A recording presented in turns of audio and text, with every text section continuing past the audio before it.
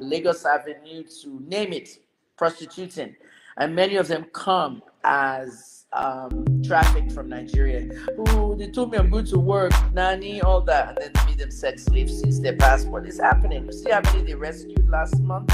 28. So I was in a Ghana police station and there were computers on the front desk. Have you ever seen that in Africa, in Nigeria? If you go to Toronto police, there's computers on the front desk. Hello, ma'am, how are you? Can I help you? And the person says, please, I want to file a police report. I want to...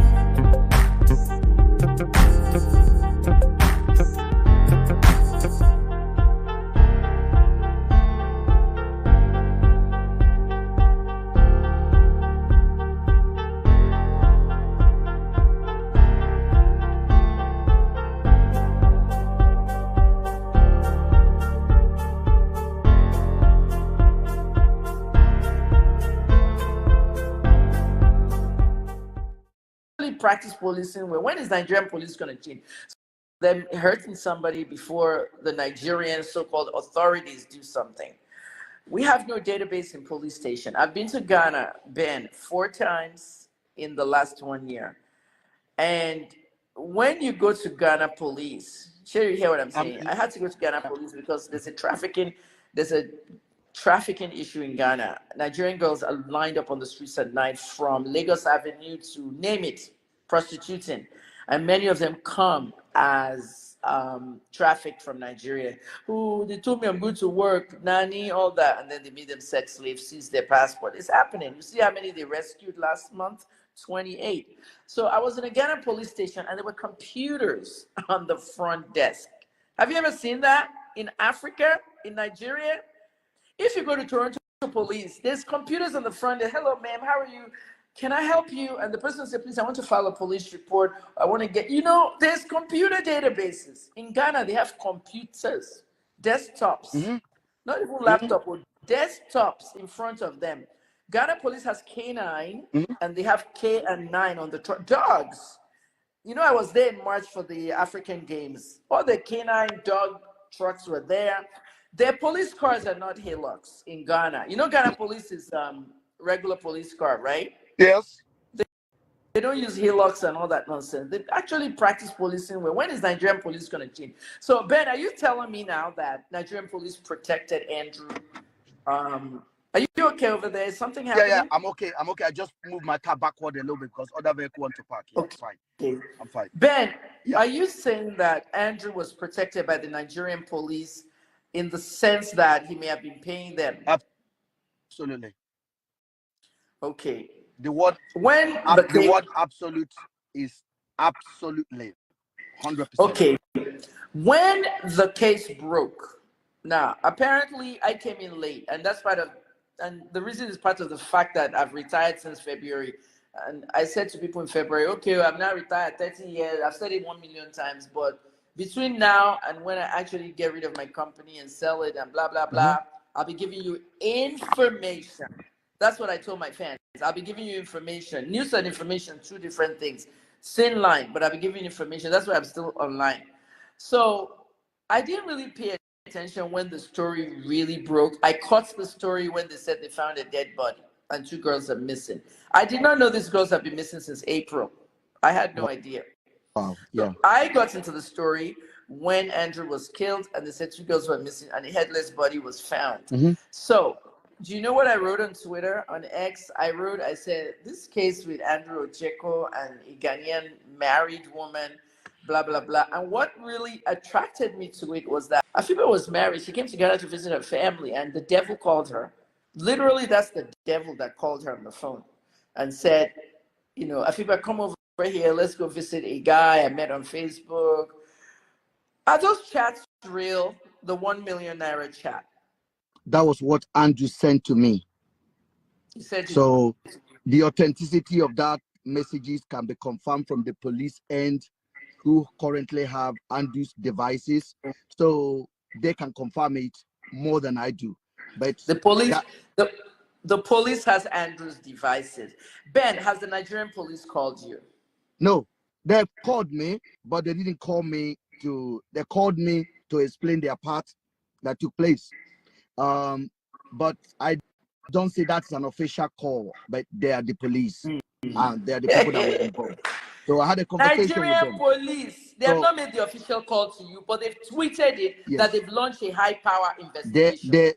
They made contact, but the contact was kind of litigating, giving excuses of what happened. But I told them from the beginning that I am not just fighting this case for Andrew. I am fighting this case for Selena and Afiba and millions of young ladies that will go to the police to report and they will chase them away. And you're right. You're right about that. That is the reason I am highlighting it. The failure that happened is an institutionalized failure that if we don't talk about it, in no time, it will happen to another person. As a matter of fact, it's happening to somebody right now. And unfortunately, in Nigeria, that kind of situation is happening right now to people in Nigeria. Yeah. Rachel was at the police station. There was a factor called Rachel in this scenario. Rachel was at the police station in January. She had an encounter with Andrew. According to Rachel, Andrew kidnapped her for 6 days. And Rachel was able to escape, gone to the police to report, and the police did not take her report seriously. They never even, according to Rachel, they asked her to bring 200,000. The ladies. Okay, stop. Stop right there. Stop. Yes. Ben, I'm glad we're doing this today. God does not make mistakes. That's it. God does not make me. Hold it right there, Ben. When I say hold it, okay, I'm getting older. I'm 60 years old. Sometimes I don't remember what I just said 5 minutes ago. That's called anxiety because I have PTSD. However, stop right there. Do you remember when they threatened me and posted my phone number and address online? I know. Tonto and all of them and Adam. I know. What they did was sent to the American embassy, and all three were put on a no-fly list. Adetong had to go through some politicians and all before they removed her from the no-fly list, and she could be able to go to London. Ada is dead already, and Tonto cannot travel anywhere because she already has criminal records. However, I sent it to the British. I sent it to the American. I didn't send it to the British embassy. That's why Tom was even able to go to London. Mm-hmm. However, when I went to the police, because the atrocities was much, it was my senator that helped me leave that country. Okay, when I went to the Nigerian police and I said, I need to file a report. And I didn't just go to police, okay? Ben, I went to the PPRO of police, who told me to go and file a report at the nearest police station of the threats, the picture of my apartment building that they posted on Gistlover, my phone number, everything I had. The first thing when I got to the police station, they asked me for 200,000. I didn't have it. I did not have 200,000 in the year 2021 to pay for telling your police story, a crime, your story, that people did. A progressive crime that's people happening. Came to my house, to my gate, and my gate man was sending people away. I called the Aja boys and I took the law into my hands. The Aja boys came, and anyone standing at a guy was at my gate for 3 days holding a Bible, claiming he's a pastor. He came to pray for me. When they told him to leave, he'll come back. The minute I called the Aja boys, they beat him up. They beat him up, bloody in the mouth, and he was taken away by police. That's when the police came. Why are we paying? That's another show. Why are we paying Nigerian police money to report crimes? Abroad, you walk into police station, you say what happened, and they investigate. Police is getting funding. You don't need to go. You just phone. You just phone. Police is getting funding from Western sources. Yet we're still asking for 200,000, and people go. Women are getting assaulted, and they won't file anything because of this. Now, Dr. Kemi, she went to the police with a physical injury on her leg. By who? Andrew? No, Rachel, one of Andrew's victims that says she escaped. That escaped, okay. In January, she went to the police with a physical injury on her legs, and the police have audacity to ask this young woman for 200,000 to file a report to approach Andrew. She doesn't have the money. She walks away. Andrew lives to see another day, right? I'm not going to come here and exonerate Andrew for the crime that took place and whatever that he did in Nigeria. I am coming to expose the corrupt practices that led to the conversation we are having at the moment. And Okay. if we allow the overlayer that the people are trying to put, we will not get the conversation we need. Okay. The question I have for you, Ben. Yes. Next question. Okay, so far, let me ask you, am I doing a little different from Daddy Freeze? Daddy Freeze did not really ask a lot of questions when we interviewed. Because There was kind of a debate on his platform, and my message was not able to convey. So I'm not comparing myself to Ife Dayo. No, one second. Because the reason I get in touch with you this morning, because I know your reputation, I know who you are, and I know you are born activist before journalism. Oh, you yeah. are a person that believes in fairness. Activism is not bought in the market. You can't purchase it on eBay. You can't pretend to be it. You have to be it. You are in it. So, and it's very hard to persuade people like you to sell out. Yeah. It's very, very hard. You can be It just out annoys me when people say that they paid me something, they bribed me, I work for the highest bidder, this one, that one. Just complete nonsense. Yeah, go what ahead. I wanted to say is, now let's get back to Nigerian police. Nigerian police. Do you believe that your friend Andrew was paying the police for what? To hide crimes or to protect him like a mobile officer? What do you think he was paying them for? Okay. This is something that Nigerians need to take very serious. When Andrew moved to Nigeria in 2021, the first 3 months of Andrew in Nigeria, she had multiple cases. She was in cell. She was in prison. They arrested him in Port Harcourt. At the time Andrew was arrested in Port Harcourt for harming or injuring one girl that visited him called Allison. Yeah. Do you know Andrew has, after that incident, Andrew has a mopo protection. Andrew has a mopo following him around. Do you understand the gravity of that? Andrew never faced any juries or any court case. Andrew assaulted a lady in Port Harcourt. Yes. The case went to the police. He was arrested. He was arrested. No court case. No court case. And when he came out of that case, he was carrying Mopol around. He has a mopo. Under whose... Okay, well, the Rivers Commissioner at that time is under my radar right now. Because Hold on, let me break your bubble, please. Let me say something else. In that Port Harcourt, where he has that case, the officer in charge of that case was having an affair. After the case, was continue having an affair with Andrew. It's on the record. Wait, a female officer? A female officer in that case was having an affair with Andrew afterwards. Is this exclusive to me? This has been there, but there's a lot of narrative there that has not really picked what is happening. But I'm giving it the juice now. Okay, let's go back to the lady. What's the nature of the assault of the lady? The lady broke her spinal cord. Andrew broke her spinal cord? Yes. How? According to what I heard, Andrew told me the girl jumped, but my information was that Andrew pushed the girl through the balcony. Through the balcony. And she broke her spinal cord. Where is she now? The girl is there. I think Harrison has spoken to the girl.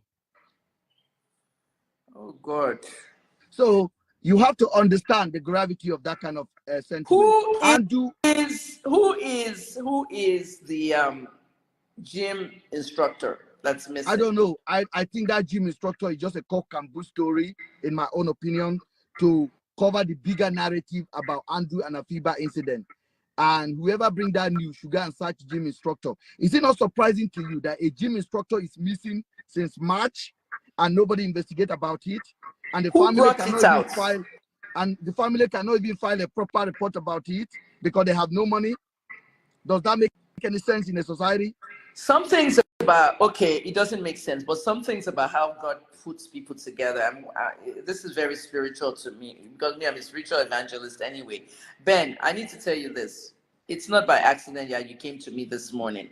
And it's not by accident that I'm even free this morning to be doing this. But I need to know something. The River State Police Commissioner that just retired is somebody that was under my radar for a scam, a Ponzi scheme, where a lot of people in the UK and the US complained and wrote a petition to the IGP. Are you aware of that? No. He's a Yoruba guy. He just left Rivers and just retired, but he has come on TVC. Is it TVC or Arise? He came on TV to come and explain it. And Rufai, Arise OAP on TV ripped him. The journalist Rufai ripped him up on TV. When I posted the story, all his London fans were on my Twitter cursing me out and all that. I didn't even look at their face. It's an elaborate Ponzi scheme.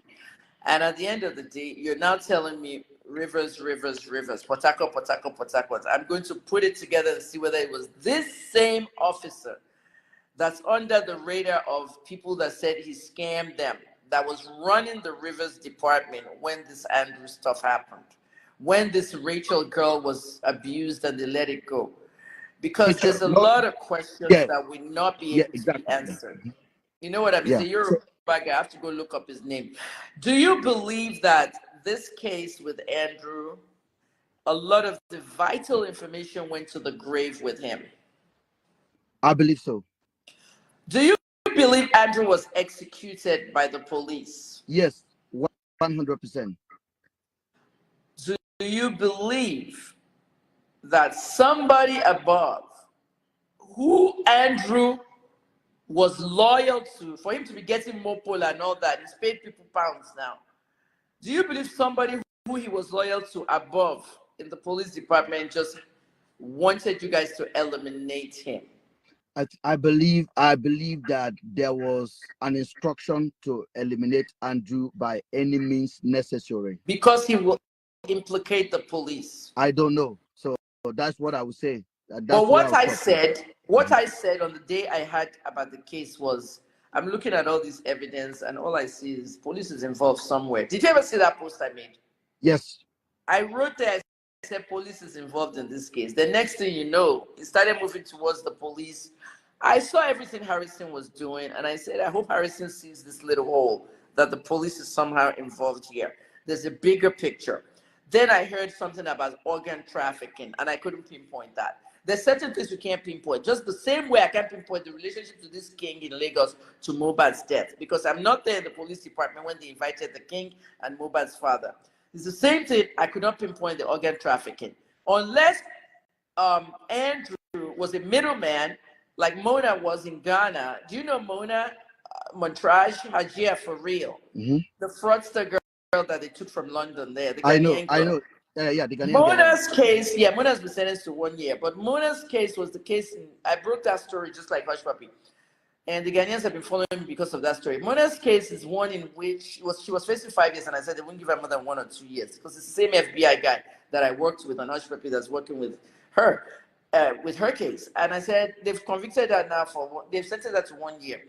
But the one thing about Mona was that Mona mentioned some names. She mentioned 5 names. And all I said in my write-up was 2 politicians, a politician's son, a musician, and a big businessman. Those are the 5 people who are in the elaborate international ring. Mona was just the beautiful face and body that looks in the computer to the men that he collects money from for the fake marriage scams. So she has cooperated with them. It's the same thing. I think Andrew is a middleman to something. Ben, do you know what Andrew is a middleman to? No. I have no clue. Do you believe that Andrew was selling organs of girls? No. Why would I don't believe it? you say he wasn't selling organs? Because that's not the person I know. If he got into that business, I wasn't aware of it. Okay. And I'm not going to. Do you believe he's gone now, and I'm not going to say anything that I didn't know him doing, that he did it. Why he can't speak for himself? Yeah. You are aware that Andrew assaulted a woman and went to prison 2 years? Yes. Did you see what came out on the internet? This is the herd mentality thing that came out on the internet. Yes. I did not read anywhere that Andrew was convicted and went to prison for 2 years. What I read was that he's wanted for assault a woman. No, he was convicted in the UK. It's a fact. Okay, so you And can see how I told Nigeria. I told Nigerians that there was nothing to hide about him. He will want his story to be told the way it is. But you see how someone twisted the narrative. That's Nigerian for you. Nigerians are not ready for social conversation. Media for you. Yeah. What we're talking at the beginning of the show, the way social media would twist the narrative. This is what they did with your Ramoni case. Yeah. Saying Sylvester was bullied, blah, blah, blah. When Sylvester himself wanted to be in the little school cult, yeah, wanting to belong. So now you have no idea of any organ trafficking. I know Nigerians like to pick that organ trafficking business. Do you know? Is the most sensational. It's a story that when people hear it, if you don't have your critical thinking mindset on, you buy into it immediately because it's easier to digest for a lot of people. But then when you have to look at the scenario of doing that, you have to ask questions. Is this really possible? Is that what the guy is doing? Or is this just a wrap up to ignore the bigger picture? And I can tell you that's just a wrap up to ignore the bigger picture. Do you have any idea? Ben, do you have any idea of what the bigger picture might be? The bigger picture, in my own opinion, is this. There are other people that is involved in disappearance of Afiba and Celine. And you're going to give me a time because this is very important to give you a little bit of intel. Andrew was arrested for kidnapping the girls initially. On the 8th, the girl reported themselves missing. On the 28th, to their best friend that Afiba visited, Blessing, that lives in Port Harcourt. Send a message to Blessing, according to Blessing, and said, we've been kidnapped by Andrew. Blessing. Okay. You said the girls message Blessing to say we've been kidnapped by Andrew. Yes. How does someone kidnap talk to? Okay, let me start let me start like this. Okay. In 2009, my son did an advert for Twitter. He was 9 years old. And he said, Twitter is a way that you can communicate. It was a missing children advert for Twitter. Twitter is the way you can communicate. The video is still online. Communicate if you have been kidnapped. You can actually tweet if you have access to a phone. That was what we did. But now we have access to WhatsApp. We have other apps. What app did they use to communicate to Blessing that we've been kidnapped? According to Blessing, she received a WhatsApp message that she's been kidnapped. Blessing lives in Port Harcourt, and these two young ladies were with Andrew in Aba when the message came to Blessing. Blessing. Who was typing? Blessing. Who was typing? Afiba sent a message to Blessing. So they have an exchange. Does Afiba know Blessing? Afiba is the best friend to Blessing. They are common friends. Blessing, Celine, Afiba, they are all friends. Celine and Afiba went to see Andrew. Now Afiba felt she's been kidnapped. They've been kidnapped in the situation they are in. She sent an SOS message to Blessing, their friend. Afiba is a Ghanaian. She don't know her environment. She probably has never been to Aba. But in the case of Celine, Celine is different. Celine have visited Andrew on a multiple occasion. Celine knows Andrew. Afiba raised alarm to Blessing. Blessing received it, communicate with Afiba. Blessing did not act on it. Blessing claimed she jumped into plane and fly to Abuja. Blessing. Do we have the screenshots of the kidnapping message? The message. Do we have it's available out there. I'll send it over to you after the communication we have now. But she did not act on it. She flew to Abuja for what? Hold on. Hold on. Blessing flew to Abuja. Okay? Left for Abuja. Now, Blessing did not inform any authority. Blessing did not proceed from Aba to from Port Harcourt to Aba. That's 1.5 hour drive. Yeah. To investigate about her friends that are missing, that have raised alarm for kidnapping. her friend that left their suitcase at her apartment in Aba, in a Port Harcourt. Blessing proceeded to Abuja, did not inform the family properly. Over 24 hours later, Blessing remained in Abuja. Blessing did not find it useful to go back to Aba and investigate. The case is a fraud in every ramification. Is Blessing affiliated with Andrew? I don't know. This is what we are digging now. This is what we are digging. Now, Blessing. The screen is frozen. Okay, go ahead. You said you don't know, I right? don't know. Ben, Blessing moved on to Abuja. Screen is freezing. Are you?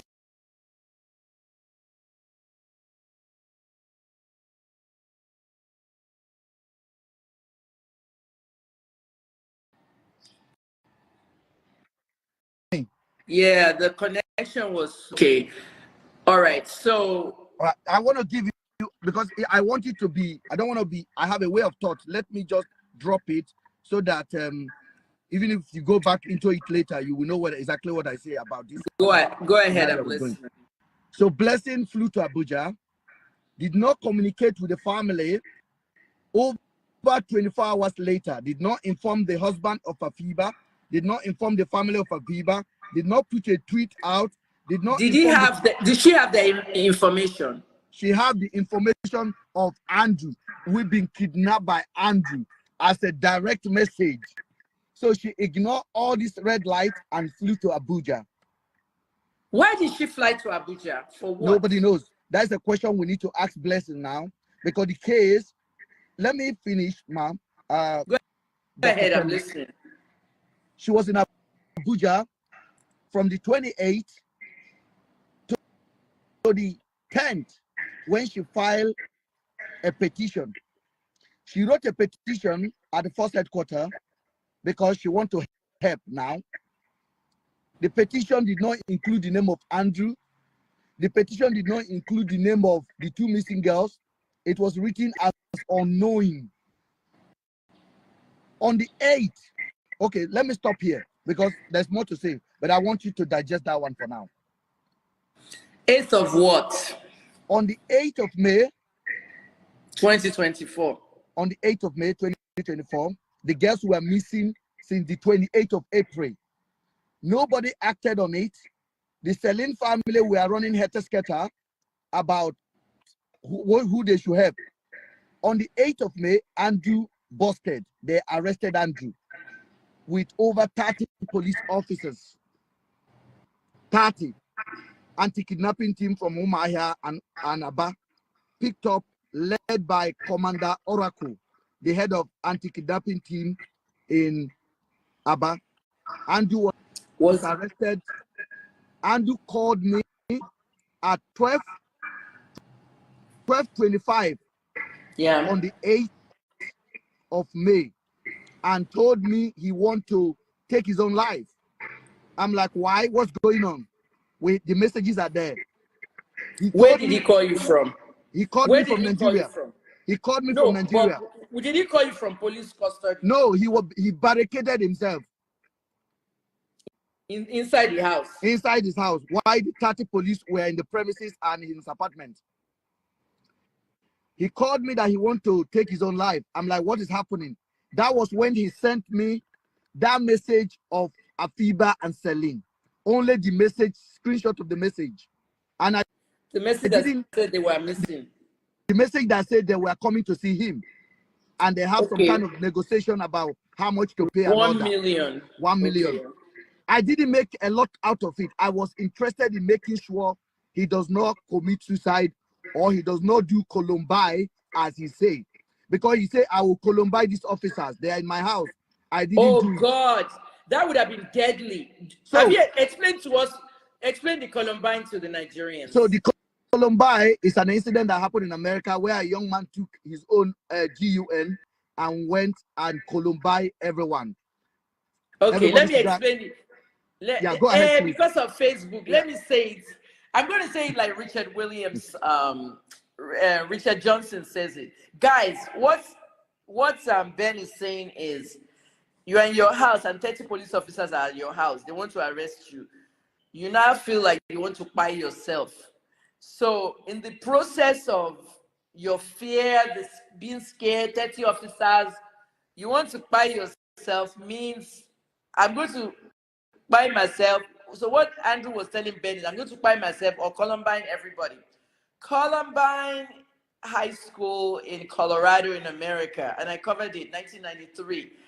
It was a case. I just became a journalist the following year, so it was one of my brand new things. It was a case where two young guys went to their school with machine guns and they pew pew everybody. That's why Richard Johnson used pew pew. They pew pew everybody, like they killed a lot. A lot of people died in that school.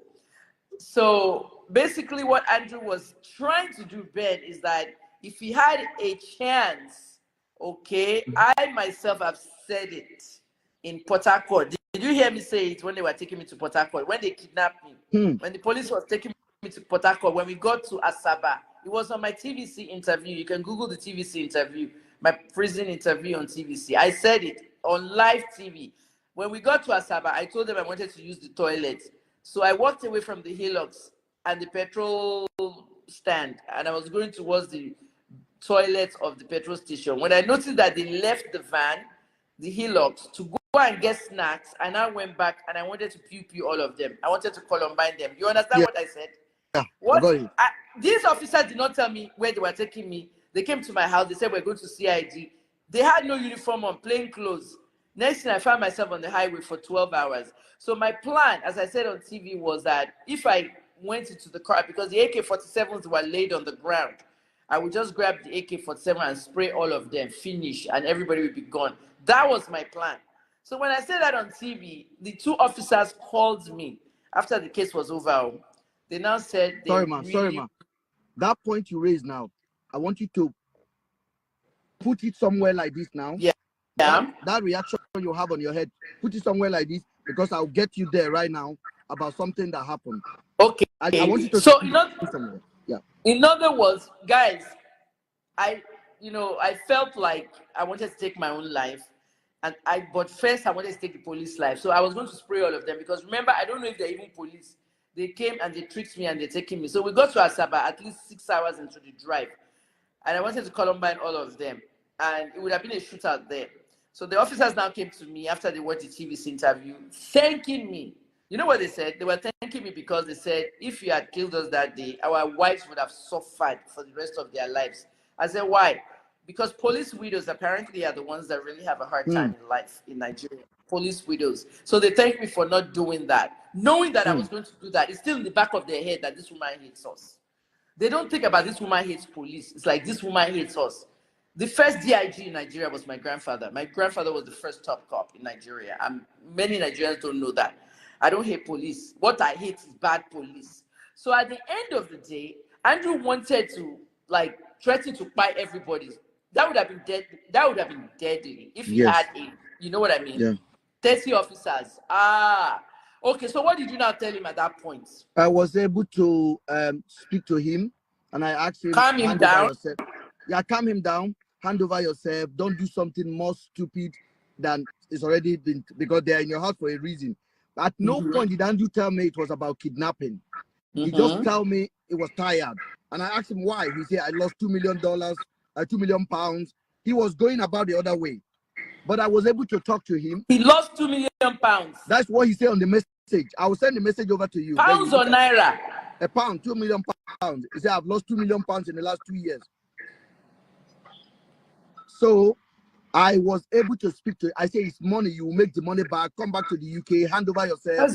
Go and a lot of money. I said, go and talk to the police. I can see somebody who is in the process of taking his own life, and you have to use your initiative to talk to him. I spoke to him, and he was able to hand over himself to the police at 3 a.m. in the night. Then where did they take him? It was when they were taking him that David Okpara, I'm going to remove you. You're an idiot. Hold on, Ben. Let this man talk, okay? The interview is centered around you and your story. The reason why the interview is centered around my own stories is because I'm trying to illustrate things to you. Don't bring that nonsense attitude to my page, David Okpara. I will remove you if you try that again. Because many of you in Nigeria, you're not brilliant. You don't think outside the box. You don't focus on the bigger picture. So I have to actually use examples of my own. Okay? If I didn't talk about, I almost, eliminated a whole bunch of officers that took me. I'm trying to illustrate things. Don't conduct my interviews for me. Okay, David Okpara, don't let me repeat that. I will remove you, all right? Now, Ben, I'm sorry. I have to school people. They can't bring that stuff today.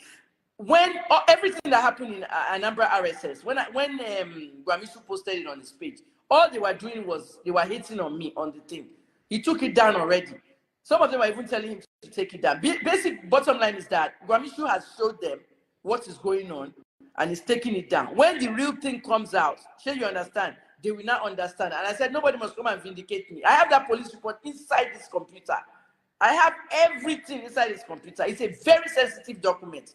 You know what I mean? It's the same document that they said Atiku allegedly sent to the Premium Times reporter. Do you know the guy that owns People Gazette? Have you ever heard of People Gazette? No, People Gazette. I know him. I know the guy personally. You know Samuel, what's Samuel's name again? Ogundipe owns People's Gazette. Now remember, he was an investigative journalist at Premium Times. Okay, the document that had that woman killed. Remember the woman that was killed in Abuja? A woman died in Aso Rock. She worked inside Aso Rock. People, she was an employee inside Aso Rock of Buhari. They killed her inside Aso Rock. If you remember that story, I heard about the story. Yeah, I know the story. That yeah. Woman, the government said Yahoo boys killed her. No Yahoo boy killed her. She was literally eliminated by the CIA, like whatever of Nigeria. The document that is at question was a document that was very sensitive about Boko Haram, who are the main sponsors of Boko Haram. That document had that information, and they are saying that the document came from Atiku, allegedly from Atiku. Let me put allegedly on that. PDP. They now took the document and they wanted to give it to the journalist. When the journalist posts it, they will not out APC. Do you understand what I'm saying? Like the same thing they did when PDP was spending Obama's money and they used it for election and Buhari arrested everybody. Dasuki. So in other words, the politician, aka Atiku, allegedly gave this woman that document. Excuse me. And the woman gave information to the journalist at Premium Times. When the document arrived in Premium Times, remember, when the politician gave this woman the document, they've paid her a lot of money. The document goes to the Premium Times journalists. Bang! The DSS surrounded Premium Times. Nigerians, listen. I could not say many of these things when I was inside that country. I'm not in Nigeria. And I don't care what anyone says, and I'm retired. The point is that the minute the document arrived at the journalist can print it as far as they're concerned. They surrounded Premium Times. Ben, did you follow the story? I followed.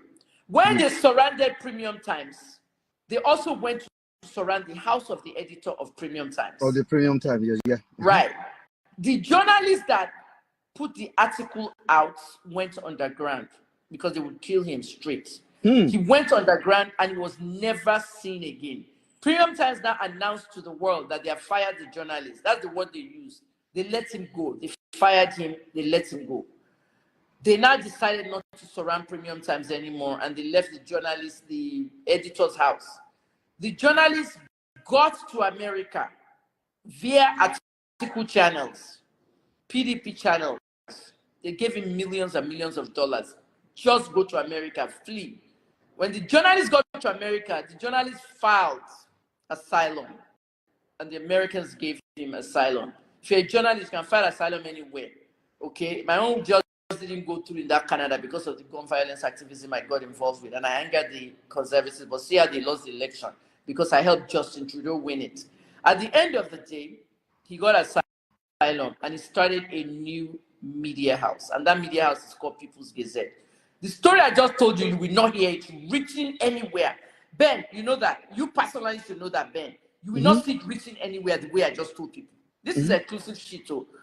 The journalist got money. If somebody gives you $1-2 million now, puts you on a plane to America, go and file asylum. America gives you green card.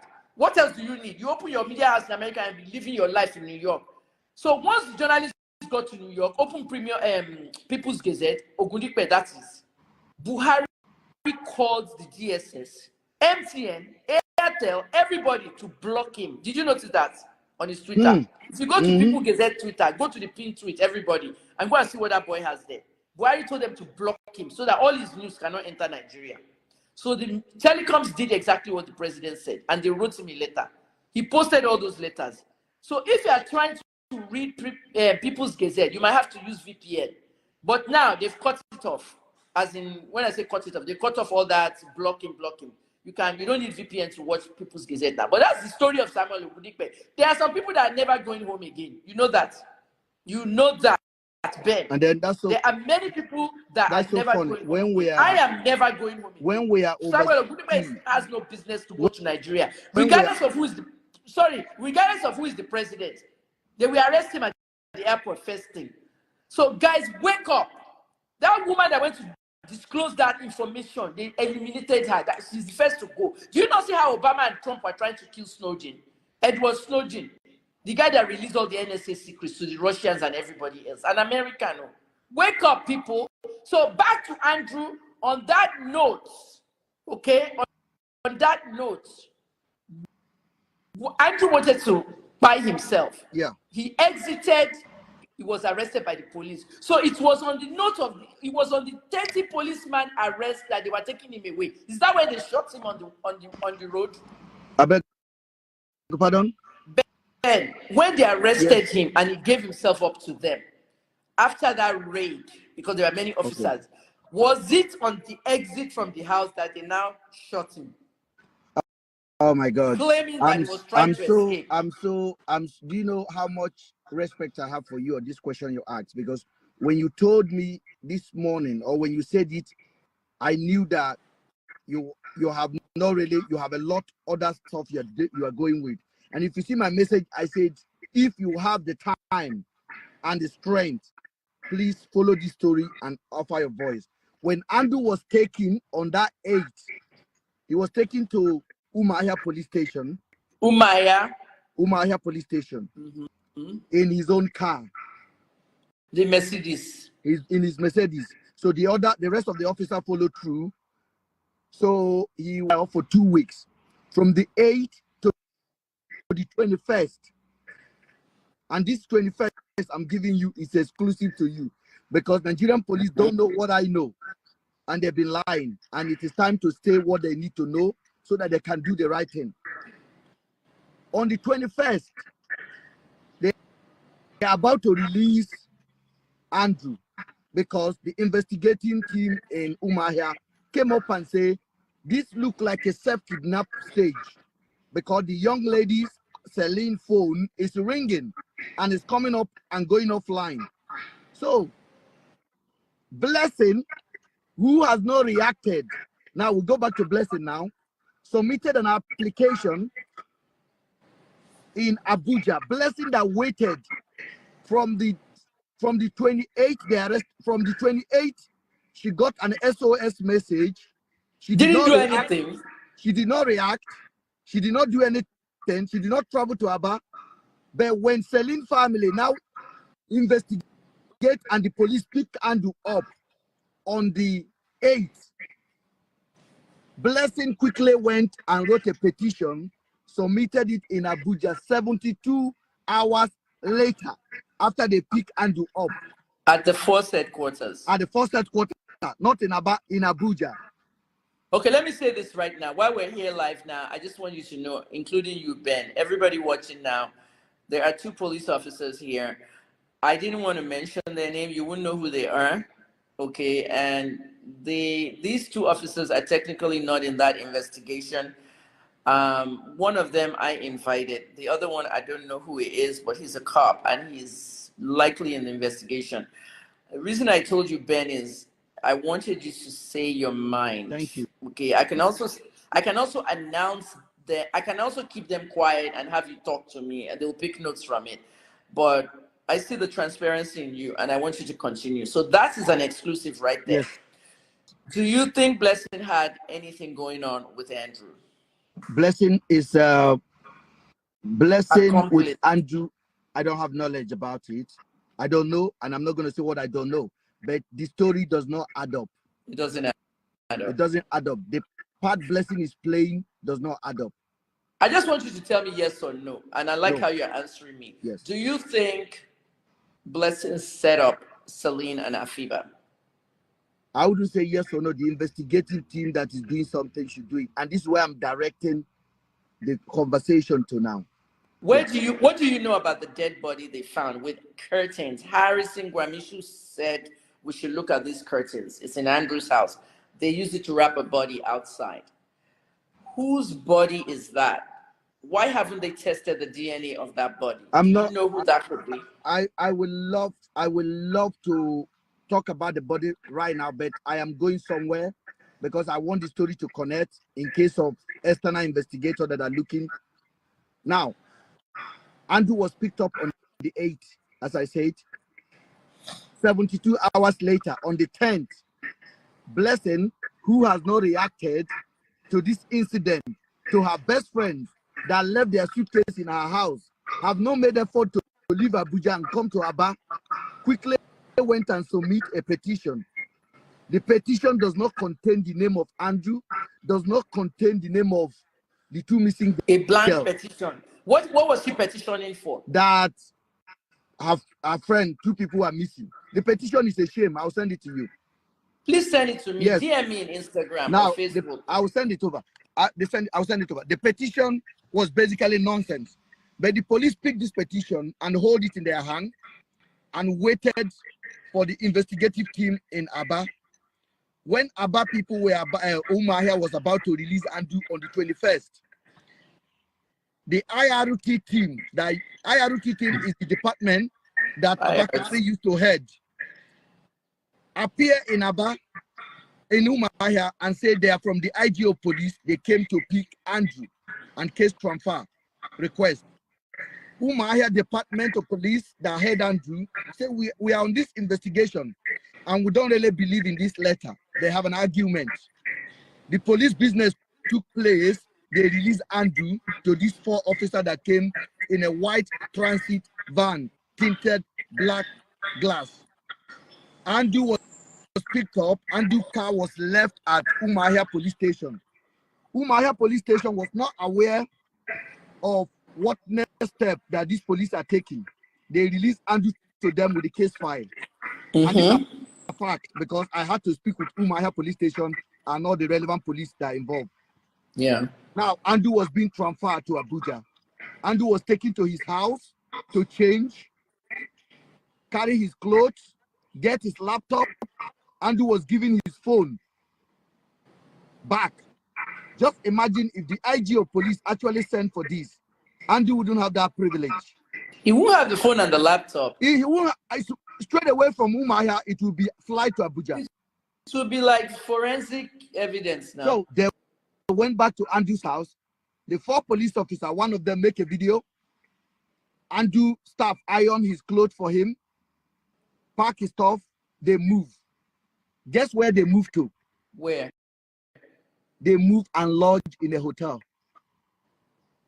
with the suspect in Aba. Nigerian police. Yeah? Nigerian police. This is exclusive to you. They lodge at Evergreen Hotel, Aba. Ha. Evergreen Hotel too is in trouble now. They lodge at Evergreen Hotel, Aba. Dr. Kemi, this is exclusive for you. Thank you. I've never divided this one. Thank you. The lawyer. So when they took Andrew from the house, the lawyer of Andrew, officers. Yes, the lawyer of Andrew met with them at about 10 p.m. to 11 p.m. They told the lawyer of Andrew they were going tomorrow to Abuja. As far as the lawyer is concerned, they were flying. As far as Andrew is concerned, they were flying in the morning. Maybe there was no flight from Aba at that particular time. They have to rest and they move on. Understandable. They had a meeting. They booked 2 rooms in Evergreen Hotel. Never done. Andy slept. It's never done. Hold on. Spend the night in a Dr. hotel Kemi, with the suspect. Dr. Kemi, hold on. Okay. This is really People think I lost my voice. I've lost 6 kg for this case. Now, they left in the morning Andrew gave the lawyer instruction, come and meet me in Abuja. We'll get to Abuja. Andrew communicated with me. Andrew sent me that they were going to Abuja. The second day, guess where they are going? They left the hotel. Guess where they go? They quickly returned back to the car park where Andrew parked his car in Umahia and picked his car up. They switch cars? No, they have their own van. Andrew picked his car because Andrew wants to drive himself. Andrew like comfort. He doesn't like to be in van and all those kind of things. Then he's not a suspect. No, Andrew told me they were not. They say he's not a suspect. The IG just want to speak to him because the Ghanaian embassy made a report. They made Andrew to believe he's no longer a suspect. The officer told Andrew they believe the story from Umahia that these girls were on a self-kidnap. So it means that Andrew has paid those officers somewhere down the line. Hold on. Let's leave that one apart. But this is Andrew now, and this is two girls missing, and this is Andrew and the police officer sleeping in a hotel room. It doesn't make sense. Now, Andrew picked up his car. Andrew began to drive himself. One officer sat to be an escort. Now, the officer removed the plate number of the Mercedes and they put it in the boot. Why? Just listen. They move. Where do you think they should be going from Umahia if they want to take road trip? Abuja. That's what you expect. They should be going to Abuja because the IG call. Already the protocol has broken. If IG call for you, it's an automatic. IG don't even need to call. Just one message. No, you can't stay in any hotel. Just one message. They are moving you with 6 close body protection straight to the airport, straight to Abuja, straight to the IG office. Even remember when they closed the airports in Nigeria? Yes. During my Port Harcourt case, we were going by plane, but because they closed the Port Harcourt airport for construction, that's the reason. Ma, let me tell you something. This is what they didn't allow me to say things when I went on Daddy Freeze. This is what I was not allowed to say because Daddy Freeze was a man I respected, but I'm highly disappointed in the interview. What do you mean by he didn't allow you to say it? He didn't allow me. I did not have the platform to voice what I have in my head. Maybe Freeze is very careful with how they sanction. Instagram can sanction you. I understand. He's in Nigeria, but this case deserves every attention. Now, yeah, you're right. They left Umahia. Andrew drove himself. Police officer sat beside him with his GUN. Guess where they should be going to? Tell me, where do you think they should be going to? Let's forget about all Straight to Abuja now. Okay, straight to Abuja. Where did they go to? Guess. Your guess is my bet. Well, they were in a hotel, which is bad enough. So where would they be going to now? Burger King, McDonald's, KFC. Your guess is as good as mine. They went to Uyo. To where? Uyo in Akwa Ibom. They went to Uyo for what? Uyo and Abuja, they are opposite side. You can't be going to Uyo and be going to Abuja. If you are from Aba or Umahia, you are going this way. Uyo is like this. They went to Uyo. By the time they got to Uyo, they have a hotel booked already. Who are these officers? Ask Nigerian police. To the officers on my live that you are watching, say you are hearing. Be screen recording. They lodged in a hotel in Uyo. I have the hotel. So two hotels now. Now 2 hotels now. Guess how many days they spent in Uyo? 2 days. Andrew was comfortable with them. I asked Andrew, why are you with them? Andrew said he now feels kidnapped. Andrew said what? He feels kidnapped by these officers. Andrew began to send SOS messages to me. Videos of them in the room, voice notes. In that hotel room, you remember when I told you to pin that story you told us when you are in the vehicle going to Port Harcourt or for prison? I asked you to pin the story. Andrew was in a room with the officers. The officer GU and rifle was on the floor. Andrew picked it and tried to pie himself. he was losing his head in that room. Ask them. I said it. I have the messages. He almost killed himself with their GUN. He could have also bite them now. Now, listen. So one officer saw it and grabbed it from his hand, and this is the settlement. Why? And you say, I'm tired, I'm frustrated, and all that. And the officer said, we'll put a chain on your leg. Let me call SP Moses. SP Moses is the head of that team. IG of police, I am calling you guys to interview your officers. Let them tell you the truth, because I have fact. And the fact cannot be disputed. It's raw. If you get to BBC, you guys will be ashamed of yourself. Andrew was charged 3 million for them not to put a chain on his leg. He collected money. The police say, we are going to Abuja because you did this. You have to give us 3 million.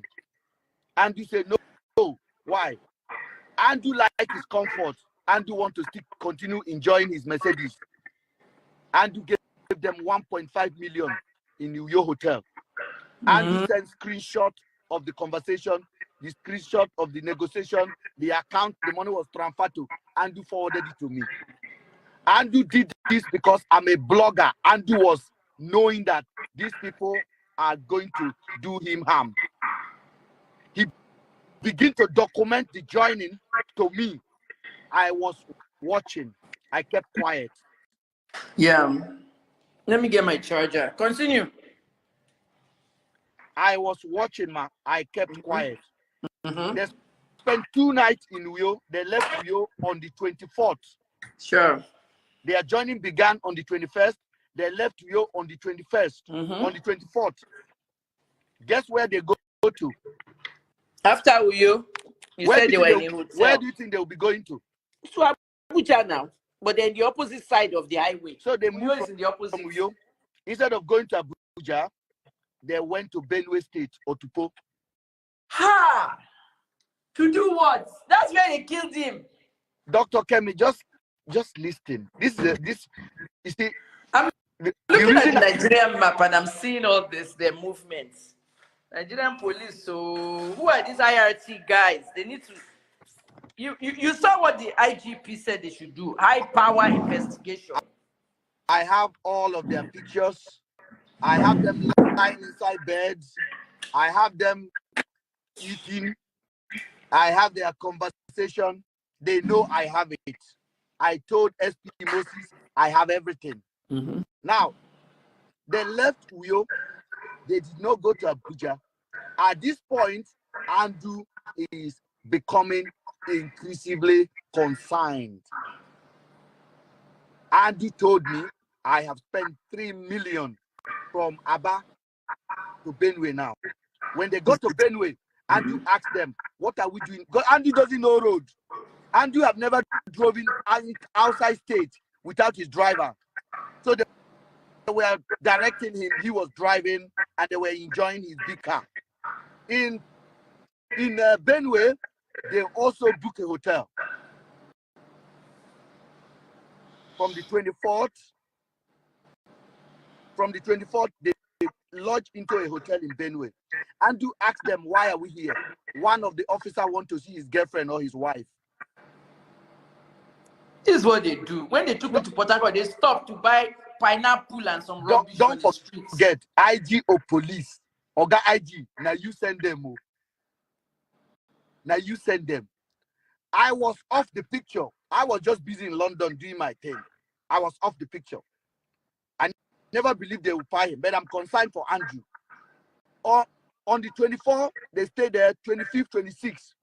Yeah. On the 26th, Andrew told me, one of the officers told him, if they get to Abuja, he will be tortured to admit to this crime he didn't commit. Do you understand the word conditioning now? Yeah. So they begin to condition this guy now. He has his car, he has his laptop, he has his car key with him. Money exchange hand in Benue. Andrew enter his car and drive off. And you called me on a FaceTime and told me he's running away. I'm like, where are you running to? Are you crazy? Go back to them. Go back to, he said, they are taking money from me. That is his word. I said, remove your money from your Nigerian account and transfer it to another bank account, your sister, whatever, and go back to them. I said, this is a setup. I have the messages. That was the last time I hear from Andrew. An hour later, Andrew was intercepted and killed. Intercepted where? Intercepted as he left the police. They intercepted him and killed him. The picture I saw had Andrew's body in the back seat. So he was actually driving when they killed him. Driving when they killed him. But if you look at that car, there was no bullet in the car. Right, because some bloggers took it wrong and said the officer was inside there with him. They killed him in the back seat. No, he was driving. That could be a good narrative. There was no bullet in the car. If the guy was driving away and you want to stop him, he's not stopping. You shoot, you will see bullets all over the car. The glass of the vehicle was not smashed properly. It was like a block or a rock used to smash it. Personally, how do you think they killed him? I think Nigerian police should tell Nigerian what they do before I tell the world what they did. They executed him. Yes. That's what I saw. And they tortured him too. Yes. I saw signs of torture. Yes. When somebody brought it to me on Twitter, I saw like signs of torture on his body. Yes. And they have access to his phone, because Andrew's Instagram was off all throughout the case. Up to the time he died, his Instagram was not on. His Instagram is currently on. The police turned it on because they don't know what they're doing. Now, when Andrew was driving away, Andrew has his GUN inside his car, because the police parked his license arm and put it in his car for him. They did not confiscate it. Who owned that? Who owned that pew in his car? He owns it. It's his own. The police gave him so much confidence, and they put it in his car. Did they know he had a pew? No, they were the one that took it from his house and put it in his boot. There's something about Andrew and the IRT guys. So we're talking about. Hold on. Now, immediately they pie Andrew. They pie Andrew on the 26th. I called the IRT. I called the team because Andrew sent me the team number. Their number, the boss that was driving the vehicle. Said, this is the guy transporting the bin in case anything happened. This is my location. I called. The guy did not pick. I called the next day. He picked up. I say, what happened? You are transporting. That was when I come into the picture. That was when they know Andrew has been communicating to an external party. The officer asked me if Andrew is a Nigerian. I say, yes, he's a Nigerian, born British. The officer told me that he's in Abuja with them. I should ask a family member to come. I said, okay, what happened? He said he kidnapped 2 girls. I said, but why are you guys on the road for the last 5 days? He couldn't explain. I stopped there. You didn't know that Andrew was sending stuff to you? They did not. They have a script.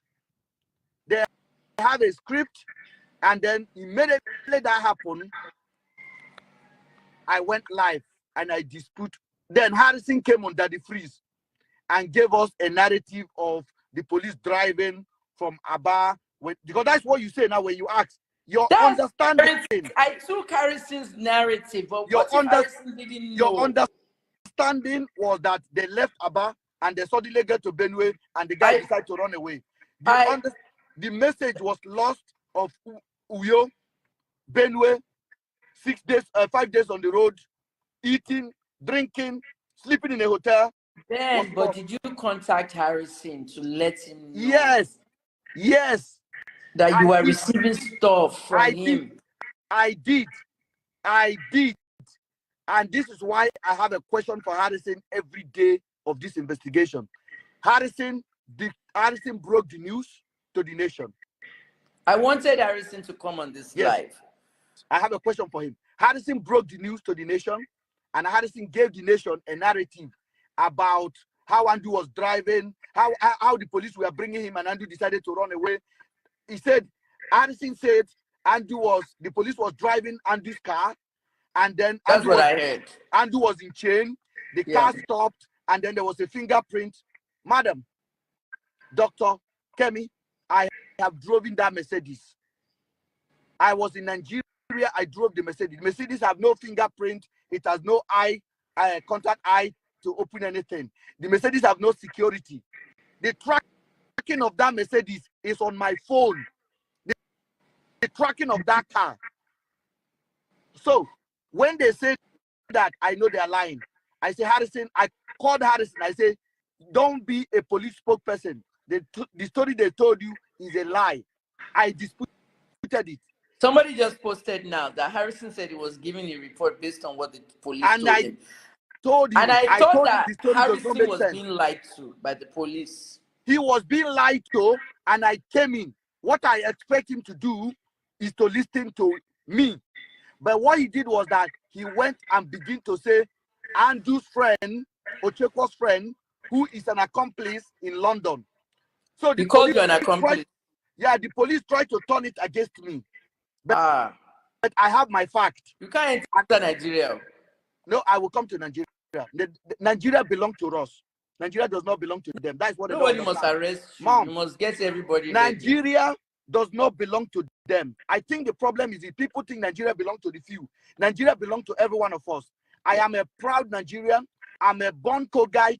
I'm a proud Egbira boy, and I'm a proud British. My country. I can enter. Anyone that wants to try me will get to Abacha first. My country is my country. Nobody can tell me when to say something about my nation. Yeah. The attitude is too much. Look at the story. How does it make any sense? Two young people were missing. The whole narrative has changed now. Okay, I have a question for you now, Ben. We have to wrap up because I need to go to an appointment, and thank you. We were here. We started at 12:30 Nigerian time, Abi. Thank you. We're about to do. We're going to 2 hours now, Abi. Yeah, almost 2 hours. Yeah. Yeah, we're going to wrap up now, but this is the question I have for you, Ben. Yes. I saw a picture of Celine and Afiba on a bed. Yes. They look like Adeton Onojobi. She likes to jump. That's the one that leaked my phone number. That said everybody should go and beat me in my house. It was me that involved. Just Adeton live close to me in my city in the UK. You know, she's the one that started my own problem. Yes, I know 100%. She's not there. She always jumps into any form of activism that'll make her money. You know what I'm saying? Yeah. Anything that will make her money. Sorry, I'm trying to do something here. Oh God. But I'm sure you're listening to me. Okay. Sorry, I have an issue developing here. Sorry. It's okay. It's okay, me. Hold on. What I want to say is Adeton just now take your time. We're fine. Yeah, I've just been listening to me. I want to switch this Beatles, a big ball. Adeton Onojobi posted that video, and I saw Afiba and Celine in a bed. Inside that bed, listen to me. Yeah, I'm getting you. Go ahead. Inside that bed, my question is, inside that bed, the girls I saw look like they've been drugged. Yes. They didn't look dead. They didn't, Ben. Yes, I'm listening to you. They look like they've been drugged. They did not look dead to me. Show you here. Now, this is the story. Just Adeton. Tell me the story. Let me wash my hand. I'm listening. Just Adeton was with me in this particular car. If this car can speak, she was sitting in this particular seat of my car. She missed her flight to go to Belgium, and she came back to meet me to drop her off at St. Pancras to take Eurostar. I put her in my car. We are driving. I show her the image. I show her the story. I open Harrison page and I showed it to her. Now, I show her that when I inquire from Andrew about these girls, this is what Andrew sent. Andrew, and I open Andrew message, not doctor. Data there, I said, this is the message Andrew sent to me and told me these girls are in my bed sleeping peacefully. I said, I'm concerned about Andrew sent those pictures to you. Yes. Andrew sent it to me on the 22nd morning. And she said they're sleeping in my bed. Peacefully. These are the girls they say I kidnapped. Okay, let's talk. Hold on. Hold on, please. Because it's very important. I dropped it. I know you are rushing somewhere. I gave this to Just Adotu. Just Adotu got to Belgium and went online and said the girl were unalive. Mr. Ben, the girl I saw on your phone, they were unalive. That's how I got into this. The girl the video has been seen by the top expert, body language people. The girls were alive, but they were unaware that Andrew was making that video. That is what I said. I posted that video publicly on my Instagram page, which is my business Instagram, Niger24 News. Instagram tried to take it off. I wrote Instagram that I'm a journalist. This is a story that is highly interesting to Nigerian people. They restored that image back. It's there now. Ben, are you a journalist or a blogger? I am a blogger with a passion for truth. Everybody know me. Because the reason why I asked is because somebody said you just go out there, you didn't do your investigations. Guys, bloggers are not required to investigate anything. Yes. They blog. Blogging means web logging. They can take anything from the web, that's the internet, quote a portion of it, copy paste it on theirs, they change the headline. That's what blogging is. So copy and paste is part of the work blogging. I started blogging in 1999. I'm the first Nigerian. Yes. So bloggers are not required to investigate. Linda Ikeji is not required to do investigative journalism. Investigative journalism is a degree. Journalism is a degree. Investigative journalism is a news beast that we are required to actually investigate. Not every journalist can do investigative journalism. It's a news beast that I chose. Not everyone can report sports. I cannot report sports. I don't do sports news and I don't do political news. I don't do politics and I don't do politics for me personally as an independent. It doesn't make money for me, so I don't do it. Some people think politics has a lot of money. When you're independent, it doesn't make money unless you take bribes and gifts and everything. I don't do it. Sports, I don't do sports. I don't cover sports at all.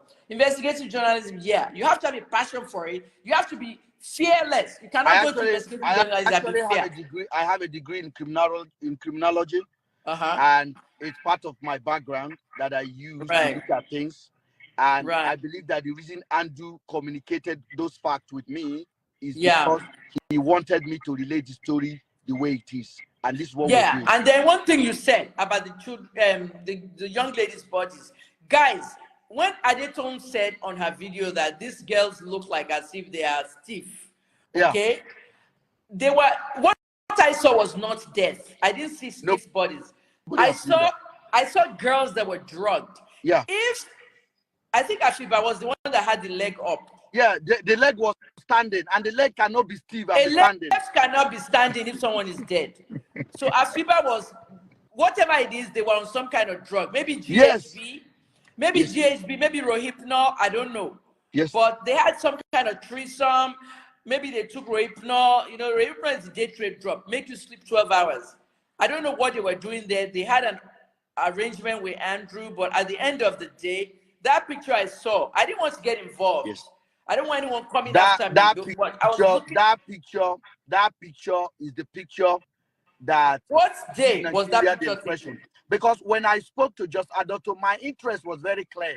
Let us highlight this case because these guys have been sleeping along the road in a hotel room. It doesn't make any sense. Yeah, that part is very important. It doesn't make any sense. So, but the woman went online and shout and say it was unalive, unalive. Hey, unalive people on their bed for no 100. And I was shocked. From that day to today, I have not spoken to her. This was a woman that cooked for me. I know her daughter. I know her husband. We eat together. But she get online and sold me out. Just Adeton. Okay. I can never forgive you. You mean Adeton? Adeton, I can never forgive her. But did you see what she did to me? What she did to you is a travesty. That's what she does. She jumps on every activism case. If it makes her money, good. The Mohbad case didn't make her money. Did you see in the beginning of the Mohbad case? She was making videos saying she's talking to Mohbad in heaven. All that. This is my disclaimer to everyone out there. beware of that woman. She does not do anything. She changed the narrative. Change the narrative on you. I am telling you, if you are dying, and you need a help, don't call just Daltin. She's only there for that 1 hour shouting, and then it doesn't favor her. She will drop you in the now let me say water something and to go you. away. Let me say something to you. Francis Siakberu said this live video has given a clearer insight into this case. The Nigerian police will have a lot to look into. Now, me personally, I'm going to start writing on Medium, Medium or Paystack. You are familiar with Medium, right? Medium.com. Yes. And Paystack. I want to open accounts on Paystack and Medium. I want to be writing now as my pastime about everything and anything I've done, I do. Like I'm writing on my Facebook. Are you following my Facebook post on my traumatic childhood? Following it. Yeah. I'm following These stories are powerful. So I want to start monetizing my work on Paystack and Medium.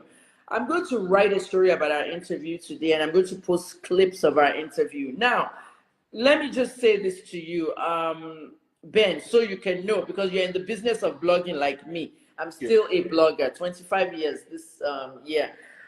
When we finish this live, for a few minutes, you may not see this live up because I'm going to be editing it, and this is the final editing that I will now repost. Because why? Because these people are stealing my content. Do you understand me? Yes. They took my mobile. I have not even edited Mohbad's father's interview. Many people took it and they were using it to make their own content. The problem is that I can flag everybody down on YouTube, on anywhere, and they will take their YouTube, they get strikes, but I don't have the time. Do you understand what I'm saying? Mm-hmm. Something I'm monetizing. So I want to do the same thing that Freeze does, where if you try to monetize my video, so listen up, people. In fact, you know what I'm going to do? When I bring the final product out, if you want to monetize my video, don't do it. You will lose your monetization. Oh. Nigeria is monetized, Ghana is monetized. If you take my stuff, you will see a note that will say that someone is taking ad revenues from this video that you just took. So don't even do it. Okay? They will take down your monetization. But what I want to do is I'm going to edit that exclusive information that you gave us. I'm glad I did this live, and I can't find that it freeze. But listen, when I told Gwamishu to come live with me, that I'm bringing you in, Harrison himself may have gotten the wrong information. Do you understand what I'm saying, Ben? Dr. Harrison discovered the body of Fandu, announced it to the nation without the police. Harrison discovered the body. Harrison said the body has been there for 30 days. It was me that disputed that body is fake. That body was already prepared to be given to Celine family. And I told the Celine family, that body is fake. These people are lying. Did the body have a head? They said the body does not have a head, according to Harrison, and the body has been there for 30 days. Where in Nigeria, a body would be for 30 days, and nobody will talk about it. Until 2 days after the pie Andu, suddenly somebody phoned Harrison from abroad and said there's a body on the street of Aba. How is it possible? Where's that body? Where is that body right now? They should ask Harrison Gwamishunu should tell Nigerians where they got the body from and where is the body now. Harrison, if you're watching, I don't know, Harrison, let me just say what's going on, guys. What is the big picture, the bigger picture here? I am sitting here, I'm going to be 60 in 3 weeks. People are still cursing me out left, right, and center. Twitter is gone for 3 days now. People are messaging me, oh, we miss you, we miss you. Please don't take advantage of things that was in front of you and then lose the opportunity. Some people are saying, please talk about Davido and Sophia. What concerns me? When I was talking about them, what did you say? Leave Davido alone. The thing I'm worried about now is we're all in the same boat for the same good. Whether we're working for the betterment of Nigeria or what, that's what Harrison, me, everybody's doing. But at the end of the day, we must not divert the truth away, because once you tell Nigerians something, it's in their head as that is the narrative. If you try to change the narrative, people will say I'm against Afiba and Celine. No. What is happening? Harrison he's an activist. He may not even know that he needed forensic people before that body was touched. But But he gave a clue on the curtain. The curtain inside Andrew's house is now being wrapped. Whose body is it? Nigerian police. The best forensic center is in Lagos. Have you sent the DNA of the body to Lagos to find out whose body it is? Is it the gym instructor? Is it Celine? Is it Afiba? Have Nigerian police even spoke to us? Have they even addressed this publicly? They haven't. So this is the problem. The last time they told the nation that in 2 weeks, this is the 4th week, it's going to 1 month now. So this is the contempt they have over our people. Okay, let me say this. You said something, Ben, you said something to me that you are giving me the exclusive, that Daddy Freeze didn't allow you to talk as you wanted. Max Bua is now saying, a commenter, Freeze never said a word. He gave you all the time to speak. You were at liberty to divulge, but you chose not to. Just to let you know, Ben, the Nigerian media does not report me. They don't touch anything I do because they downrate me. But now I got this exclusive from you. Thank you. Then they'll be forced to now post it because I'm the one that interviewed you here. Thank you. Now, the only thing, Evan Chiosa, Dr. Kemi, tell this guy, make you no come Nigeria. The only thing I want to say is... You see what they're saying? Let me address that comment. Because they're making you an accomplice now. Hold on, ma'am. Evan, if you love freedom, you shouldn't put that fear. You should not allow a state whereby somebody who speaks truth is not allowed to enter the country. It should be like normal. It should be the right of the person to come to his land. When you find that narrative, what you are doing, so you don't have you to worry about enabling that. the government to suppress the truth, and that shouldn't be your. You should make it clear that this is not allowed. Freedom of information and speech is allowed in our country. And what I'm saying is the fact. Your police have failed you. The society have failed you. The institution that's supposed to protect you have failed you. Udoka says Harrison was emotionally involved in the case, which wasn't supposed to be so. Now, you got to understand one thing, Kelvin. We're activists, and sometimes emotions can run through activists. I am an activist for gun violence, and I've seen 14-year-old boys killed in Chicago with white sheets covering them. 14. Dr. Kemi, Dr. Kemi, do you know the 1.5 million Andrew gave to the police in Uyo Hotel? Yeah. When I challenged the police and I gave that information to Harrison that these people were robbing, Harrison should not be speaking for police. Harrison should not even talk for police. If there's anything, Harrison should tell the police to come and tell Nigerians what they did. Harrison went and collect the money in cash. The money that was transferred from a deceased that the police was in charge transporting. I don't know what kind of business Harrison have with the police to collect that money in cash. You are saying that police transferred money to Harrison? Harrison collected it in cash from the POS man that the police told me Harrison provided. Okay. How much? So Harrison is entangled in this case, more than you know. You are a journalist. 1.5 million. Is that how much it was? Yeah. And if Harrison collected 1.5 million from POS, where was he? Who was he giving the money to? Ask Harrison. That money should never have been touched. That money should have, the POS guy, the police officer, all of them should have been arrested because that is a traceable thing. I got the name of the POS guy. I got the name of the guy. Are you saying Harrison stole Andrew's money now? I don't know. I'm just telling you guys. Okay, somebody's commenting. They said Ben said Harrison brought the body, and that the body and the curtain was staged. The body. Why is this? Let me say it on your platform again. The body and the curtain was staged. The bloody traces that was showed was staged 100%. So there was no body inside the bush. The body in the bush was staged there. Somebody bought it and put it there. A real body. According to Harrison, somebody called him and put it there, and the body has been there for 30 days. I'm going to ask the 200 people watching right now, what are the odds on the street of Nigeria that a body will be on the street for 30 days? Ben, are you saying that 30 days is badly decomposed? Well, 4 days. So Yvette was in the bush for 4 days, and she was badly decomposed. 2001. My pharmacy partner, they kidnapped her on our way back from an event. Everybody went home. She never made it home.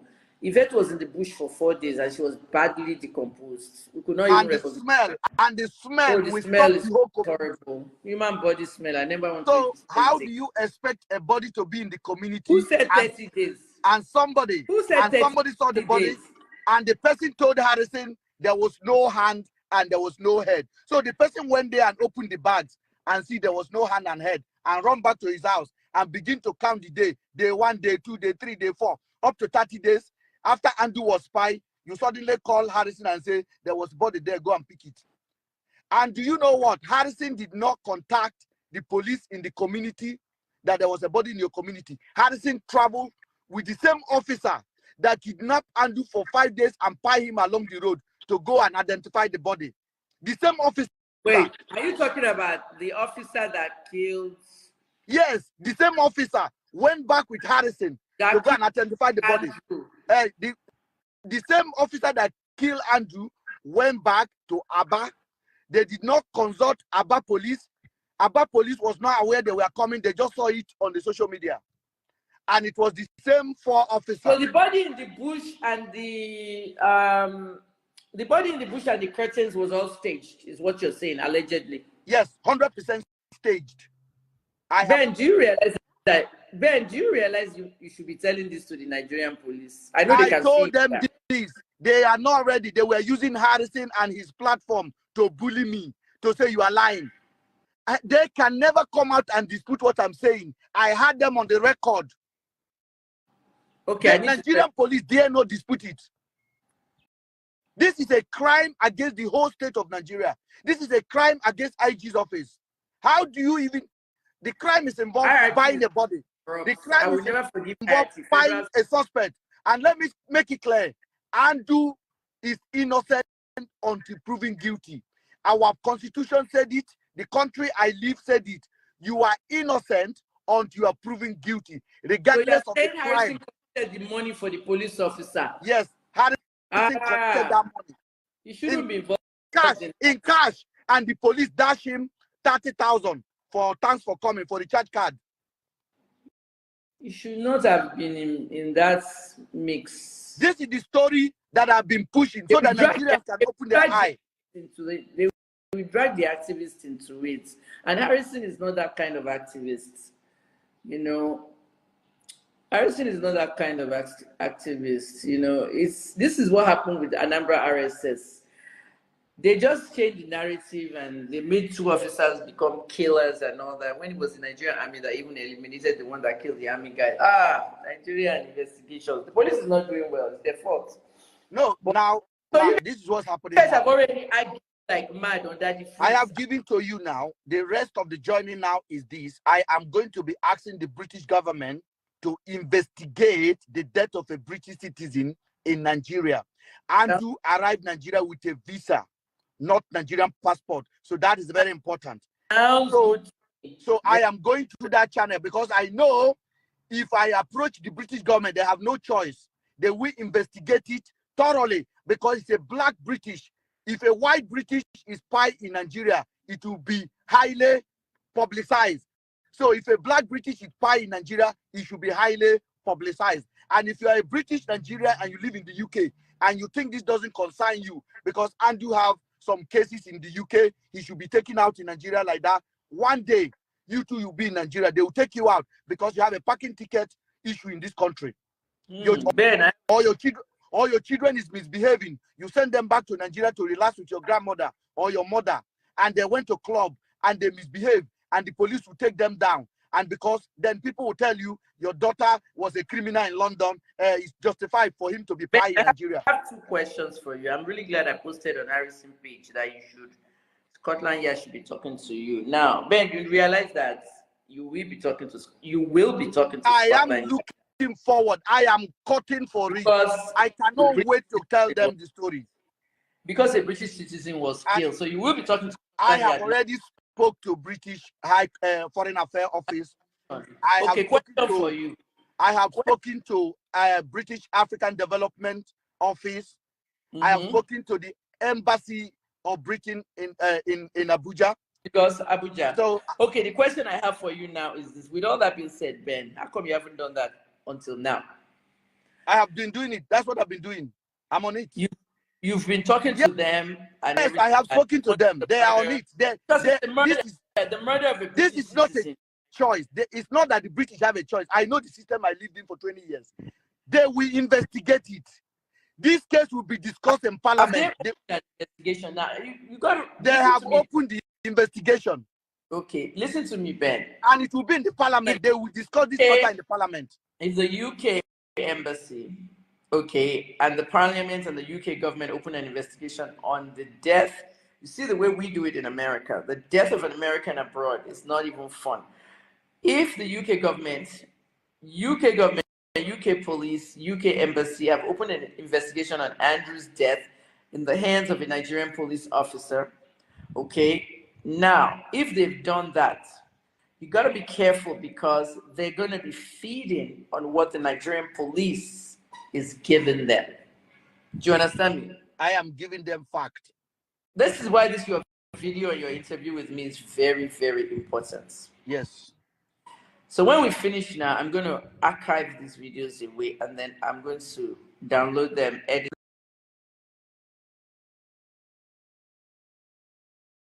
them, hurting somebody before the Nigerian so-called authorities do something. We have no database in police station. I've been to Ghana, Ben, 4 times in the last 1 year. And when you go to Ghana police, sure you hear what I'm saying? I had to go to Ghana police because there's a trafficking issue in Ghana. Nigerian girls are lined up on the streets at night from Lagos Avenue to name it, prostituting. And many of them come as trafficked from Nigeria, who they told me I'm going to work, nanny, all that, and then they made them sex slaves, seize their passport. It's happening. You see how many they rescued last month? 28. So I was in a Ghana police station, and there were computers on the front desk. Have you ever seen that in Africa, in Nigeria? If you go to Toronto police, there's computers on the front desk. Hello, ma'am, how are you? Can I help you? And the person said, please, I want to file a police report. I want to get, there's computer databases. In Ghana, they have computers, desktops, not even laptop, or desktops in front of them. Ghana police has K9, and they have K and 9 on the dogs. I was there in March for the African Games. All the K9 dog trucks were there. Their police cars are not Hilux in Ghana. Ghana police is regular police car, right? Yes. They don't use Hilux and all that nonsense. They actually practice policing well. When is Nigerian police going to change? So, Ben, are you telling me now that Nigerian police protected Andrew? Are you okay over there? Is something happening? Yeah, I'm okay. I just moved my car backward a little bit because other vehicles want to park. Yeah, okay. It's fine. I'm fine. Ben, are you saying that Andrew was protected by the Nigerian police in the sense that he may have been paying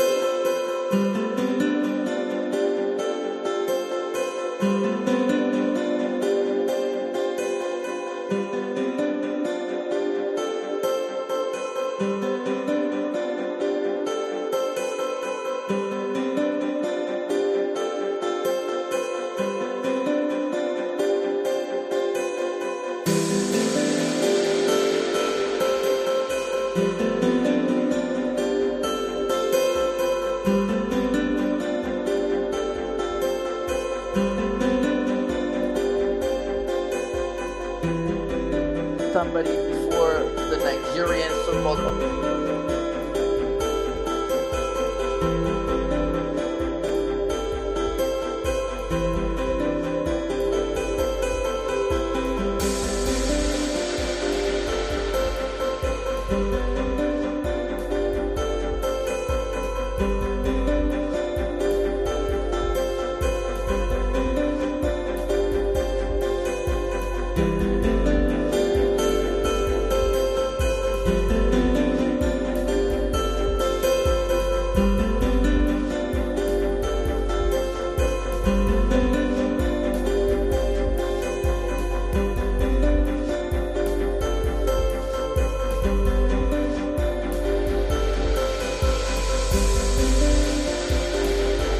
They are not serious about this, and I'm very serious. This is a man who first said, I'm from Liberia. Later, he said, I'm from Sierra Leone. Now he's talking about body shaming when he doesn't even know me. So the point I'm trying to establish here is that Harrison, just in case, I'm speaking to those persons, those few persons that are still in doubt, to know that Harrison did not annoy this guy.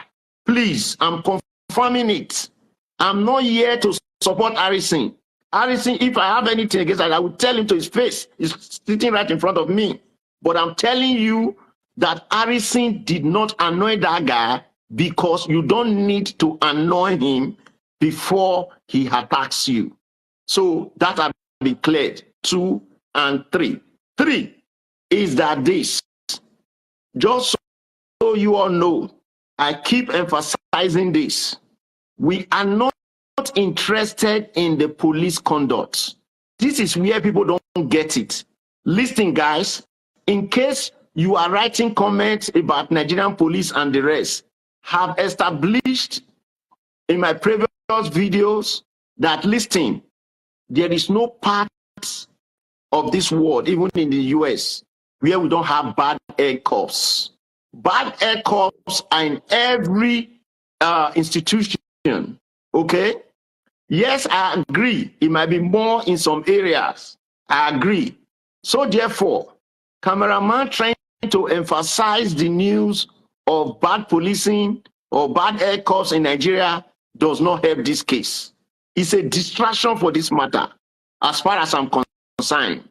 The issue of policing, monies, or transfer of the black sheep money, those are the issues that the IG can handle, because he has the power to clean his own organization.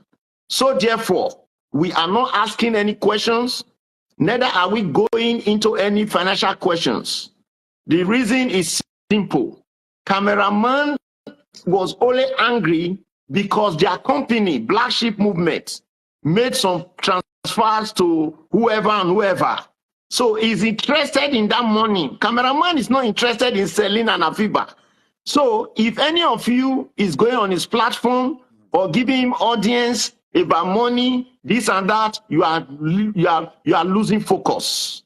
Please. So we are not going to go to that area. I have to say this because I don't want Harrison to mention anything concerning police. You are not a police spokesman. If he had problem with the money they pay to police, let him go and meet police directly. He has his pen and paper. He can write to the police, let the police explain to him. Okay? You are not the police. He has never said or confirmed, right? So I want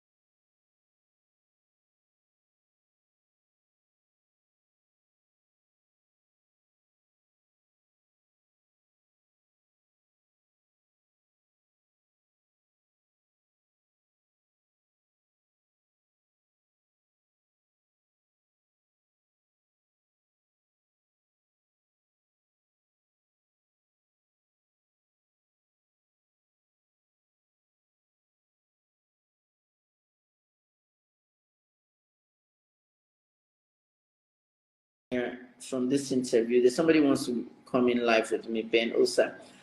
What I gathered from this interview is a lot of information. And it was exactly what I said on the first day I heard about that story. This story has been going on since April. I only heard about it in May. What I gathered, okay, Ben Osa, hi, how are you? Hold on for me. What I gathered in this story basically is exactly what I said on that day when I discovered the story. Police is involved in this. Because the minute they kill that, I'm in the office. I only have 20 minutes. Sorry, I only have am in the 5 office. minutes. Go ahead. What do you think about it? Thank you very much. My name is Ben Osa. Where are you, London? No, I'm in the US. Okay. How are you? What state are you eating us from? All right. I'm eating from Atlanta, Georgia. Okay, good. Thank you. So I want to tell you something. I got a lot of DM messages about your live session, and because I've been very much involved in this case. Okay. Oh yeah. No. I work here in the US. I'm into tech. Okay. And have you been involved in the case? I've interviewed both Ben and Harrison. Oh, really? Okay. Yes. The interview with Harrison live is, you can find that on my IG page, SAR_B_O_public page. IG, please. DM me that page. Yes. All right. So you will see the live interview with Harrison. I had a section with him. I had interviewed as well Ben Otori Simon, who you just had a section 3 with. hours, right? Yes. So what I want to tell you, let me give you some highlight facts for the general public to understand. Number one, fact. Ben Simon, who just left here, is a very close person to Andrew. He's Andrew's confident man. He is aware of everything Andrew have been doing in Nigeria. He also participated while he was in Nigeria. He has videos of him testifying to these facts after our private investigators were able to retrieve testimonies from one of Andrew's victims. And in his own words, Ben Simon was admitted, or his life on his page, you can go there. Yeah. He said he was holding camera for Andrew, while Andrew invited him to come and witness him making out with a girl. The reason why this is important, I believe you have a US training. Right. When private investigators are going into an issue, we have to first of all establish how well your connections within the participant or the suspect. Yes. Now, we have been able to establish that Ben Simon is not just a friend who lives in diaspora, but also a co-partner with accomplice. Hold on, I'm coming to that, please. All right. So now, having established that fact, we are able to also establish that the only person who at start of today can help the investigators to find out the words that late Andrew, who is the suspect, can say would be Ben Simon. And Ben Simon is the only person who can help to resolve this case, because we've been able to establish from his WhatsApp chat and communications with Andrew that they had not only print communications, they also have voice communications. Right. Okay. And we established and reached out to Ben Simon to try and give details of what him and Andrew had discussed. Yeah. Okay. He has refused to open that investigation out, those details. And this is the reason. Do not be misled. Kemi, you have a reputation for yourself. I do. And I want to tell you today, listen, please, you have a reputation to protect. Oh, One yeah. thing you should know is this: Ben Simon never came out Ben concerning Simon. any of Andrew's dealings until Andrew was deleted. Okay? Ben Simon's objective in this matter Right. is to fight for Andrew's deletion. Make no mistake about it. Say that Okay? again. Ben Samuel's intention is to fight for Andrew's killing. Yes, that is it. Now, am I saying that intention is wrong? No. He has rights to whatever he believes in. Okay? But I have to make this clear to you such that you will understand that you should not be misguided. Ben Simon has no interest in selling an Afiba. Okay? Any question, investigations, interrogations that goes to Ben Simon concerning the whereabouts of Celine and Afiba, he would not give you answers. He is more interested in why Andrew was deleted. Now, when I brought Harrison to my live session for interrogation, I made it very clear to Harrison, you are not police. You cannot speak to the police.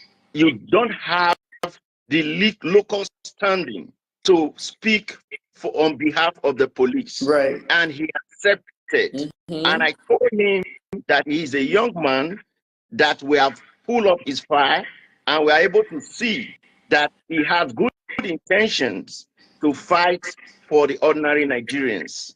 Okay? Yeah. However, going about his business, he might not be perfect, but we believe up to today that he has good intentions. Therefore, whatever Ben Simon is propagating to destroy the character and the person of Harrison is a way of trying to pay back Harrison for working or trying to get close to the police, and he believes that yes, Harrison was part of the police that took his friend's life, whereas that is not true. Okay? So he's going about, he has spent 90% of his live sessions, you can go and watch it, discrediting Harrison from morning to night. Okay? Yeah. That is not what is going to help this case.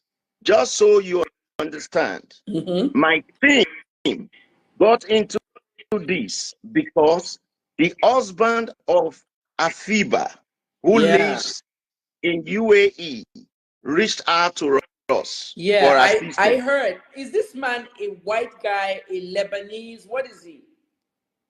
Hold on, please. The way we operate, he has provided his ID. I have it. He has provided a foreign identity card for Afiba. We have it. He has provided the marriage certificate for him and Afiba. We have it. Okay? Yes. So this man is the legal husband of Afiba. So he has every right to consult private investigators to look at, to help him and guide him on how to go about this case. What we did once he reached out to us here in the US, what we did was we first of all look at the entire case, analyzed it, and we were able to determine that the only person that can help investigators would be Ben Simon. And we reached out to him at the time that the entire country were blaming him for not giving up his friend earlier. We decided to give him a soft landing. We encouraged him and said, well, we agree you might not have given your friend earlier, okay, but we can't tell what we would do different. But now we are here. Since we are here, you can get your name back by working and solving the whereabouts of Sterling and Afiba, because we believe that you know, okay? If for any reason you don't know, then you should answer the following questions. He said under testimonies that there is nothing Andrew will do without telling him. These are his words. Don't take my word for it. He confers that there is nothing Andrew will do. And really, he has proven that beyond all reasonable doubt. For instance, he has proven and given exact amount transactions that Andrew performed before, during, and until his death. He was the last person Andrew spoke with. He has the last communication of Andrew while he was here on earth. Okay? He was the last person that provided the last photos and video evidence of the missing persons. Yeah. He has as well called direct contact with every co-workers of Andrew that work under the Black Sheep Group in Nigeria, a company that was registered in the US and was moved in the UK, pardon me, and was moved to Nigeria. Can I intercept you real quick because my Uber is here. My Uber is here. All right, we can go. Quick question to you. What do you guys do? You say you're a tech company. Are you a private investigator company, or you hire private investigators? The details of my company cannot come into this issue. No, what please. I'm Okay. saying is, you say we hired private investigator. Are you a private investigator, or you hired it for the families? Listen to what I said. I said Afiba's husband reached out to me. Okay. Okay. Yeah. For assistance. Okay. Yeah. Why we were discussing this issue on DF show. So okay. It's your friend. Who? You didn't know Afiba's husband. He met you on DF show. No, I didn't know him. Okay. I brought the man to DF show. Yeah. Okay. I brought him up because he saw me contributing on DF show and he reached out to me. Yeah. He DM'd me. So once he DM'd me, then I brought him to DF show. Yeah. After the DF show, he continued DMing me. He asked for my contact. He called me and was crying. Okay. Then I told him what I do, that I am a tech, but I know a private investigative company here in the US that can help you look into this issue. And then he said he's willing to get their services. Okay. As a patriotic born Nigerian, all right, I told him, listen, I am going to do this for you. These investigators, I will take care of the financial part, the financial commitment. Yeah. So we don't want you to bring $1, a penny. Okay. And he agreed. And then we started going into this case. Why investigators will not come out publicly to put their face on cameras? Of course. Okay. They realizing this with me by proxy to Afiba's husband. Okay. So while we are doing this stuff, I am not a media person. I don't believe in media. Okay. Then we decided to bring the attention of Ben Simon and Harrison into this case. Right. Why doing so? That was when we later discovered that was what resulted through the investigative job that Ben Simon stated and is part of Andrew's Black Sheep Group. Yeah. Okay. And I have to go. I actually have to go. All right, take care.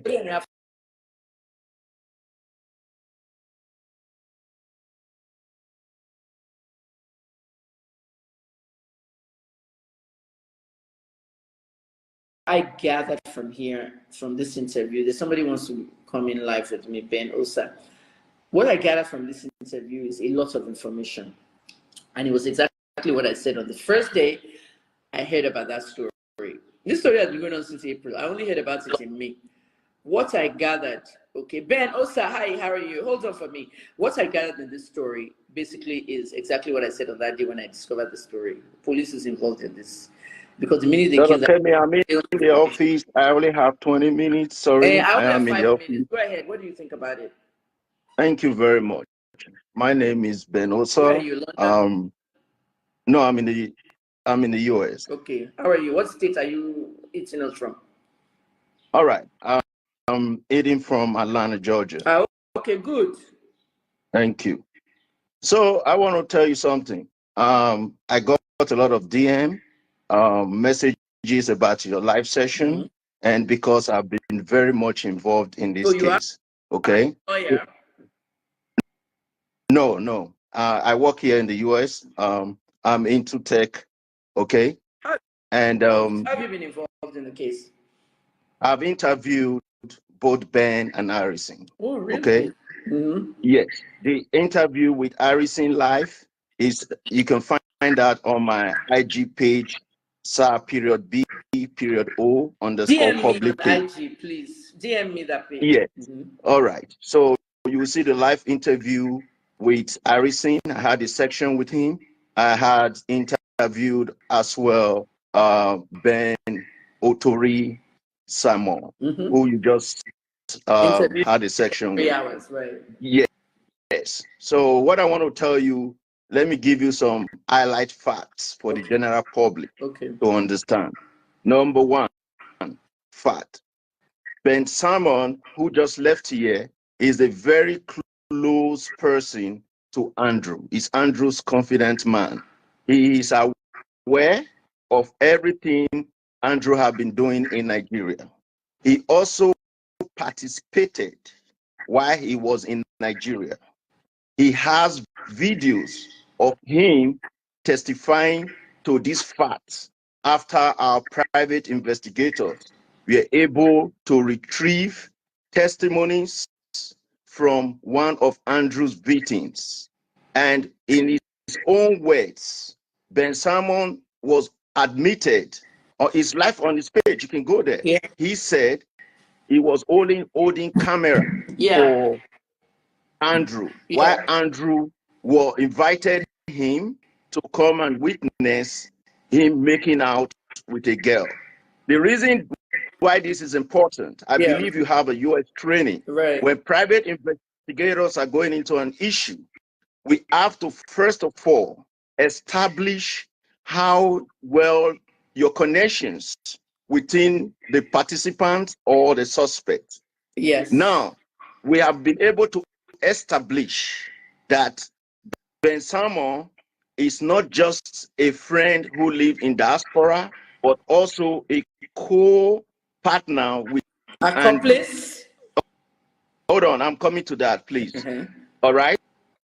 So now, having established that fact, we are able to also establish that the only person who at start of today can help the investigators to find out the words that late Andrew, who is the suspect, that can say would be Ben Simon. And Ben Simon is the only person who can help to resolve this case, because we've been able to establish from his WhatsApp chat and communications with Andrew that they had not only print communications, they also have voice communications. Right. Okay. And we established and reached out to Ben Simon to try and give details of what him and Andrew had discussed. Okay. He has refused to open that investigation out, those details. And this is the reason. Do not be misled. Kemi, you have a reputation for yourself. I do. And I want to tell you today, listen, please, you have a reputation to protect. One thing you should know is this. Ben Simon never came out concerning any of Andrew's dealings until Andrew was deleted. Okay? Ben Simon's objective in this matter is to fight for Andrew's deletion. Make no mistake about it. Say that again. Ben Samuel's intention is to fight for Andrew's killing? Yes, that is it. Now, am I saying that intention is wrong? No. He has rights to whatever he believes in. Okay? But I have to make this clear to you such that you will understand that you should not be misguided. Ben Simon has no interest in selling an Afiba. Okay? Any question, investigations, interrogations that goes to Ben Simon concerning the whereabouts of Celine and Afiba, he would not give you answers. He is more interested in why Andrew was deleted. Now, when I brought Harrison to my live session for interrogation, I made it very clear to Harrison, you are not police. You cannot speak to the police. You don't have the local standing to speak on behalf of the police. Right. And he accepted. And I told him that he is a young man, that we have pulled up his file, and we are able to see that he has good intentions to fight for the ordinary Nigerians. Okay?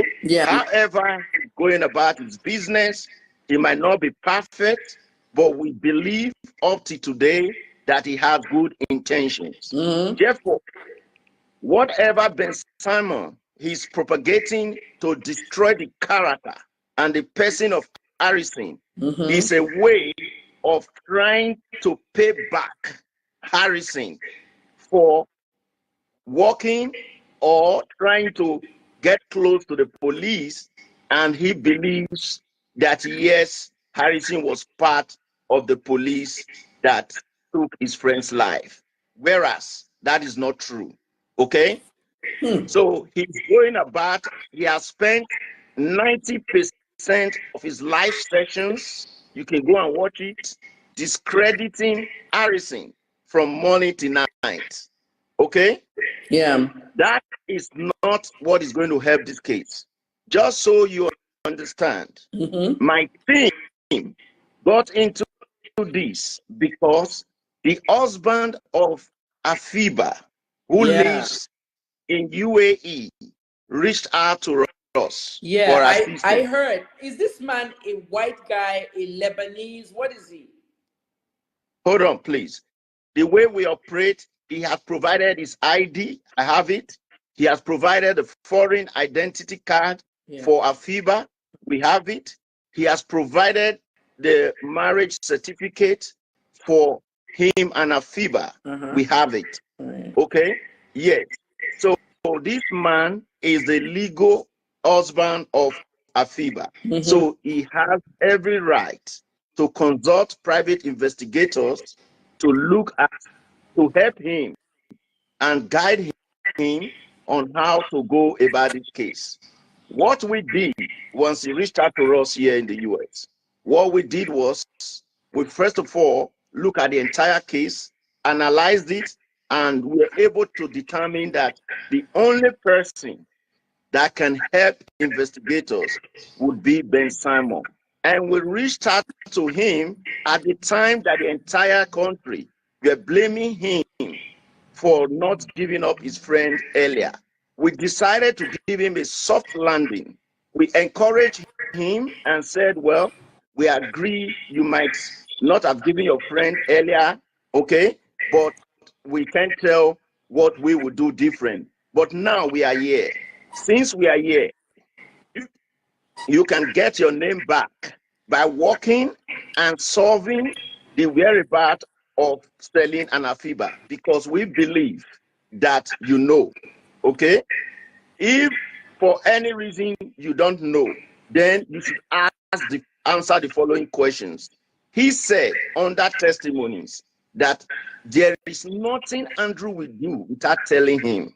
These are his words. Don't take my word for it. He confers that there is nothing Andrew will do. And really, he has proven that beyond all reasonable doubt. For instance, he has proven and given exact amount transactions that Andrew performed before during and until his death. He was the last person Andrew spoke with. He has the last communication of Andrew while he was here on earth. Okay? He was the last person that provided the last photos to video evidence of the missing persons. Yeah. He has as well called direct contact with every co-workers of Andrew that work under the Black Sheep Group in Nigeria, a company that was registered in the US and was moved in the UK, pardon me, and was moved to Nigeria. Can I intercept you real quick because my Uber is here. My Uber is here. All right, we can go. Quick question to you. What do you guys do? You say you're a tech company. Are you a private investigator company, or you hired private investigators? The details of my company cannot come into this issue. No, what please. I'm Okay. saying is, you say we hired private investigator. Are you a private investigator, or you hired it for the families? Listen to what I said. I said Afiba's husband reached out to me. Okay. Okay. Yeah. For assistance. Okay. Yeah. Why we were discussing this issue on DF show. So okay. It's your friend. Who? You didn't know Afiba's husband. He met you on DF show. No, I didn't know him. Okay. I brought the man to DF show. Yeah. Okay. I brought him up because he saw me contributing on DF show and he reached out to me. Yeah. He DM'd me. Mm-hmm. So once he DM'd me, then I brought him to DF show. Yeah. After the DF show, he continued DMing me. He asked for my contact. He called me and was crying. Okay. Then I told him what I do, that I am a tech, but I know a private investigative company here in the US that can help you look into this issue.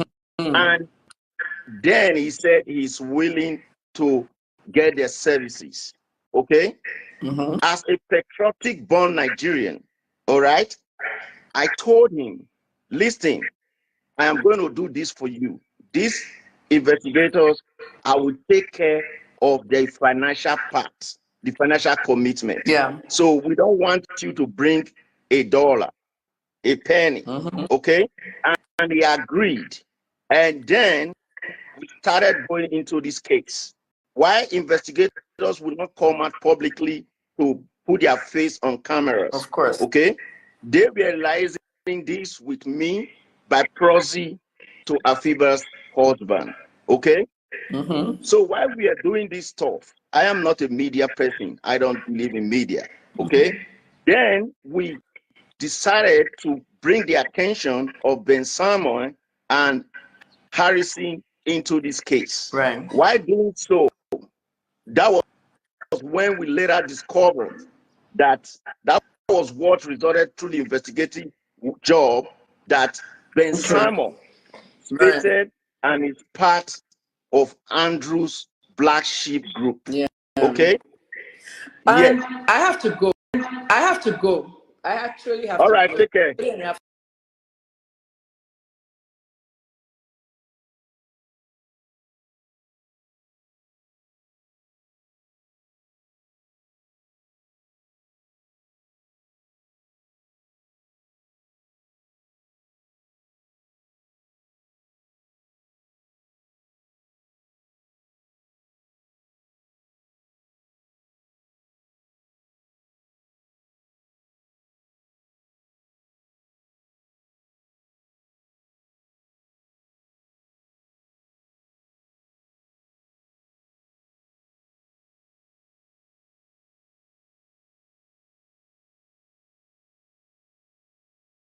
I gathered from this interview, that somebody wants to come in live with me, Ben Osa. What I gathered from this interview is a lot of information. And it was exactly what I said on the first day I heard about that story. This story has been going on since April. I only heard about it in May. What I gathered Okay, Ben Osa, hi, how are you? Hold on for me. What I gathered in this story basically is exactly what I said on that day when I discovered the story. Police is involved in this because the minute they Brother kill that, Kemi, I'm in the office. I only have 20 minutes. Sorry, I I only have am in the 5 minutes. office. Go ahead. What do you think about it? Thank you very much. My name is Ben Where are Osa. you, London? No, I'm in the US. Okay. How are you? What state are you eating us from? All right. I'm eating from Atlanta, Georgia. Okay, good. Thank you. So I want to tell you something. I got a lot of DM messages about your live session, and because I've been very much involved in this case. Okay. Oh yeah. No. I work here in the US. I'm into tech. Okay. And How have you been involved in the case? I've interviewed both Ben and Harrison. Oh, really? Okay. Yes. The interview with Harrison live is, you can find that on my IG page, _B_O_ public page. IG, please. DM me that page. Yes. All right. So you will see the live interview with Harrison. I had a section with him. I had interviewed as well Ben Otori Simon, who you just had a section 3 with. hours, right? Yes. So what I want to tell you, let me give you some highlight facts for the general public to understand. Number one, fact. Ben Simon, who just left here, is a very close person to Andrew. He's Andrew's confident man. He is aware of everything Andrew has been doing in Nigeria. He also participated while he was in Nigeria. He has videos of him testifying to these facts after our private investigators were able to retrieve testimonies from one of Andrew's victims. And in his own words, Ben Simon was admitted, or his life on his page, you can go there. Yeah. He said he was only holding camera for Andrew, while Andrew invited him to come and witness him making out with a girl. The reason why this is important, I believe you have a US training. Right. When private investigators are going into an issue, we have to first of all establish how well your connections within the participant or the suspect. Yes. Now, we have been able to establish that Ben Simon is not just a friend who lives in diaspora, but also a co-partner with accomplice. Hold on, I'm coming to that, please. All right. So now, having established that fact, we are able to also establish that the only person who at start of today can help the investigators to find out the words that Andrew, late Andrew, who is the suspect, can say would be Ben Simon. And Ben Simon is the only person who can help to resolve this case, because we've been able to establish from his WhatsApp chat and communications with Andrew that they had not only print communications, they also have voice communications. Right. Okay. And we established and reached out to Ben Simon to try and give details of what him and Andrew had discussed. Okay. He has refused to open that investigation out, those details. And this is the reason. Do not be misled. Kemi, you have a reputation for yourself. I do. And I want to tell you today, listen, please, you have a reputation to protect. One thing you should know is this. Ben Simon never came out concerning any of Andrew's dealings until Andrew was deleted. Okay? Ben Simon's objective in this matter is to fight for Andrew's deletion. Make no mistake about it. Say that again. Ben Samuel's intention is to fight for Andrew's killing? Yes, that is it. Now, am I saying that intention is wrong? No. He has rights to whatever he believes in. Okay? But I have to make this clear to you such that you will understand that you should not be misguided. Ben Simon has no interest in selling an Afiba. Okay? Any question, investigations, interrogations that goes to Ben Simon concerning the whereabouts of Celine and Afiba, he would not give you answers. He is more interested in why Andrew was deleted. Now, when I brought Harrison to my live session for interrogation, I made it very clear to Harrison, you are not police. You cannot speak to the police. You don't have the local standing to speak on behalf of the police. Right. And he accepted. And I told him that he is a young man, that we have pulled up his file, and we are able to see that he has good intentions to fight for the ordinary Nigerians. Okay?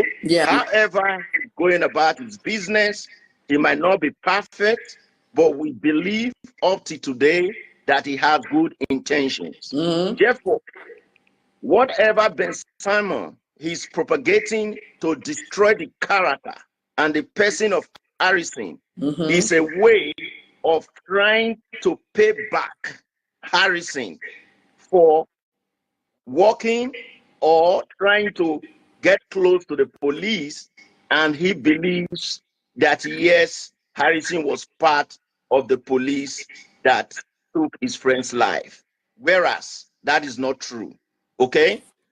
So he's going about, he has spent 90% of his live sessions, you can go and watch it, discrediting Harrison from morning to night. Okay? That is not what is going to help this case.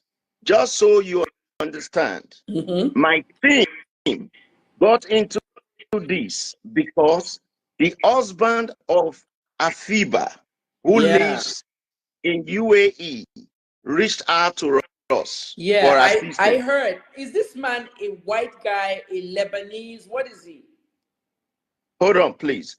The way we operate, he has provided his ID. I have it. He has provided a foreign identity card for Afiba. We have it. He has provided the marriage certificate for him and Afiba. We have it. Okay? Yes. So this man is the legal husband of Afiba. So he has every right to consult private investigators to look at, to help him and guide him on how to go about this case. What we did once he reached out to us here in the US, what we did was we first of all look at the entire case, analyzed it, and we were able to determine that the only person that can help investigators would be Ben Simon. And we reached out to him at the time that the entire country were blaming him for not giving up his friend earlier. We decided to give him a soft landing. We encouraged him and said, well, we agree you might not have given your friend earlier, okay, but we can't tell what we would do different. But now we are here. Since we are here, you can get your name back by working and solving the whereabouts of Sterling and Afiba, because we believe that you know, okay? If for any reason you don't know, then you should answer the following questions. He said under testimonies that there is nothing Andrew will do without telling him. These are his words. Don't take my word for it. He confers that there is nothing Andrew will do. And really, he has proven that beyond all reasonable doubt. For instance, he has proven and given exact amount transactions that Andrew performed before, during, and until his death. He was the last person Andrew spoke with. He has the last communication of Andrew while he was here on earth. Okay? He was the last person that provided the last photos and video evidence of the missing persons. Yeah. He has as well called direct contact with every co-workers of Andrew that work under the Black Sheep Group in Nigeria, a company that was registered in the US and was moved in the UK, sorry, pardon me, and was moved to Nigeria. Can I intercept you real quick because my Uber is here. My Uber is here. All right, we can go. Quick question to you. What do you guys do? You say you're a tech company. Are you a private investigator company, or you hired private investigators? The details of my company cannot come into this issue. No, what please. I'm saying is, you say we hired private investigator. Are you a private investigator, or you hired it for the families? Listen to what I said. I said Afiba's husband reached out to me. Okay. Yeah. For assistance. Okay. Yeah. Why we were discussing this issue on DF show. So it's your friend. Who? You didn't know Afiba's husband. He met you on DF show. No, I didn't know him. Okay. I brought the man to DF show. Yeah. Okay. I brought him up because he saw me contributing on DF show and he reached out to me. Yeah. He DM'd me. So once he DM'd me, then I brought him to DF show. Yeah. After the DF show, he continued DMing me. He asked for my contact. He called me and was crying. Okay. Then I told him what I do, that I am a tech, but I know a private investigative company here in the US that can help you look into this issue. And then he said he's willing to get their services. Okay? As a patriotic born Nigerian, all right, I told him, listen, I am going to do this for you. These investigators, I will take care of the financial part, the financial commitment. Yeah. So we don't want you to bring $1, a penny. Okay? And he agreed. And then we started going into this case. Why investigators would not come out publicly to put their face on cameras? Of course. Okay? They realizing this with me by proxy to Afiba's husband. Okay? So while we are doing this stuff, I am not a media person. I don't believe in media. Okay? Then we decided to bring the attention of Ben Simon and Harrison into this case. Right. Why doing so? That was when we later discovered that was what resulted through the investigative job that Ben Simon stated and is part of Andrew's Black Sheep Group. Yeah. Okay? And I have to go. I actually have to go. All right, take care.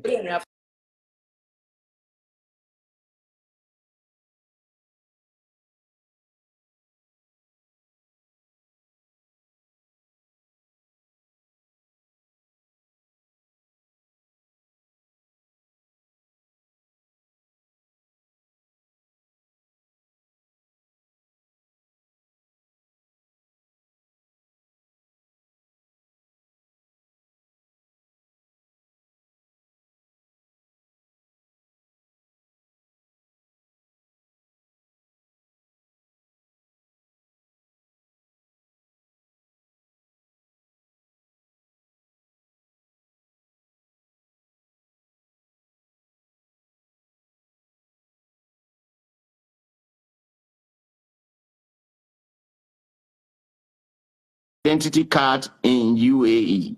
I have them to date. Okay, I have to mention this. Now, when that happened, I was, at that point, the whole world was against Ben, the cameraman, that he had a friend at the time and never reported him. I went straight to that channel and I was the only person. Please, guys, listen to this. This is a deal breaker. I was the only person that was giving him benefit of doubt that, well, while I agree that people were complaining that he did not report his friend, maybe he might have his points. He saw me as someone who was very reasonable with him, and that prompted him to accept and DM me. When he had DM'd me, I asked him just one question. Listen, Harrison, just one question. Yeah. And I'm quoting myself, quote open, my brother, we are men, man to man. Afiba husband is crying. Please, unquote, talk to me as a brother, as a friend, as a fellow man. Can you just tell me the truth, 101? What did your friend do with those girls? I am telling the whole world, that was the only question I asked this guy. I have seen characters in my life. The next reply I got was, get out my DM. As I'm talking to you, that since then we've not communicated. So I can confirm, number two, that yes, you don't even need to annoy or say anything bad to cameraman before he will attack you. So I allowed you to give your own part because I want to make sure that it comes out from your mouth. Okay? So. All right, this is Sabio's messages to me, and I would like to read it out clearly. This is Mr. Sabio Osage, Ben Osage, the guy that has become a distraction to this investigation. I told you guys from the beginning, this guy is completely incompetent and absolutely a distraction to the justice that we deserve to ask for Celine and Afiba, even for Andrew. This is what we're talking about. Listen, you said you are doing a great job. On the 10th of June at about 11:04, Sabio popped into my inbox. You're doing a great job. I saw the names of the person who got the money. I have his picture and he seems he's a UBA employee. Accept my friend's request. I'm for you. That's what he wrote. On the 16th of June, I didn't reply him. On the 16th of June, 7:35, he sent me demand for justice for Afiba and Celine. It is like a petition that he charged $8 for a person to sign for. I wrote him.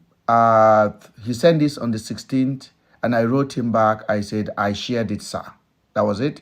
The same on the 16th, he thanked you. He said, thank you, my brother. On the 17th, I did answer. On the 17th at 9:35, he said, hello, Mr. Ben. Trust this message found you very well. I want to first of all thank you for speaking out and helping to find the missing girls. Since I made it public, some information about Andrews and other have been brought to my knowledge. Do you have the names of Andrews' auntie? Do you have the names and the contact information of the female police officer he was dating? The reason we are looking for this, listen, the keyword, the reason we are looking for these people is that we believe Andrew says something at least to someone. Whether he did it or not during his arrest, he says something, and you spoke with him during his last minute. I was expecting you to release his statement about these girls.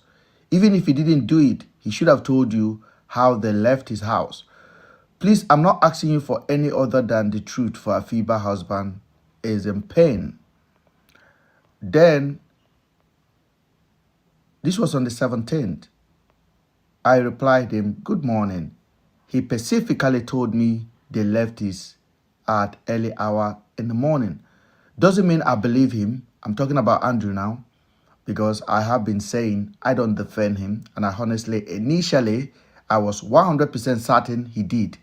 But with all the lies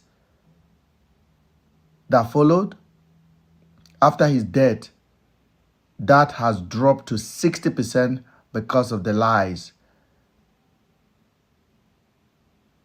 that I still believe. Because of the lies that I still believe we should still push to get answer from those police. That I still believe that we should still push for answer from the police. And then I said, on the officer he dated, that was in Port Harcourt, not Aba. I noticed you made a mistake, because Sabio went online and said it was Aba, he dated an officer. Then he said, yes, I know it was in Port Harcourt. I know she was always begging to see him. You know, when I listen to him, I see an immature man. Look at the statement. Yes, I know it was in Port Harcourt. I know she's always begging to see him. Andrew did something to those girls. Full stop. That's what he said. Since that video of Afiba and Celine in bed is already available on the internet, please send it here for a clear quality view so we can analyze that scene properly. We need the names of that cream. I don't know what he means by that. If you know it, let me know. I don't know what he means, cream. So I just literally ignore what he said. I don't know what he means. I say, you mean the policewoman? The policewoman video? It is just a video of her in Andrew's house. I have no doubt something happened, though he denied on the many times I asked, including the last moment of his life. So my thinking is that some other person may have been involved, covering all this thing up, because there's so much lies and it's frustrating. This would have been a straight case. Why did they plant blood at his house? Where is the video of the police? Then he asked me again, where is the video of the police? Look at everything I said here. He didn't answer. He said, where is the video of the policewoman in the house? Let us work together to solve this case. Then I sent this to him. This was a message of Just Adotu and Harrison having a conversation. Harrison sent his account. Just Adotu wrote. Harrison wrote here,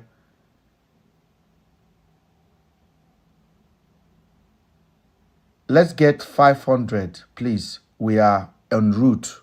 Harrison said, we're en route to find the body that Harrison said he got the tips for. And this was in the morning. Okay. Harrison sent his account to Just Adotu. And Just Adotu forwarded the account to me. Harrison wrote, we are drained, Mom. We paid over 7 million naira for this case. Harrison said he paid 7 million naira for this case.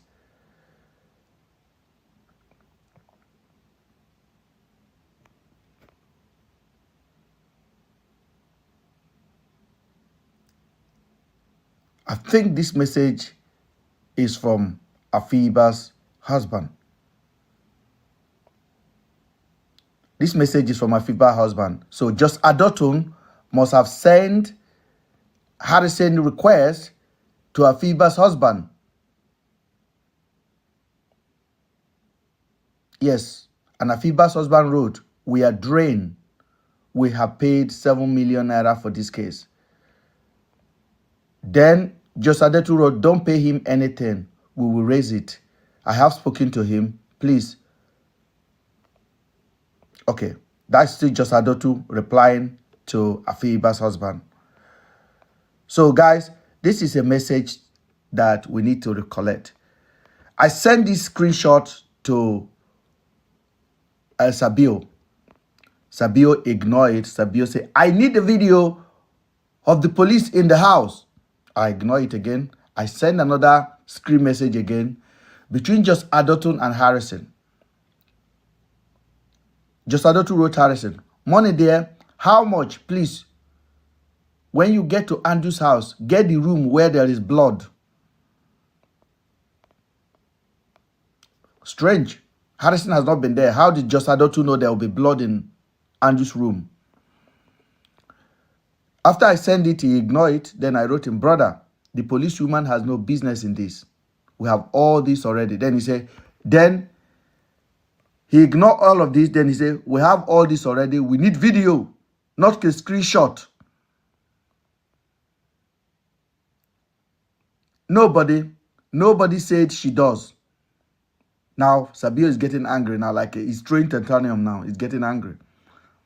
I said their relationship lasted a while he was in PH, Port Harcourt.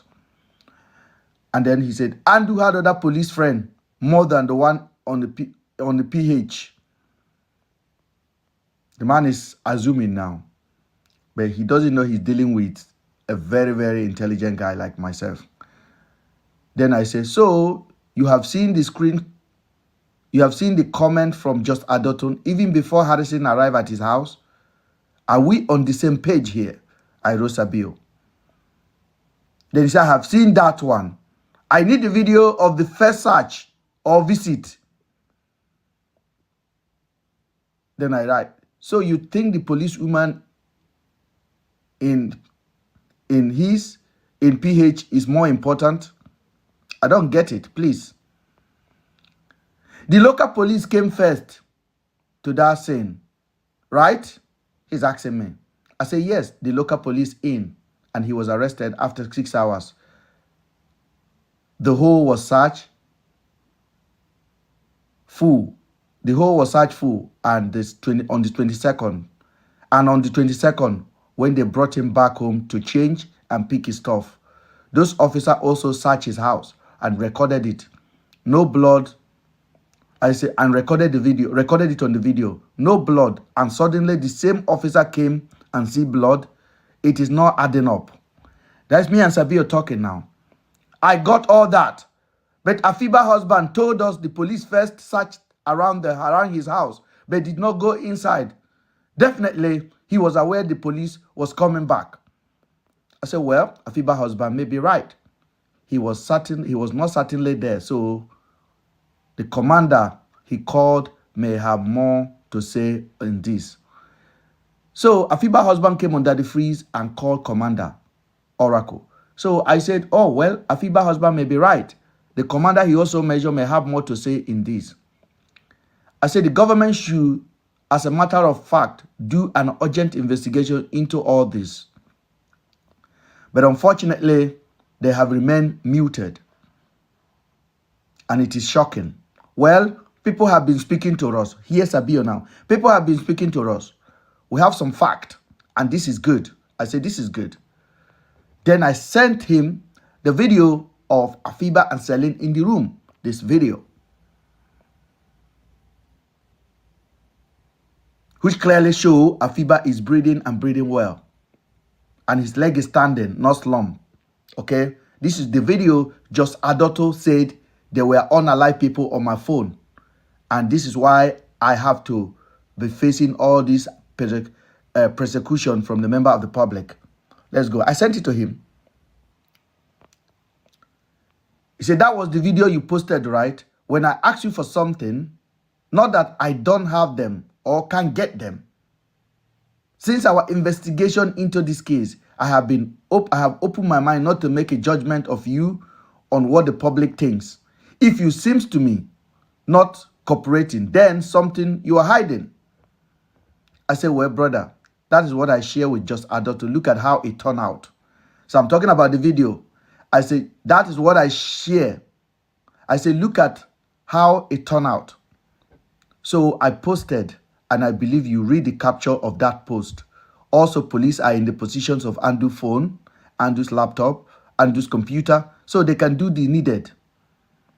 Of course, and I say, of course, I believe you can get any information you want, sir. Then I keep going, cooperating with you. I'm replying his message because he said, if you see him, I say, cooperating with you, you can assume what you want. I don't even know you, LOL. The whole nation think I'm hiding something, so you are more than welcome to think as well. And of course, I don't care. I know myself very well.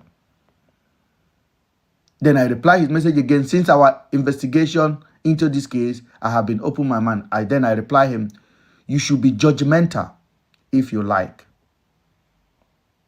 based on fact. I'm not into the investigation you are doing, so I don't know what you mean in our investigation, like I know what you are doing. That's me reply him. Then he threat me. Then I say, Oga, release what you have and stop threatening anybody. I asked the girl to talk to you, to tell you all. So the girl that went to Sabio's page and said, I once was in Nigeria, and when he was doing things with his with Andu, her boyfriend, I came in and I recorded it because they requested for it. And I said it. I asked her to tell you all. Because the girl came to me and I told the girl to go talk to somebody else, talk to Daddy Freeze, talk to somebody and not me. And he should tell everything to them. I don't care. Then I say, ha ha ha, this man. I know on the first day you are a mole. You are a mole. What you have, and then that's what you have resorted to. Because Sabio posted something about me on his story immediately after the conversation. He went on his IG and began to post. He's a child. This guy is a child. Now, here is Sabio telling you that when he get into my inbox, I chase him away. I did not allow him to ask a question. That is our conversation, ladies and gentlemen. I hope you enjoy it.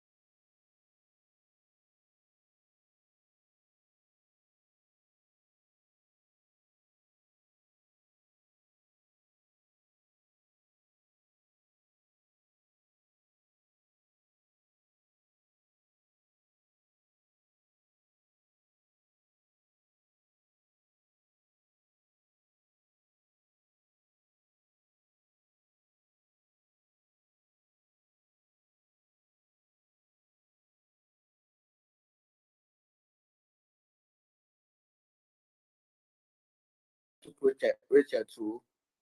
I was making some thought to that place. These officers are already the one investigating the case. I don't know much about them. Yes. But when I got to Abuja, in fact, why I went with them was because when I was in Abuja, where I took Rachel to, I was making some posts on my page and I was pleading to people in Abia State. If you see anything, come out and say, don't be scared.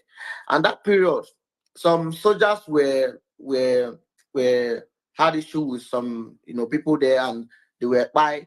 So the state was somehow everywhere was calm. And I was begging her. I said, if you have anything, if you know anything about, if you see anything, just come out and say. I know there's a disconnect between the people and security, but I'm a civilian who is coming out now. At least most of you know me. If you have any information, just give to me.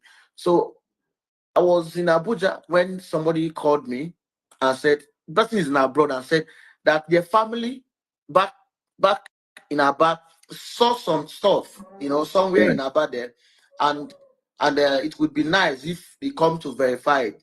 But they're not ready to come out to show us or show me. Okay, fine. Please, how do we locate it? After several calls, he said no, that the family back home cannot come out because they don't want I any issue with understand. the security or Yes. anything. I Yes. said, okay, fine.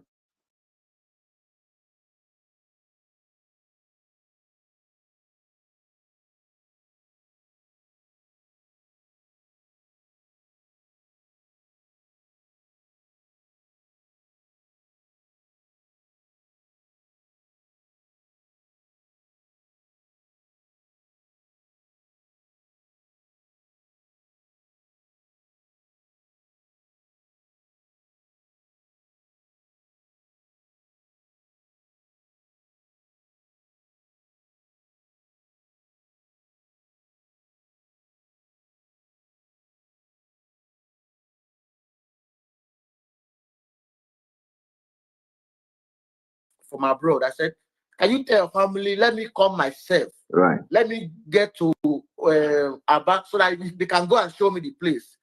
The woman said it's not possible, that they can only direct us on phone. So I quickly called Marvelous. Marvelous is my Abia rep who knows the terrain. So I called him and said, okay, fine, look at what I got. I think let me come so that we can call on the woman on the phone. So through you, we can be able to see if we can find something. So that was that the guy in Abuja, SP Moses, now said that he will send a team to go with us, if possible, to enable us check all those houses and see if there's anything we can find. That was how I traveled from Abuja straight to Lagos to Anambra airport down to I took a taxi from Anambra airport down to Aba. I arrived around 10 p.m. that Monday morning. That's Sunday night. Yes. All right. When we finished the searching from information the people gave to me, I was the one who said there's need to search Andrew's house. They said they have a warrant. They said they already obtained a warrant. That if they said they even gone to sack that house before. They said they even gone to sack that house before. That's what they told me, that they have gone to sack the house before. They found nothing. They only saw some. That's what they told me, that they have gone to sack the house before. They found nothing. They only saw some bags, hairs, other stuff that they carried. The ones then again the investigating team from Omoya and kidnapping also gave them some phones, some women stuff that they require from the house. I said, okay, fine. Is there any possible way for us to go to the house, possibly to check and see if there's any lead, anything at all to get? There are neighbors in that compound, the back of the compound, who can even give information. Right. They said there's no problem. So, but they were taking instruction before they could allow me to go with them. They were getting instruction from their office in Abuja if I can go with them. It's so to the mortuary.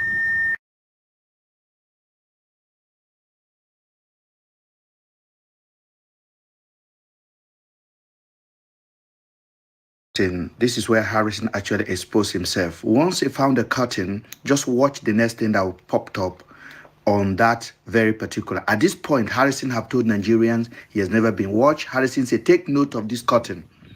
Okay, Harrison has never been to Andrew's house. The police has been there and they say they found nothing, according to Harrison on the same video. Now, Harrison is folding the curtain and he wrote there, take note of this curtain. Just watch. Let's go. The same curtain. This is Andrew's house. This is Andrew's house. Okay, just watch. This is the Andrew's type of curtain. Okay, he put the address there and he put the curtain there. But don't forget where they found the body. Harrison have already told you to take note of the curtain in Andrew's house about very late in the night. Then he said, we've been here since yesterday. Just listen, since yesterday. Just hear that. Something happened, from dead body. Look at what he said. The same curtain they used to wrap the bodies in Andrew's house. How did he know? When the officer told him they've been there, they did not see anything. How did Harrison know the same curtain would be in Andrew's house? He's involved. He knows what happened to the girls. So I'm here with FIBIROT. Came all the way from Abuja. We came all the way from Abuja. So it means they came together. Just listen. Okay, I want you to tell us is wearing the same clothes. The officers are all in the same clothes. Harrison is on the same clothes. Marvelous wearing the same clothes. He went to Benue. Look at the guy. Look at the guy on the left side. This is the police that stole something. The same clothes he was wearing is the same clothes he wore. Just watch this picture. Watch all of them. They wear the same clothes. The same clothes they use to identify Andrew in Benue is the same clothes they're still wearing. Watch the officer and watch this guy here in native clothes. Watch that guy very well. Keep your eye on it. The same guy was in Benue to identify Andrew. The same guy. Now he said he's flying them now. What? And yes, so witnesses here said that this body has been here over 1 month plus, and there was no head, and some part of the body were, So the witnesses go there and open the body and check there's no head. Open your head, Nigerians. These are criminal enterprise. To there, say they've been to Andrew's house, they found nothing. They found nothing.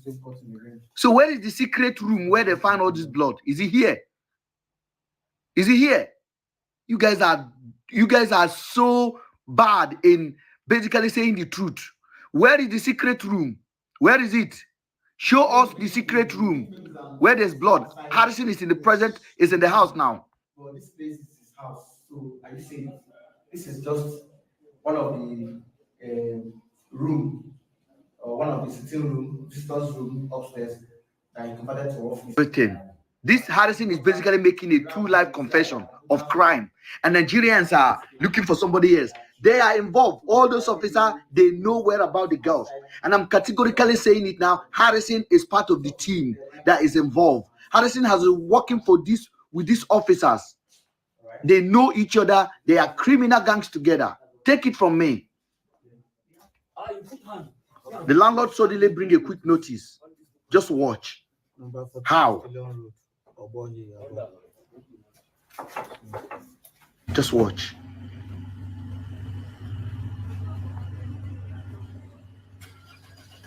Thank you so much. Thank you, sir. Thank you, sir. All right. Yes. So as the guy called me and said,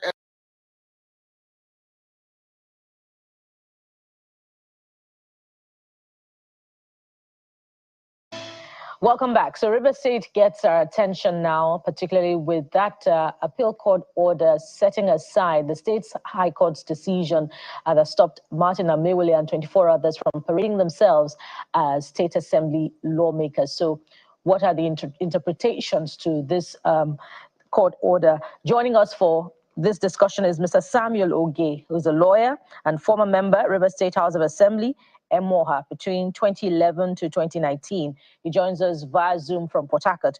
We also have joining us Mr. Richard Wokocha. He's an associate professor of public law, Department of Public Law, River State University, who also joins us virtually from Port Harcourt.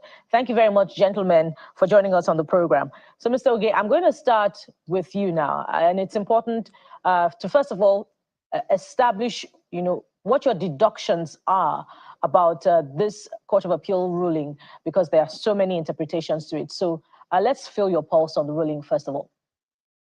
Thank you very much for joining this live session. As usual, my name is Abio. I want to thank you all for your participation so far.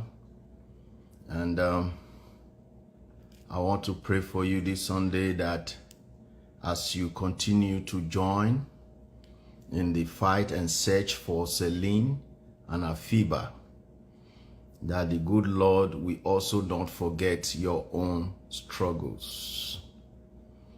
Please, as usual, if you can hear me, go ahead and confirm that you can hear me. This live session is a very important one because we have to remain focused and face exactly what is most important. Okay? I understand that people will continue to join this live broadcast. Therefore, we will try as much as possible to avoid repetitions. If this is your first time joining us, please be very patient enough to listen and follow attentively. We have previous live sessions that we've had, and those who are my followers already know where we are today. With that being said, today's topic is very simple. Your good will not hurt you. Okay? Today's topic is your good will not hurt you. It is important that we encourage people who continue to sacrifice their time and effort for other persons.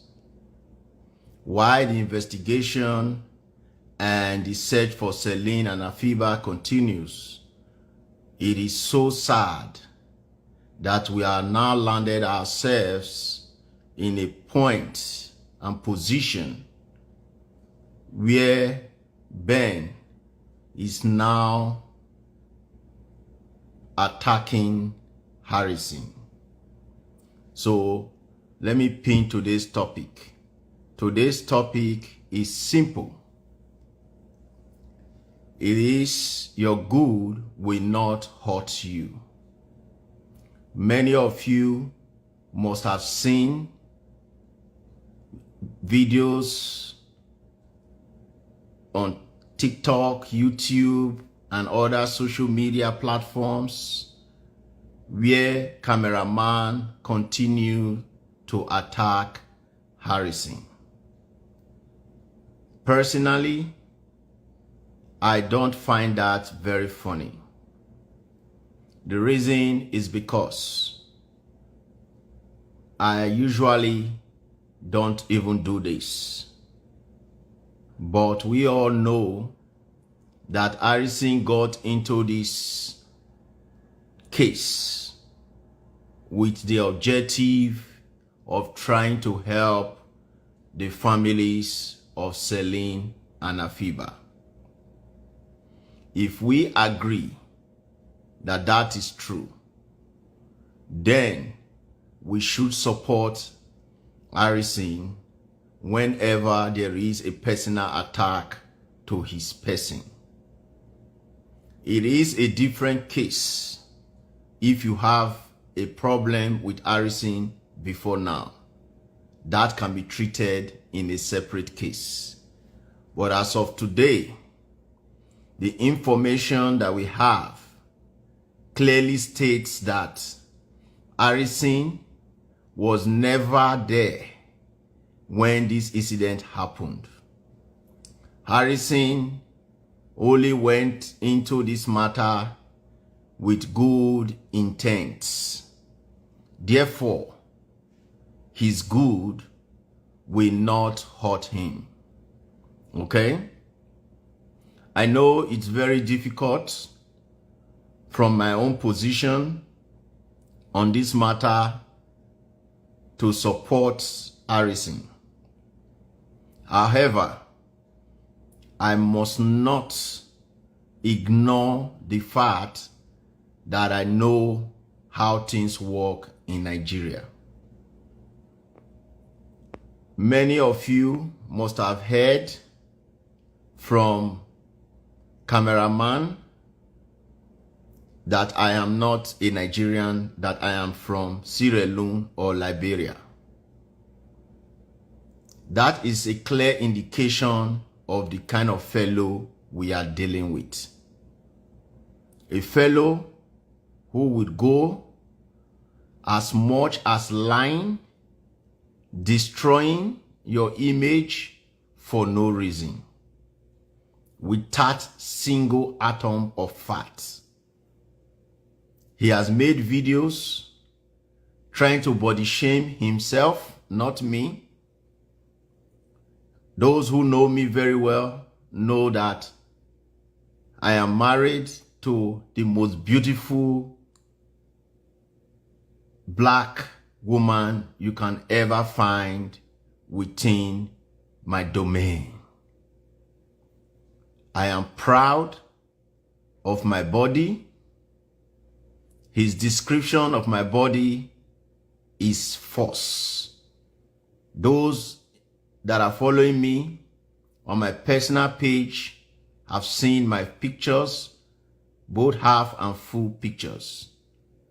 So the black sheep behavior is always a meta issue behavior. Okay? So do not listen to him. We know that he's still living a fake life. He has all the body he claims, yet he is wifeless at his age. He cannot even satisfy a woman at his age, which led to his boss training him on how to deal or handle a woman. Is that not a shame? With that being said, let us start with the facts. I have a guest that I hope to bring here. He will speak for himself, but we need to set the ball rolling. Here are the facts. Fact number 1, writers in the house. Harrison was only invited into this case after Big Head Andrew had already done whatever he must have done to the girls. Okay? So any discussion regarding Harrison is an after event. Okay? That is fact number 1. Fact number 2. Harrison is not the party that invited the Black Egg police officers.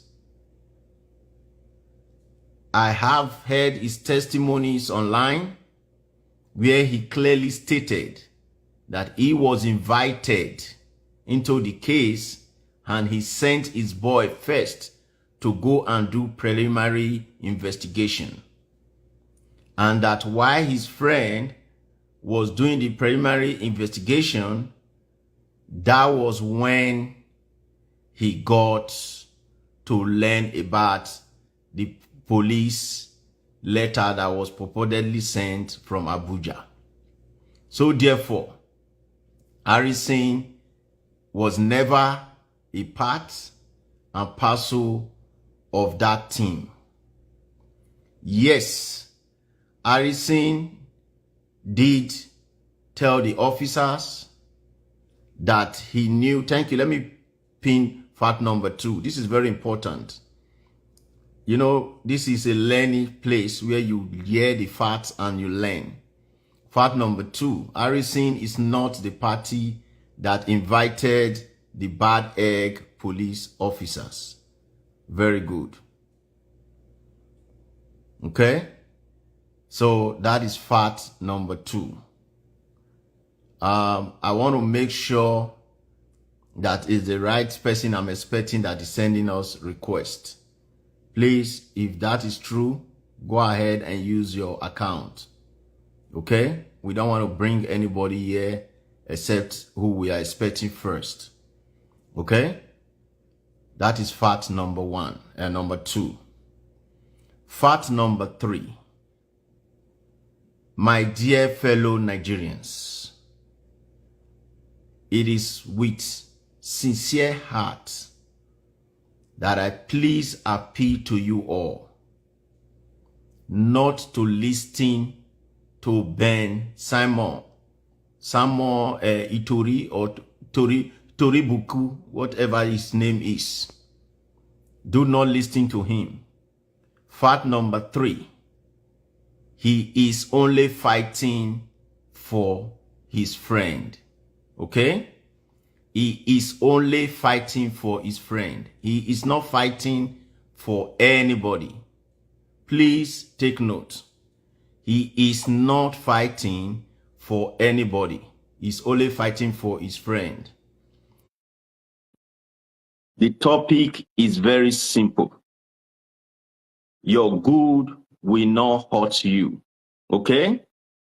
Harrison's good will not hurt him. That is the title for today's live section. His good will not hurt him. Okay? We must continue to understand that at this point, all cameraman have been doing is trying to go ahead and is to go ahead and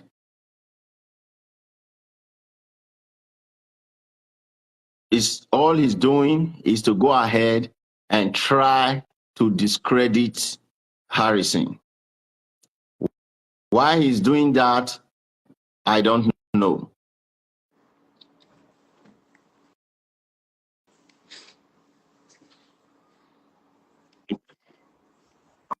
How you doing? Yeah, fine. Yeah, very fine. Good evening. Thank you very much for taking out the time to join us. So I'm just going to take Thank you 3 so much. minutes. Yeah, I'm going to take 3 minutes to just tell you the facts that we know, and I want you to confirm if we are on the same page, because the first Okay. time I'm talking to you on the phone. So Right. for the purpose of those who are just following, my name is Abio, and I am part of the team that is working with Afiba's husband to see how we can locate Celine and Afiba. We know the following facts regarding Harrison. Fact number 1, Harrison was never informed about this case at the time Andrew did what he had to do to those girls. Fact number 2, Harrison was only invited to help in locating those girls. Fact number 3, Harrison is not the party that invited the police officers with that letter are claimed to be from the IG or Abuja. Fact number 4, Harrison, as usual, have worked in a lot of cases, and that made him to know a lot of police people. And once he got to understand that these officers were sent from Abuja, he told them, well, I know whoever is in Abuja, but that does not mean he was part of them. Fact number 5, Harrison was only trying to support and educate the masses during the course of this investigation, and somehow may have given some details based on what police told him, not his personal accord. So therefore, cameraman has no reason to attack Harrison's personality, and we condemn it in totality. We do not support his approach because the same approach he has been using from day one.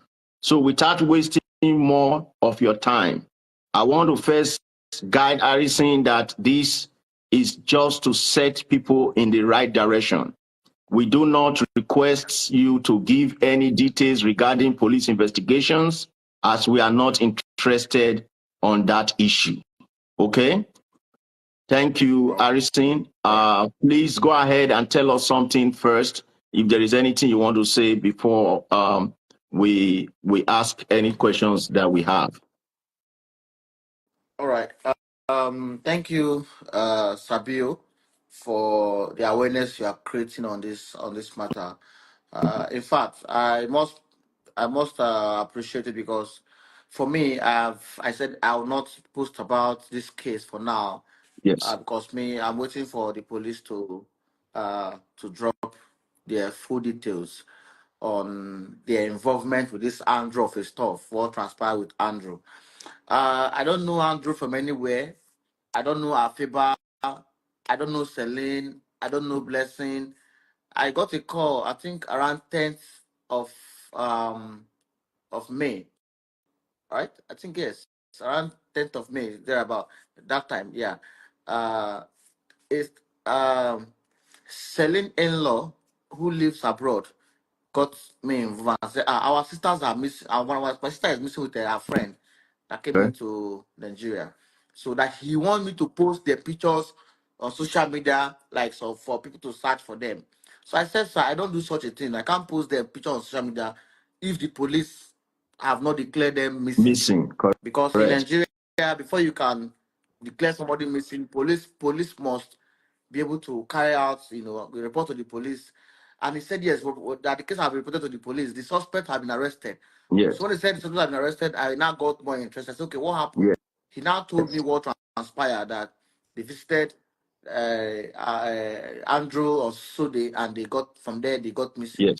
And he has been arrested and in custody. Yes. So I said, oh, wow, okay, that's fine. He said, so what's going on? Why can't the man be able to tell the police what's going on? Mm-hmm. He said that, in fact, he feel that the police are compromised. And because in 2011, I was arrested by the police for a crime I never committed. I was sent to Kirikiri. I was 22 years there. Yeah, where I I read that spent online. 4 years. 4 years in detention, yes. Yeah. So I came out 2015. I traveled to the United States of America, Yes, where I read studied that. in Rutgers University. Okay. So when I came back, I started advocacy to end police brutality. So Good. each time people have cases with police, they always bring it to my table so that I can be able to use my platform to reach out to the authorities. So Makes that's sense. why the man reached out to Yeah, them. makes sense. Yeah, makes Then sense. later, Yeah. yes, thank you. Then later, Celine's sister, Tessie, called Okay. me and briefed me over the matter. I said, Yeah. okay, fine. Before I can make a post about that matter, I need to verify what you people have told me. So I have to call my rep. In each of the states in Nigeria, I have a rep, like people who assist me for cases of child abuses and the rest of child abuses, sexual abuse, and police issues. So I have to send a member who is in the Abia State, Marvelous, to please go to the Umuahia kidnapping office to verify, to know this thing they are saying, what's going on. So he can't go there to go and inquire without the family member going with him. Yes. So Selim's father traveled from Owerri to meet with him at Umuahia. You're right. They both went together to the station. So when they got there, he said that the officers told him that it's like it's a case of self-kidnap. Yes. That was what they told him. So I said, how can, like, but they said they gave them evidence of, they found some stuff in Andrew's house. Why would they say it's a case of self-kidnap? My colleague said the way the officers are behaving, it seems like there's something wrong. So immediately, I called my lawyer, who just quickly drafted a petition, which I submitted. I sent back to Marvelous to please submit it as Zone 9 Umuahia. Zone 9 Umuahia is the AIG, is supersede the Abia State Police Command, Imo State Police Command, and Enugu. Yes. They are all together. So we submitted the petition on the 18th of May. Yes. On the 18th of May, I sent to him. Then on 20th, he submitted the petition at Zone 9 Umuahia. Okay. So I now send a copy of it to the Celine in-law who got me involved. Yeah. He said, okay, that's fine. Thank you very much. I said, okay, fine. I now immediately posted the cases online. Yes. Posted the picture of Celine and Afiba that they are missing. For public awareness, that they are missing. That anybody with useful information to know anywhere they are should please reach out. That was what I did. Yes. On my Facebook and X, then later to Instagram, on Instagram. Yes. So from there, the thing began, a lot of calls were going on and rest of them. So on the 22nd, on the 20th, 21st, 20th, 21st, I got a call again from the Celine in-law and said that he doesn't know what's going on, that some team from Abuja said they came to Umuahia to pick up the case file. Okay. I said, but we submitted the petition to AIG Zone 9 Umuahia. Yes. So I think that petition has not been approved. If it has been approved, they will call us to come and make statement or adopt our petition. All right. But I now asked him, did you people make any petition to anywhere? He said no. I said, oh, it's okay, fine. Because he did not let me know, he didn't inform me that the petition was already written before my own. I wrote at Zone 9. Right. I'm not aware of it. So I was now like, I was like angry. I said, you would have informed me if you guys wrote a petition. He said no, that yes, that if somebody wrote a petition, I think Celine friend. Yes. That's Blessing. Yes. Petition to IG over the matter. And you think that's the case. That's the people that came to pick up the case. I said, okay. I said, that's fine. If the Abuja came to pick up the case file, I think it's still good. Yes. No problem. And now, okay, now, okay. If I say you keep me posted, you know, on the outcome. So I said, okay, fine. 4 days after, I think about 26, 23rd, he called me and said that he has not heard from them, you know, because if they pick the case file to Abuja, Right. that they would have they would have called him. I said, okay, fine. Maybe they have not gotten to Abuja or something like that. He said, that they moved that day to Abuja. I said, okay, fine. What do you want me to do? He said, please, can I assist him to find out the office where they are moving the suspect to? So, I yeah. said, okay, fine. Okay, can you give me petition that you people submitted, the approver? From the approver or the petitioner, I should know the office that they minted the petition to handle it. He Yes. sent me the document. I said, this is FID. So that means it should be within the FCID department at the IG office in Abuja. Yes. So I started making calls, but nobody could give me any clear answer. So I let it go. Then after 23rd, 24th, 25th of April, I got a message from on my DM on Instagram. That's Rachel. Rachel was sending me videos and pictures, evidence of how he went to meet with Andrew sometime January this year. So I now posted it on my page, the video, how she survived. Then the next day, 1 minute, I please. got a WhatsApp message. Let me hold you there. Let me hold you there. Thank you very much, Harrison. Let me hold you there. Do you know what I want to hold you there? You know, everybody have different level of assimilation. So I don't want us to jump the gun. What Harrison have established first, please, guys, this is very important. I know a lot of you already know and agree that Harrison was never a party to this case. And Harrison only got to come in and discovered that there was already a petition from Abuja or wherever, the police that came to get Andrew. Yeah. Now he has taken the first 5 minutes to establish that fact. The reason I had to stop him there, sometimes when you give too much information, people will miss the point. In this channel, we work on facts. Yeah, okay. So fact number 1 have been cleared. This EST Daltin fact number 1 must be a deaf person. Fact number 1 has been cleared. Harrison was never a party to this case until the girls were already missing, and Harrison never was the one that invited the police from Abuja. He has stated that he had a petition to Zone 9 in Umaya. Yes, that is a different petition. Now, my next question or direction I want you to talk about. Harrison, you are getting to know me for the first time. With all humility, by the grace of God, thank God you've been to the US, so it's not a big deal. By the nature of my job, I'm exposed to some kind of persons. Usually, I don't do social media on this kind of case. I had a personal social media page and I had a tech social media page. I am more of a social commentator than hosting anything for those who have ever seen me on social media. But when Afiba's husband somehow reached out to me and I was moved seeing a fellow man almost shedding tears, at least at the time. I'm telling you my own personal involvement.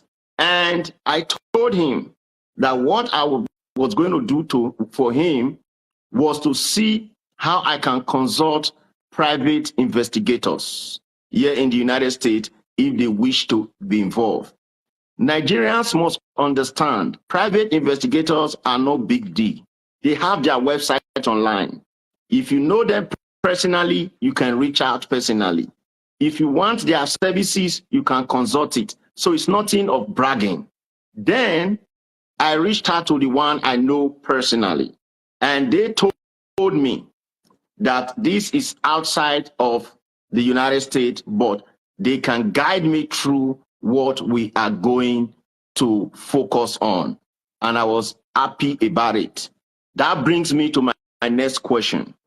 The first thing the investigator said, looking at the entire facts of this case, was the only person that is likely to help you guys to recover these missing girls would be his closest friend. I'm telling you guys this, listen, because this is going to bring me to the next question to Harrison. They told me that, listen, if that party that knows what really happened is gone, according to what you are telling us, that means the only person who knows that suspect is the person that can guide you guys to look for those girls. And the reason why they said this is simple. Number one, he himself came out publicly to say he was the person that spoke with Andrew last before he was banned or deleted. He himself came out to share a video of the girls lying down on the bed. Okay? When he showed that video of them lying on the bed, that is the last video of the victims. People must begin to work with their brain. This is how investigators work. If they ask you today, Harrison, the last video available of those girls right now on X, where was that video gotten from? It's from cameraman, Big Ed Ben, cameraman. From his friend. Yes. Thank you, from his spy. Yes. If they ask you today, who gave all the information about the last transactions that Andrew did, it is also cameraman, right? Yes. If they ask you who was the last person that spoke with Andrew before he died, is also who? Cameraman. So the reason I'm saying this is because of the little people that are still going to his Mr. Ben and following and listening to that nuisance. That how dare you not spend your time to call this man to order and say, listen, you know too much. Since you know a lot, tell us what did your friend do with those girls? So my next question to you is this. I want you to focus on when and how did you first speak with cameraman? That is the next question. I have a reason why. Because that is going to bring us to the third question. Thank you. So sorry, can you repeat the question again, please? So the question is, when and how did you first learn about Ben, the cameraman? Okay. I don't know Ben from anywhere, just like I don't know Celine or Afiba. When I made the post on social media, a woman who have been supportive to me, just Adiotu, she's an activist too. Whenever there's cases online, she reached out to me. I also reached out to her, and she advises me and the rest of them. She messaged me and said that she's interested in the matter. I said, okay, fine. That she wants to come on live on Facebook. I should join on live on Facebook. You know, that she has even some evidence from some sorts. I think it's from the other Ben, from cameraman. Yes. So I now joined on Facebook Live with her on that day. Then she added the cameraman on live with us. So me, she, and the cameraman were on live. So the cameraman was now talking about how this Andrew has been sending him videos of these several women, several of Andrew's, women and rest of them. That he has the videos, this and that. And he said it on that first live video on Facebook. So I even tackled him I said, why will you be comfortable and this man sending you such videos and you never reported him to the police? Yeah. That you said that this man is being wanted in the UK and you are communicating with him without even reporting to the UK. He said, who will I report to? Is it the same police in Nigeria I will report him to? That was his defense. That he was scared. Why will he report? I'm not scared. And I asked him, okay, fine. Why are you coming out now to come and be saying all these things? Okay. You know, why are you coming out now to attack this same man that you said you were scared of? He said, because the man has died, the reason why he's coming up. I said, oh, okay, that is, he said yes. I said, fine. That was what our discussion. So at that first point, I tackled him. I said, I queried him. I said, this thing you've done is bad. So from that day one, I was being careful with him. Right. I didn't even know he was even much closer, more tight to this man at that point. I think Tight. it was just That somebody is his brother. he was That is sending his videos to. blood brother, not tight. Yes. Please, he's his blood brother. Yes.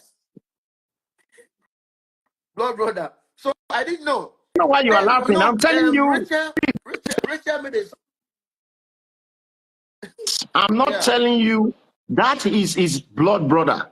You know, you once doubted me when I told you that we've already run investigations and he participated in a group something. You know, you even doubted me then until you saw the evidence.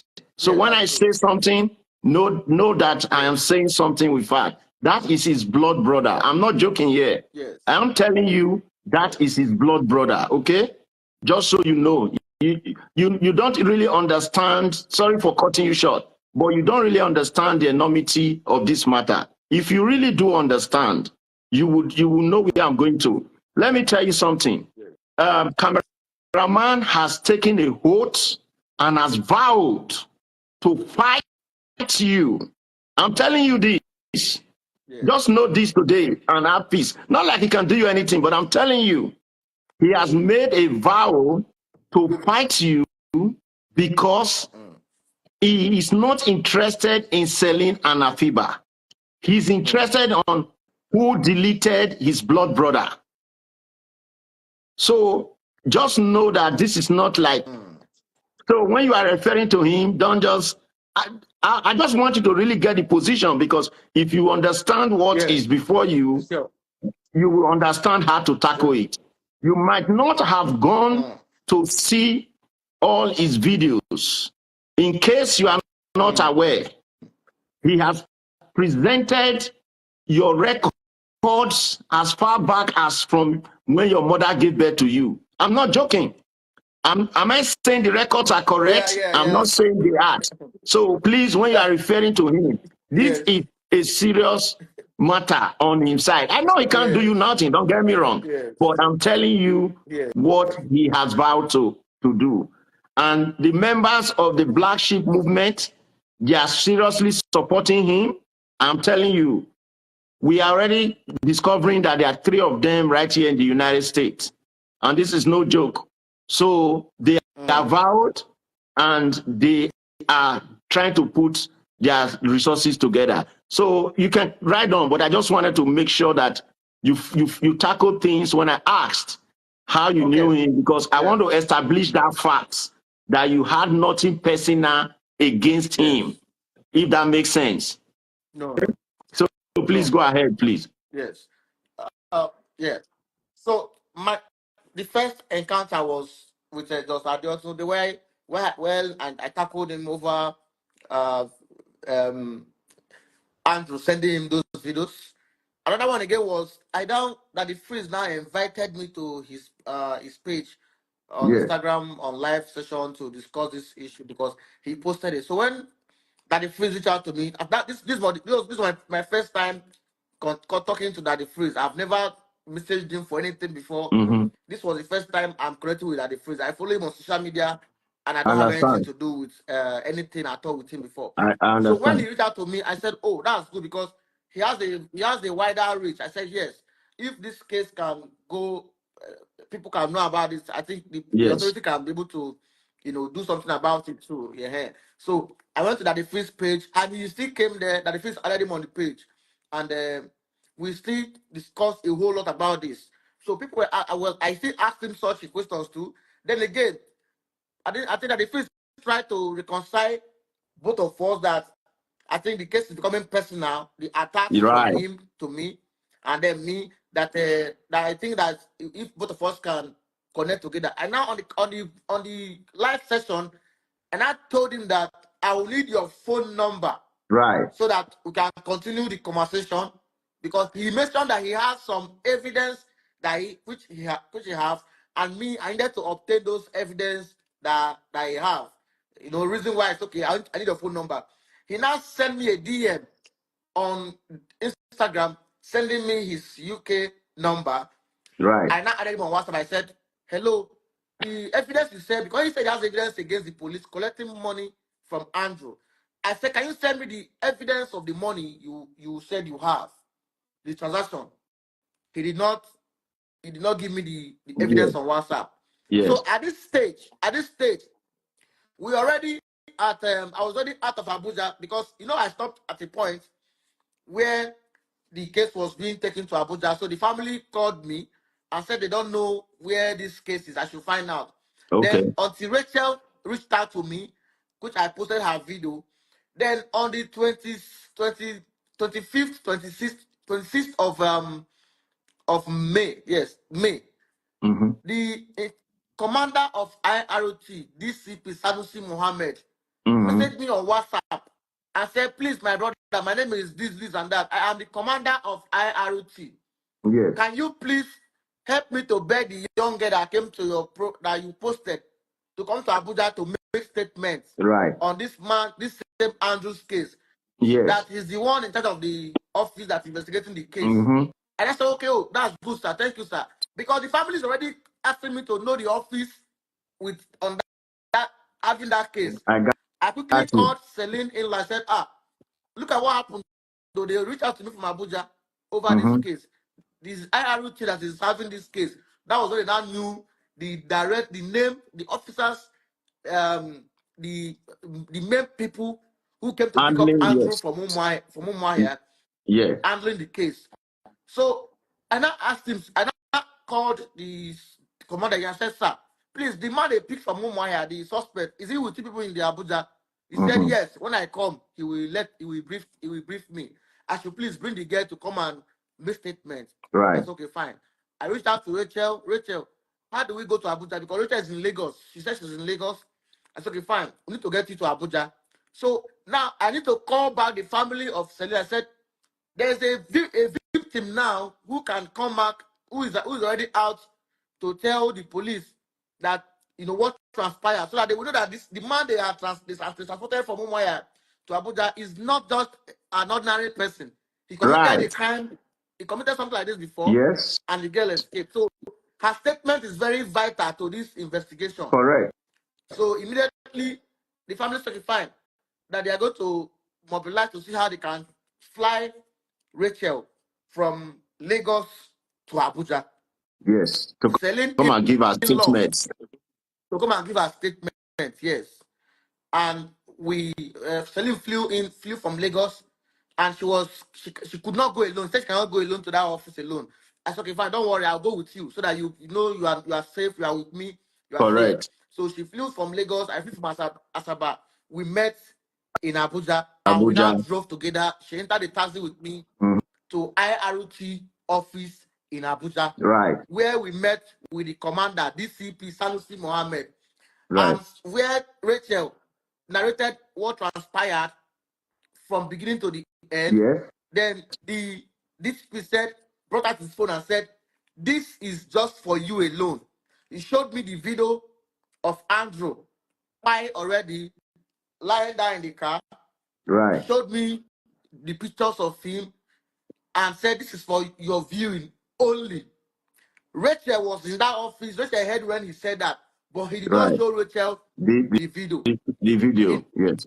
Yes, he now begged Rachel to please to make statements for them that if she's scared at all that this man is not coming again to Hot maybe her. do anything to her in Right. her hair, anything at all. That the man has already by and rest of Right. them.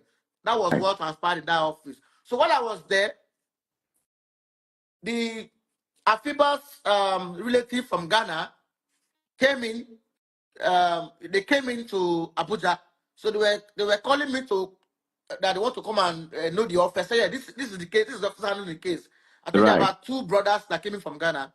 So I then told them to come to the IRT office. I wait for them. So Rachel left to the office where she made her statement.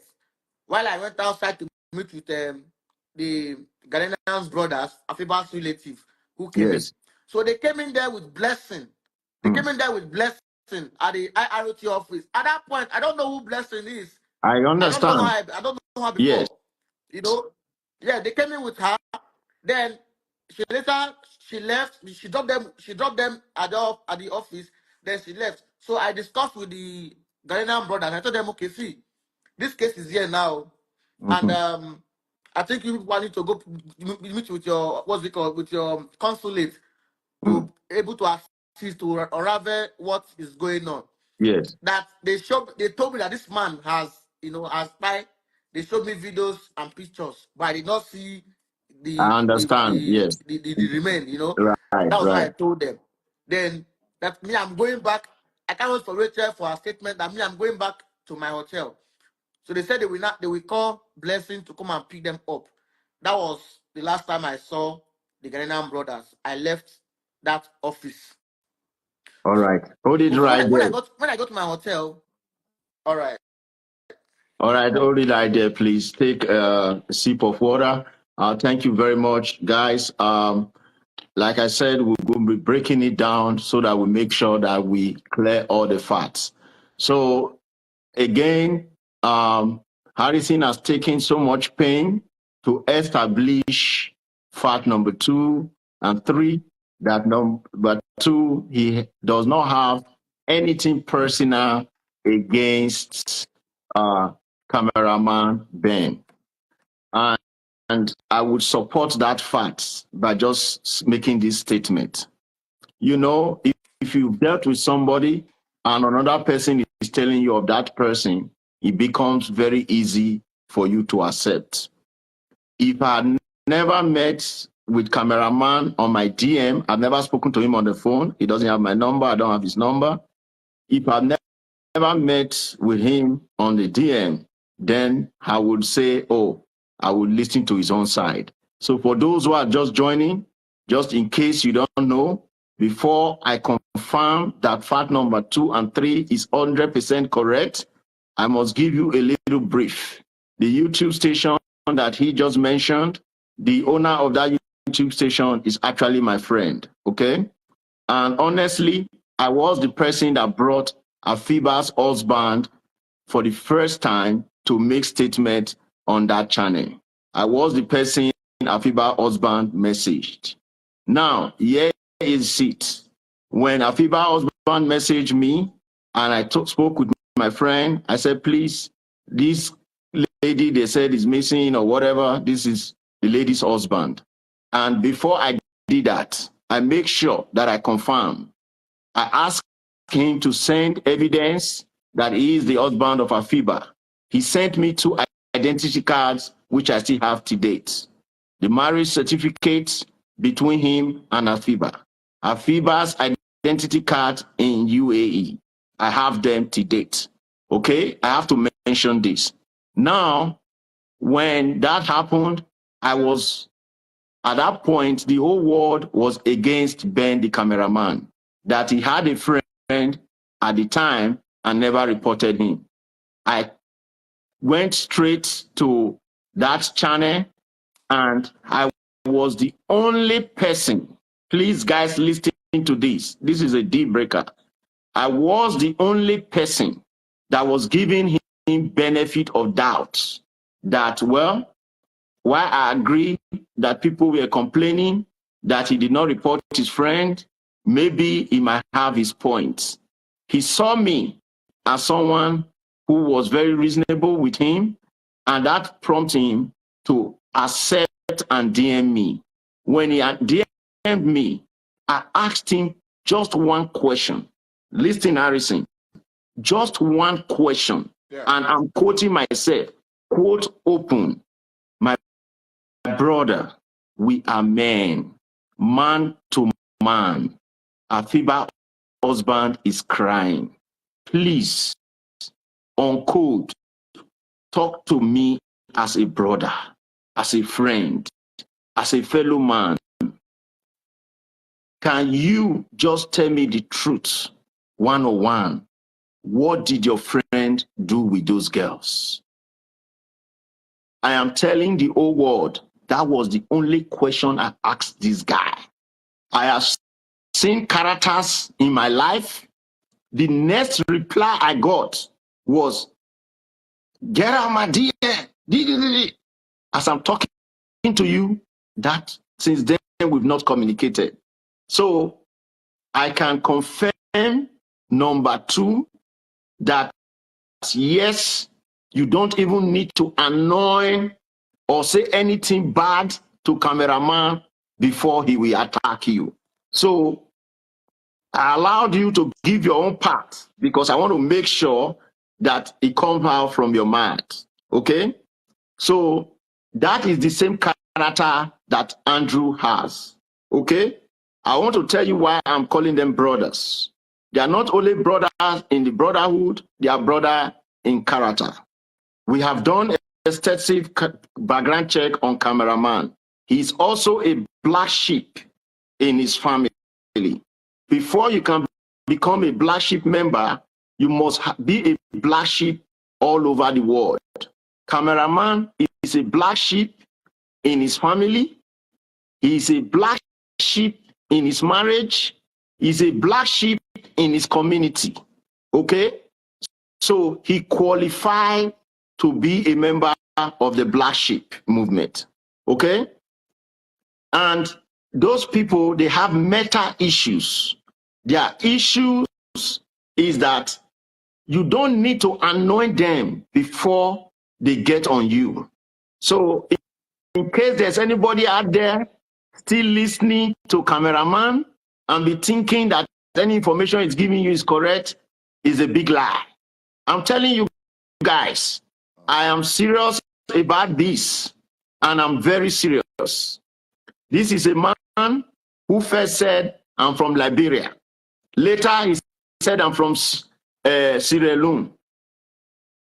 Now he's talking about body shaming when he doesn't even know me. So the point I'm trying to establish here is that Harrison, just in case, I'm speaking to those persons, those few persons that are still in doubt, to know that Harrison did not annoy this guy. Please, I'm confirming it. I'm not here to support Harrison. Harrison, if I have anything against that, I will tell him to his face. He's sitting right in front of me. But I'm telling you that Harrison did not annoy that guy because you don't need to annoy him before he attacks you. So that has been cleared. 2 and 3. 3 is that this, just so you all know, I keep emphasizing this. We are not interested in the police conduct. This is where people don't get it. Listen, guys, in case you are writing comments about Nigerian police and the rest, have established in my previous videos that, listen, there is no part of this world, even in the US, where we don't have bad air cops. Bad air cops are in every institution, okay? Yes, I agree. It might be more in some areas. I agree. So therefore, cameraman trying to emphasize the news of bad policing or bad air cops in Nigeria does not help this case. It's a distraction for this matter, as far as I'm concerned. The issue of policing, monies, or transfer of the black sheep money, those are the issues that the IG can handle because he has the power to clean his own organization. So therefore, we are not asking any questions, neither are we going into any financial questions. The reason is simple. Cameraman was only angry because their company, Black Sheep Movement, made some transfers to whoever and whoever. So he's interested in that money. Cameraman is not interested in selling an Afiba. So if any of you is going on his platform or giving him audience about money, this and that, you are losing focus. Please. So we are not going to go to that area. I have to say this because I don't want RC to mention anything concerning police. You are not a police spokesman. If he had problem with the money they pay to police, let him go and meet police directly. He has his pen and paper. He can write to the police, let the police explain to him. Okay? You are not the police. He has never said or confirmed, right? So I want you guys to understand this. Harrison, the next thing I would want you to just say yes or no is this. I believe that you never had a personal communication one-on-one with Andrew. True or false? True. Good. The reason why I asked that question is this.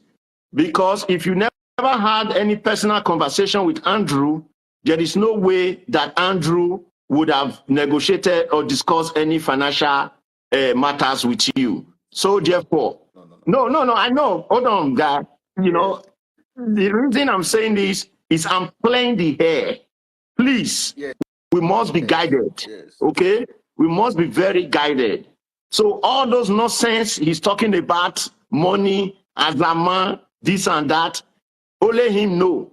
Where did he know that word Azama? He does not know that that word Azama is a key word by the Federal Bureau. I don't want to complete the word. Till today, there are secrets I cannot tell you.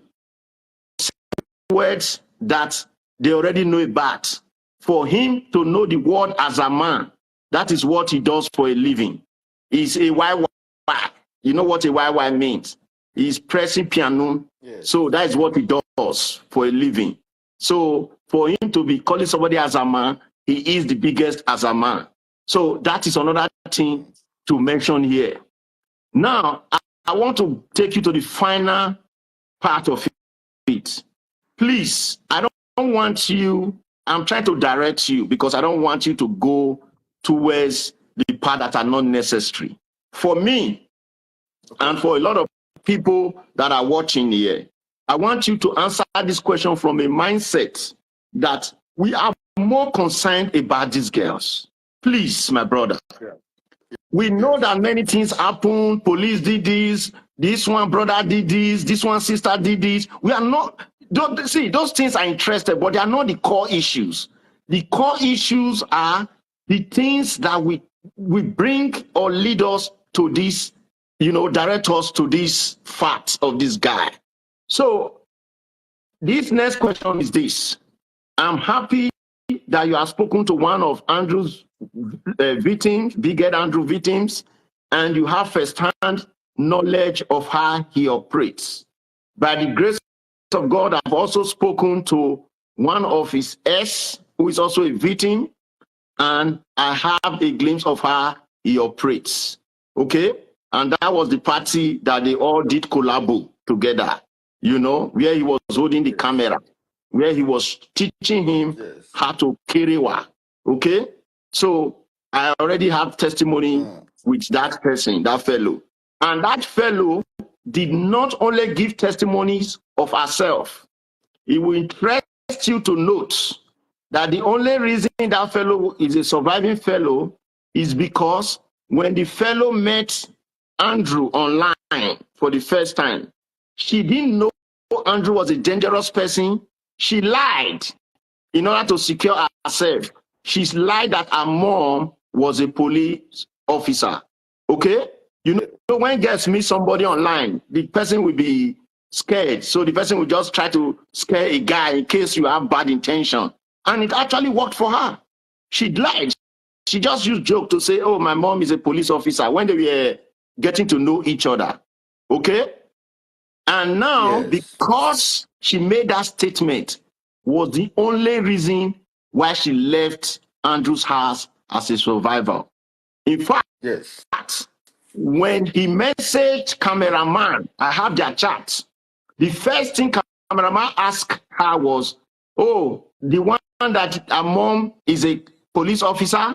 And then she replied, actually, my mom is not a police officer.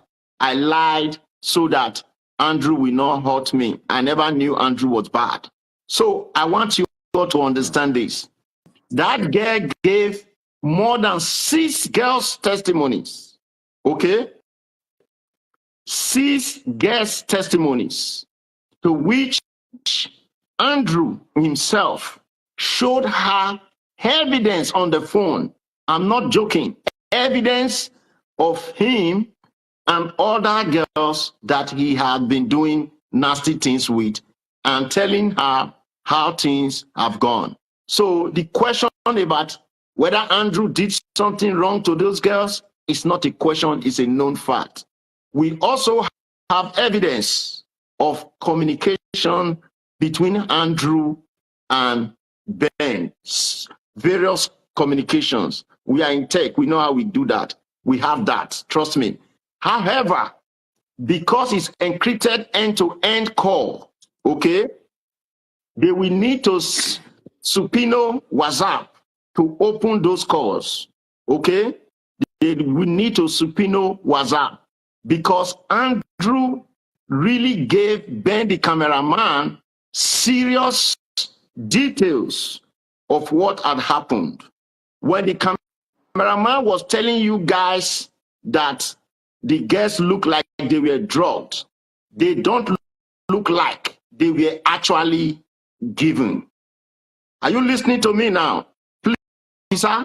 And then she replied, actually, my mom is not a police officer.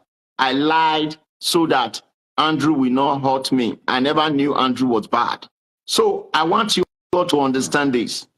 That girl gave more than 6 girls' testimonies. Okay?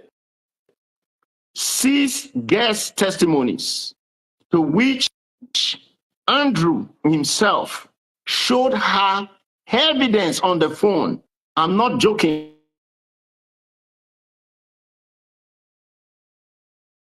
Evidence he had been doing nasty things with, and telling her how things have gone. So the question about whether Andrew did something wrong to those girls is not a question, it's a known fact. We also have evidence of communication between Andrew and Ben. Various communications. We are in tech, we know how we do that. We have that, trust me. However, because it's encrypted end-to-end call, okay, they will need to subpoena WhatsApp to open those calls, okay? They will need to subpoena WhatsApp because Andrew really gave Ben the cameraman serious details of what had happened. When the cameraman was telling you guys that the girls look like they were drugged, they don't look like they were actually given. Are you listening to me now? Please listen and listen attentively. If you go back to that video, a crime scene analyst have already written statements of that video, okay? Please, after this live session, do yourself some training. That video, the curtains were opened, okay? On that video, the curtains were opened. Light rays were coming from the side that Celine was sleeping, okay? The other side, another light rays was coming from the other side. A small cell phone was placed at the edge of the bed with the camera facing who was videoing and recording, okay? That camera and that scene was immediate Arrow, not Arrow IP, what they call it, Arrow IPP, you know, he just completed that action, okay? So I want you to understand that you will see movement on that video from Afiba. Afiba's tummy was still moving. Okay? You can see hair fluctuation. And anybody that is a medical doctor can ask or request for that video. You're going to see what we call abdominal breathing. Okay? She was actually breathing from the tummy side, not the chest area. Okay? So the reason I'm giving this information is just for the few persons who might have just a little doubts to understand that we have actually analyzed everything. Okay? Now, with that video and with all this being said, we ask that cameraman should bring out those persons that are actually working with the Black Sheep movement. The reason this is important is because the testimonies from other participants, I don't know of Rachel, if Rachel told you the same thing, because I know Rachel at the time visited him in Port Harcourt. The testimonies of other girls that have visited him is that he uses his house as a residential and a business center. He has persons that do work for him, movement. Sometimes some of them offer betting. So if they lose 2 bets, then they are gone. But there is a particular person, like in every organization, there is a particular staff that is closest to Andrew. And that staff, Ben Simon, the cameraman, knows that staff. He has been contacting that staff. He has information from that staff. He needs to channel his energy from Harrison to bring that staff to his live session, so that even if he's going to wear mask, we don't care. Let him wear mask. We don't care to know him. Let that staff come and tell us what he heard, what he saw in Andrew's house. Here is my question, Harrison. I know that you visited that scene sometime.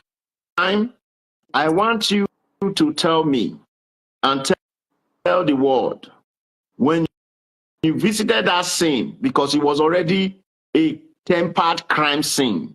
The reason why I said tempered is because in the United States, there's what we call first respondent. The officer that responds to an incident is called the first respondent. The first respondent is crucial to every investigation. And that is why in the United States, if you do any crime, even as little as beating traffic light, the officer that stopped you that very day is the officer that will represent the police in the courts of law. We know that the first officers that landed that scene were either the officers from Aba or from Umaya.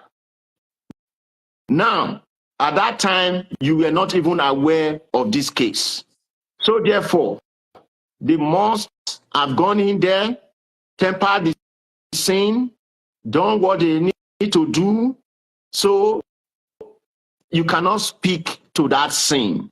So I want you to please know today that anytime they make anything online asking you about that scene, you cannot claim knowledge of it, because it was already a tempered scene that you walked into. Yes. Okay? So tell us your experience. How do you feel, or how did you feel when walking into that house with this mind as a human being that has blood on your vein, walking into a house or a company where you know that evil must have taken place here. Tell us how you feel and your experience. That will be your final question before you say what other thing you have to say. Okay. That's on the 3rd of June. On the 3rd of June. Yeah. The Celine's family were talking about that there's need for them to search Andrew's house and to know, at least to even get any clue. And this this incident happened April 27th, 28th, 29th of April. Yes. And we came in on the 3rd of June. On the 3rd of June. So meaning, like what you said, this whole stuff, something might have, everything would have, That date you So mentioned, when we got I to want that, to give information as you continue. Sorry, that date you yes, mentioned, just so you know why this is personal to me. I'm not supposed to announce my yes, dates out there. My yes, birthday fell yes. within that date you mentioned. Okay? My Oh wow. birthday. When Afiba's husband was mentioning the case to me, he mentioned my birthday. And I Yes. was mad. The reason I'm saying this is for Yes. those out there. Sometimes people ask, why are you Yes. so interested in this? Why are you taking it personal? So I just have to cut you. Sorry, sir. Go ahead. All right. When we got to that place, these officers are already the one investigating the case. I don't know much about them. Yes. But when I got to Abuja, in fact, why I went with them was because when I was in Abuja, where I took Rachel to, Mhm. I was making some posts on my page and I was pleading to people in Abia State. If you see anything, come out and say. Don't be scared. And that period, some soldiers were had issue with some people there, and they were by. So the state was somehow everywhere was Mhm. calm, and I was begging. I said, if you have anything, if you know anything about, if you see anything, just come out and say. I know there's a disconnect between the people and security, but I'm a civilian who is coming out now. At least most of you know me. If you have any Yes. information, just give to me. So I was in Abuja when somebody called me and said, the person is in abroad, and said that their family back in Aba saw some stuff, somewhere Right. in Aba there, and it would be nice if they come to verify it, but they're At not ready to least. come out to show us or show me.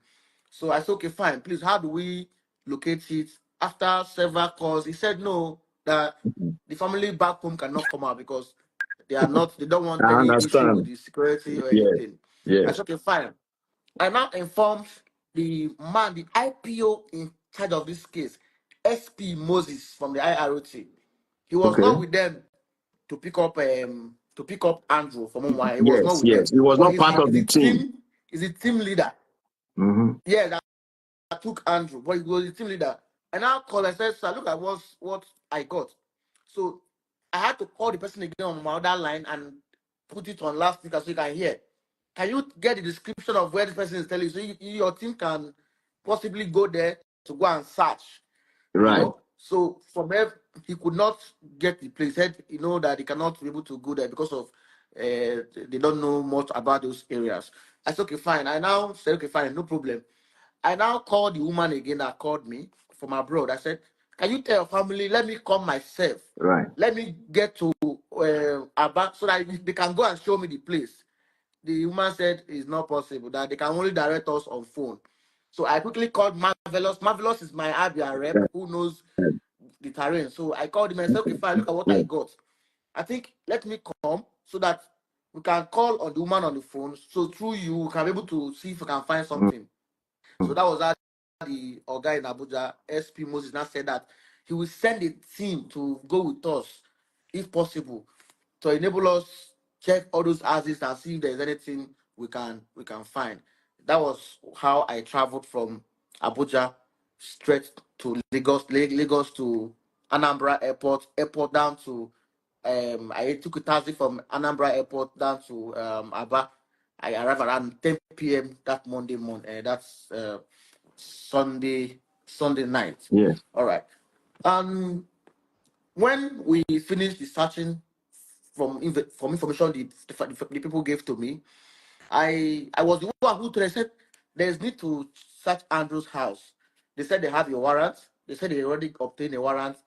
That if they said they even gone to search that house before.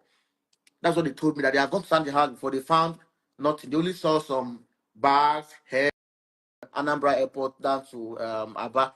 I arrived around 10 p.m. that Monday morning. That's Sunday night. Yeah. All right.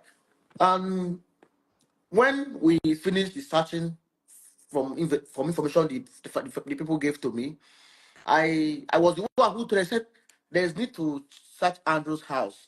They said they have a warrant. They said they already obtained a warrant. That if they said they even gone to search that house before. That's what they told me, that they have gone to search the house before. They found nothing. They only saw some bags, hairs, other stuff that they carried. That the ones then again the investigating team from Omoya anti-kidnapping also gave them some phones, some women stuff that they require from the house, which they have. I said, okay, fine. Is there any possible way for us to go to the house, possibly to check and see if there's any lead, anything at all to get? There are neighbors in that compound, the back of the compound, who can even give information. Right. They said there's no problem. So, but they were taking instruction before they could allow me to go with them. They were getting instruction from their office in Abuja if I can go with them. It's okay. You understand? Yes. So as the man, the guy called me and said, comrade, he calls me comrade, please, you are a civilian that you're not supposed to be going with us going with them on this journey, but because at least you are the one who posted the case on social media from that day one, and yes, that anything I see, I should let him know, report to him. I said, there's no problem, sir. There's no problem. Let's just go. So we went into that place. Immediately we went into that place, I have to start videoing from outside. I videoed the fence. It was the number. I videoed it. We entered the compound. And when I entered the compound, it was very quiet. It was very quiet. So we could not enter the place, but this was locked. So they have to follow through the back, the officers, to go and open the front door before they enter the house. But I didn't enter because I don't know what was inside the house, even though they said they have gone there before. Because I wasn't, for me, as a human, I have flesh, and I'm not this thing, I'm not a hair, so I have to be careful where I'm entering. So of course. I moved to the neighbor. I said, let's also ask neighbors question, I was asking them question, the old woman who lives in that compound. I said, this man living your neighbor, what do you know about him? He said the man doesn't even talk to. He said the man doesn't even talk to them. The man doesn't talk to them. That when he moved into the compound, he just hello. Even what he speaks, they don't hear. So they don't always interact with this man. But what he does is that he passed through his house, through their own compound, their own apartment, to go and on generator, because all of them have a generator house together. And once on a generator, the generator is a big generator. It makes noise. I don't even know what happens over there. The own is just everybody mind your business. Yes. But one thing that she knows is that at night she always hear GUN noise at night. Bang bang bang. And she has BP. The thing has already affected us twice. When she came back in the morning and asked what happened, a whole lot. So from there, we now moved into the house. The officers, I was with my phone. I made a video of all this. They moved into the sitting room. They checked. They said they have been there before. So they have been there and they found nothing.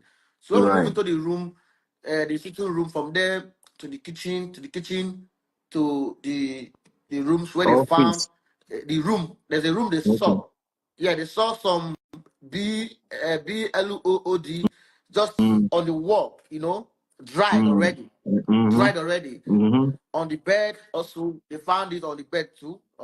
Then again on the handle of the door, there was a stain there too, dried already. Then the curtain, there's a curtain in that room too. You know, the curtain is two. The inner one, the white, the one at the inner one was already stained, dried, also, which they obtained. They took them and took them downstairs. Then there's a room that they said they did not access. One room, they did not access that room. So they had to call. They have to go back downstairs to tell the neighbor to please give them the phone number of the landlord to enable them break down that door, because you can't break down somebody's door without permission. So But at this point, they they not give should them hit landlord's it. number. Landlord they not gave them the lawyer who is managing the property. And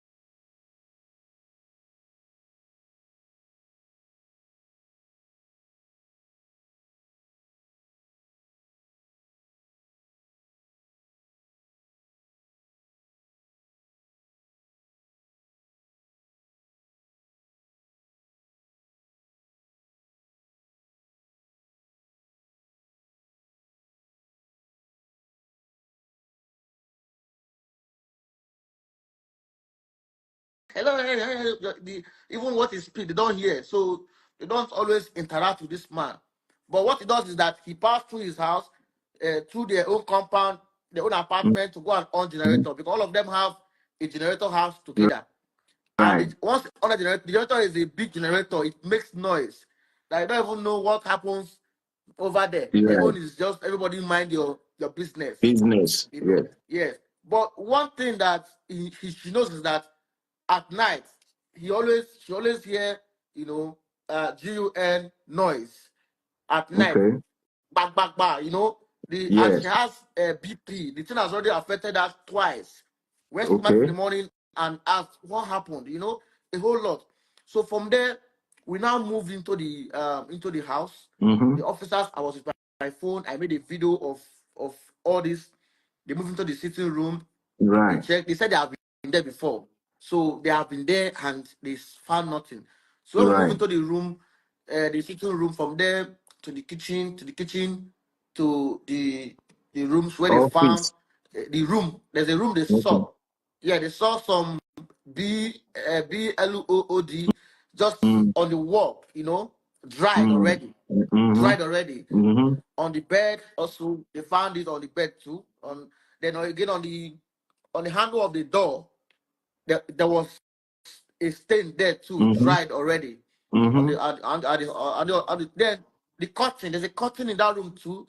You know, the curtain is two. The inner one, the white, the one at the inner, and asked what happened, you know, a whole lot. So from there, we now moved into the house. The officers, I was with my phone. I made a video of all this. They moved into the sitting room. They checked. They said they have been there before. So they have been there and they found nothing. So we moved into the room, the sitting room, from there to the kitchen, to the rooms where they found the room. There's a room they saw. Yeah, they saw some BLOOD just on the wall, you know, dried already. Dried already. On the bed also, they found it on the bed too. Then again on the handle of the door, there was a stain there too, dried already. Then the curtain, there's a curtain in that room too. You know, the curtain is two. The inner one, the white, the one at the inner one was already stained, dried also, which they obtained. They took them and took them downstairs. Then there's a room that they said they did not access. One room, they did not access that room. So they had to call. They have to go back downstairs to tell the neighbor to please give them the phone number of the landlord to enable them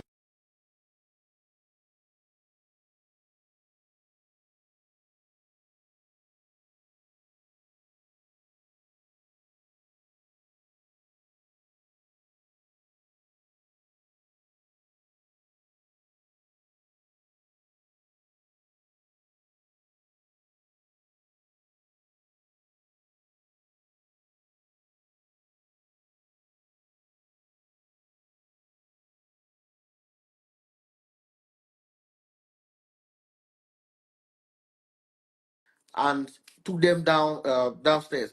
Then there's a room that they said they did not access. One room. They did not access that room.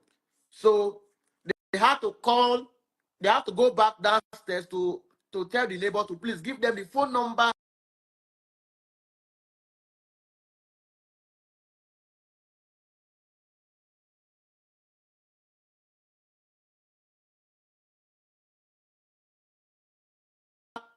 of the landlord to enable them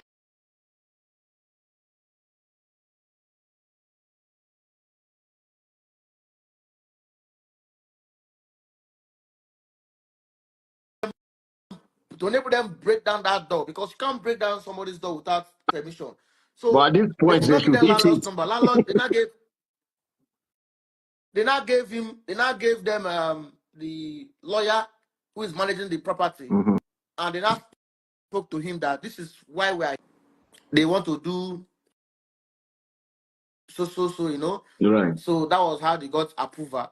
They came back and they were hitting the door with the leg with some iron until the door, they firstly opened that door. When they opened that door, that's where we now saw those lineup of okay, the other room has the lineup of shoes. But this room they opened, that's where they saw phones, some handsets in the room. So I did not send out those stuff they saw in that place. There are evidence I cannot post Of on course, social media. You yes, know, yes. because they discovered they discovered handsets there, They discovered tape. Rachel said the man sealed her mouth. They discovered the tape from that room. They discovered vibrator, medications like for energy, for men, for sexual stuff, and the rest of them. They discovered pouch, phone pouch, and the whole lot of female, both bangles and the rest of them. Yes, So what I yes. did was to snap these phones, snap these bangles. I was sending them to Tessie and Rachel. Rachel now said, yes, this is my pouch. This is my phone pouch. Yes, this is my phone. This is my SR, iPhone SR. I said, okay, fine. All this, I did not touch any of them. I just snapped them with the officers having them on his hand. I sent to them, and she confirmed all these things. I said, okay, fine. So that was how we left the house. And next thing again they did was, I don't know if I should say this.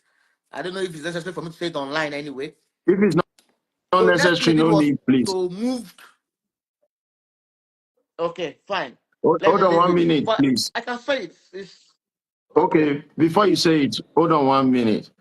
Please, in case you've not been following this case on this part, I want to confirm what Harrison has said. I've told you guys, if Harrison says something that I don't agree with, I'm here, I will disagree with him.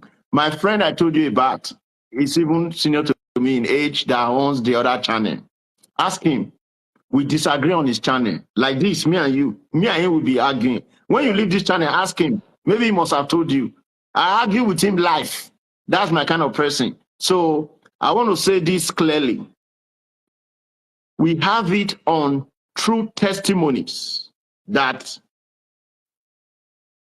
when the first respondent police got to Andrew's house, listen, guys, so that you not be misled by cameraman Ben. When the first respondent got to that house, they did not enter that house. Are you listening? They did not what? Enter that house. They walk the compound, and they told the sister or so of Celine to go, that they have to come back later. Are you guys listening to me? I know why I have to put that fact. Because when cameraman is telling you guys that the house that police have already searched months ago, you should know what and the lies he's given. Although cameraman has said that he has over 30 policemen came there to search the house, that he has CCTV cameras to show that 30 policemen searched the house. Till date, we are still waiting for cameraman to bring that CCTV camera from the backup server, okay, and show us the 30 policemen that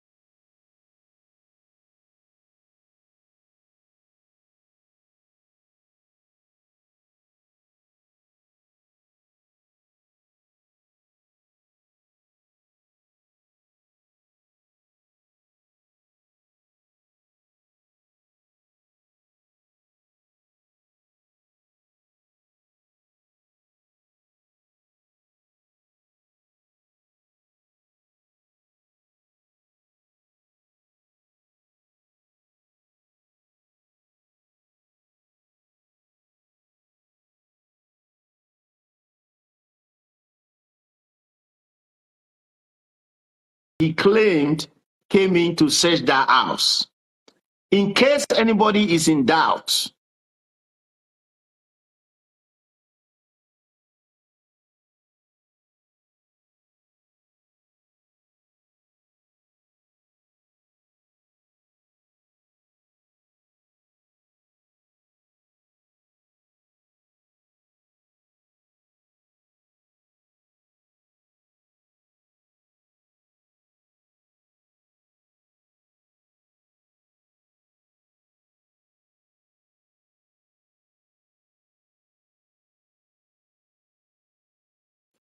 when they got there, you know, when you go to report in police station, some police officer, until you walk into that compound, you will not know who they are looking for.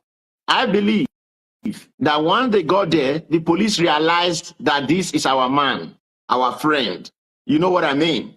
And because of that, when I mean friend, don't get me wrong, I'm not roping the police. I'm saying, you know, some people, when they live in a community, because of the evil they do, they go very close to the police quickly around that area, and they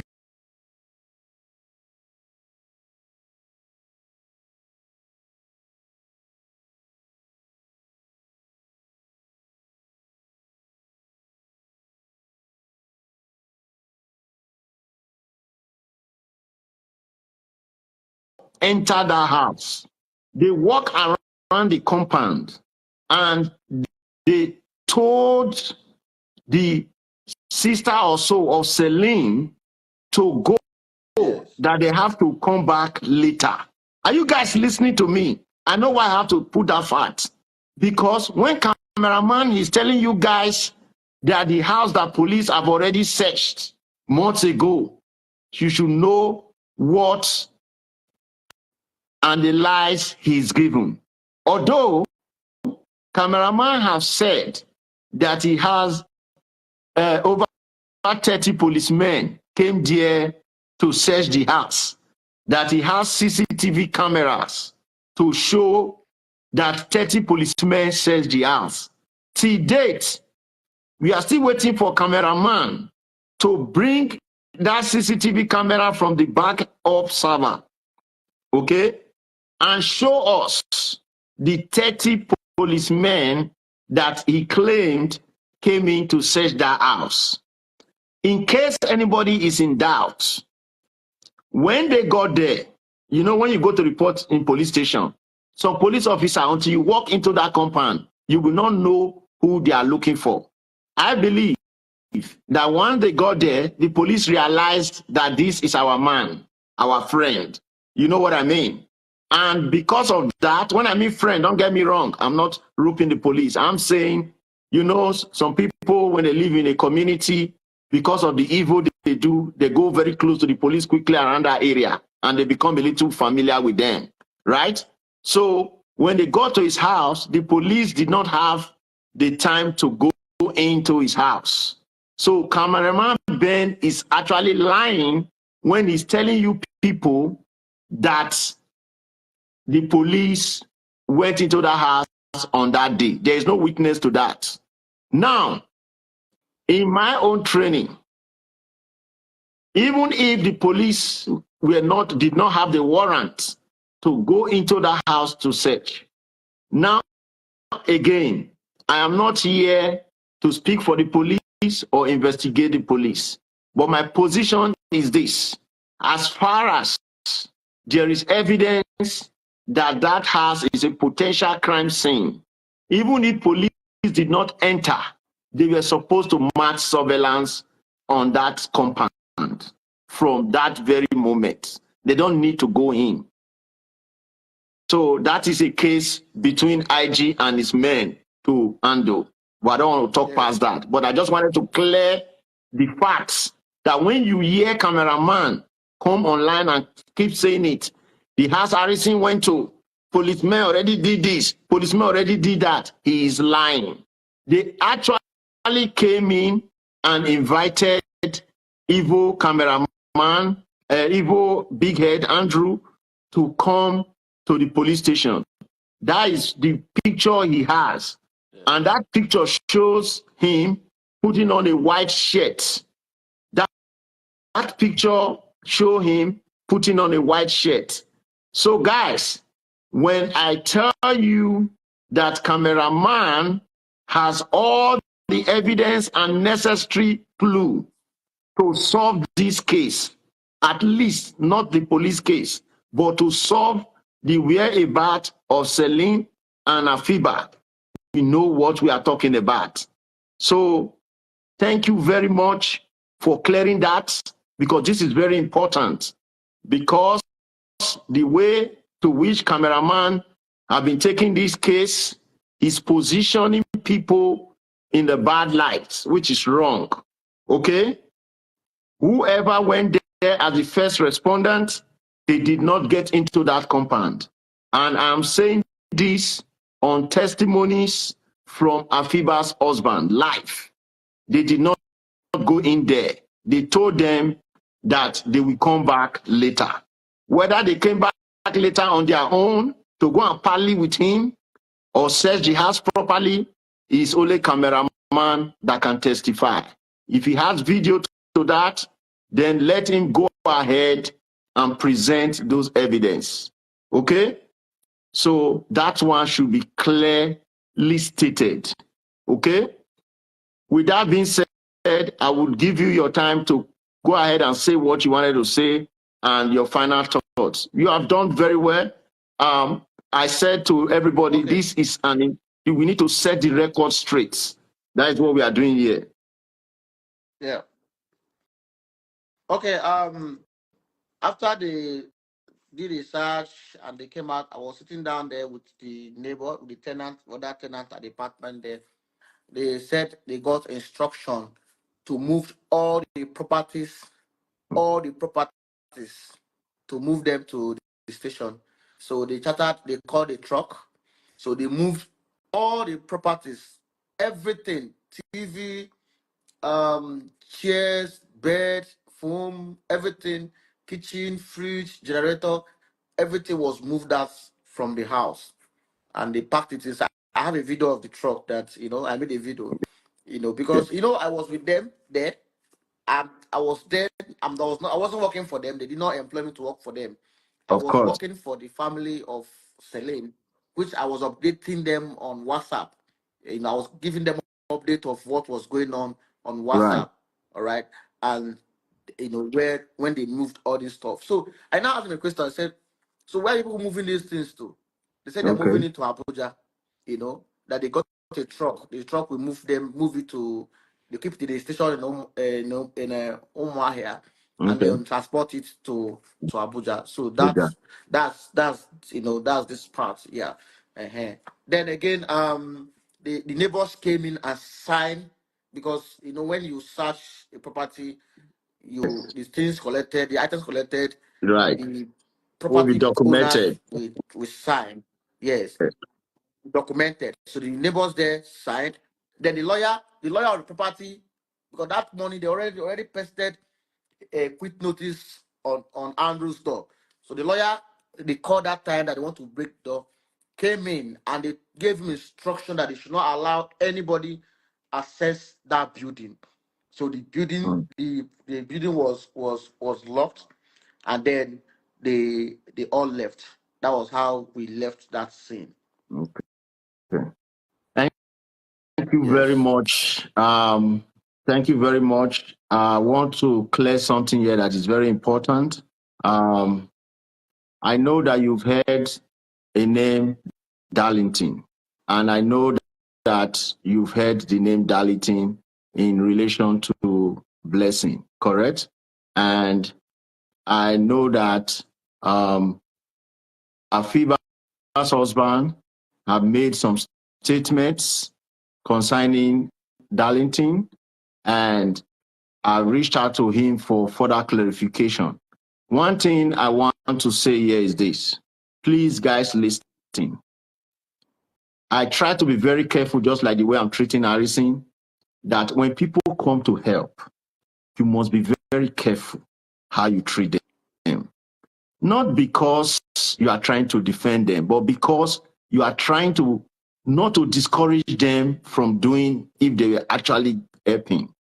One thing I realized was that whoever that Harrison is, based on what we've been hearing online and the information that we presented, one fact that I have been made to understand was that there was need for money, and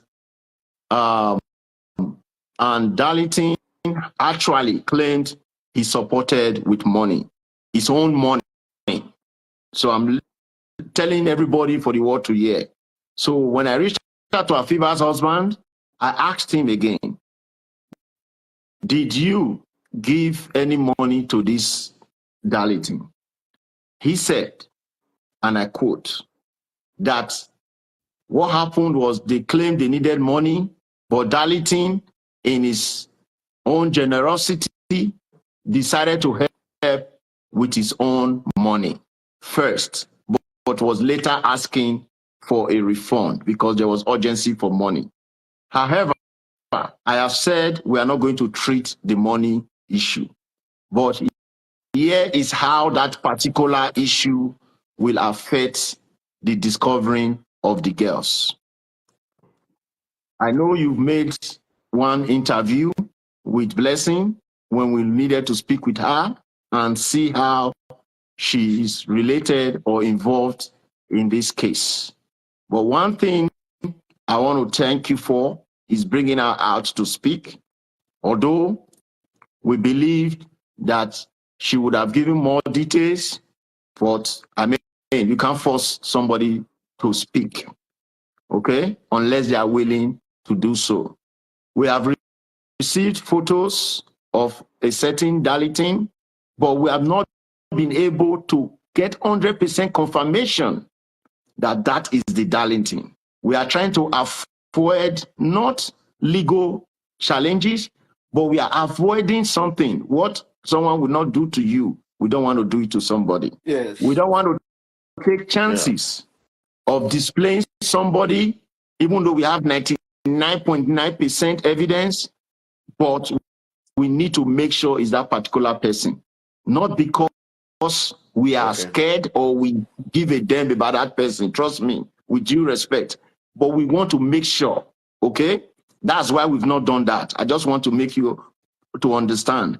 When we wrote some episode pointing to that person, as usual, cameraman quickly picked our episode and did his own guesswork and displayed somebody, okay? We are not answering him because all he have been doing is he come to our station in the morning time, gets information, and when he gets information from us, he will go back to the station and say, we are releasing information, we are releasing information. So he's being clever by half, okay? Now, I just want to ask, do you be very sincere about this? I know you never knew whoever the Daltin was before this case, but somehow you might have seen him now or heard of him. Do you, by any chance, have any association with Daltin? Okay, I don't know any Daltin. I don't even know Blessing. It was from your page I got to know about who Blessing is, you know. Then she now messaged me on Instagram and said, I'm the one you saw at the IROT office in Abuja. I said, okay, you are the one that even mentioned on the page. I don't even know anything about Blessing. You know, I only know that they only told me that a friend of Celine, Afiba and Celine wrote petition to IG office. They told me, you know, but I didn't take notice that it was the same girl I saw at the IROT office the day I took Rachel to go and make statement. Yes. Until you posted about her several times, and then later she messaged me on Instagram. I said, oh, okay, this is the Blessing. So she now called me and narrated her own part of the story. Yes. You know, and said, this is who I am. That why would she be coming out to social media? People started threatening her and the rest of it. She doesn't want to come out. You know, I have to beg her. I said, no, you coming out to social media is not coming. You're not using your friend's appearance for anything, or It's just for you to clear. People need to Play know yourself. what happened. Yeah. These two Mm-hmm. girls left your house. They left your house on so day, and the next day they got missing. They were They kidnapped. have not heard from Yes. them. And Yes. you are the one who received information about them being being missing. So there's need for you to just give us, because you are the one who have the first story, who could tell us, straight up Exactly. what Yes. transpired between Yes. you and them, so that everybody will have, because everybody's speaking for you. We don't know what happened. A video was posted online, sent to me, which I posted, where you made a video of them traveling. What happened? Why did you make such a videos? So I pleaded to her, can you go live here or there? Mm-hmm. Maybe that the freeze or you. Mm-hmm. She said she's comfortable coming on live with me. Okay, so okay, Mm-hmm. fine. Can we schedule a date? Before I could get out to my page, it was difficult. Then again, she told me some things which I may likely not share here, No, because it's okay. about You issues she can had keep with it the to family. yourself. Yeah. So she told me she had issue with them on the WhatsApp group they created on Mm. the WhatsApp, Celine and Afiba's family. She had issue with Afiba's husband. Reason why she decided to be on her own, because she doesn't want to get involved any longer. But she was on her own praying for the safe return of her friends who got missing. So that was what happened. Then again, I asked about the boyfriend. You know, I asked about the boyfriend. She told me that I don't know. I don't know about the. I don't know. I don't even know the boyfriend's name. She said her boyfriend got involved in the matter when she was discussing it with him. That, see, look at what happened. So it was the boyfriend that just helped her to just make some calls. She now do a written petition on her own, which she Yeah. submitted to the police. That they rejected it because it was not well detailed. It was rejected. That was how she got the man involved. And the boyfriend is now even angry because they are now, dragging him into all this whole stuff. And I said that's how it is. Because of friends are missing, humans are involved here. If Right. they drag you inside, you have to bear it. That's how life is. I told her all this. And reason why she has to come on live and try to share a little story of what transpired. That life she shared. After that life, a lot of attacks also came, because she sent me evidence of it from the other family.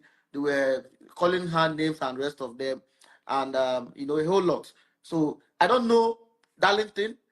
I think I saw a flyer, a picture. Somebody posted it and said Darlington, Labour Party logo was on the listing. I said, is it this? I think this is the man there. I heard that. I know this is the is this Blessing's boyfriend?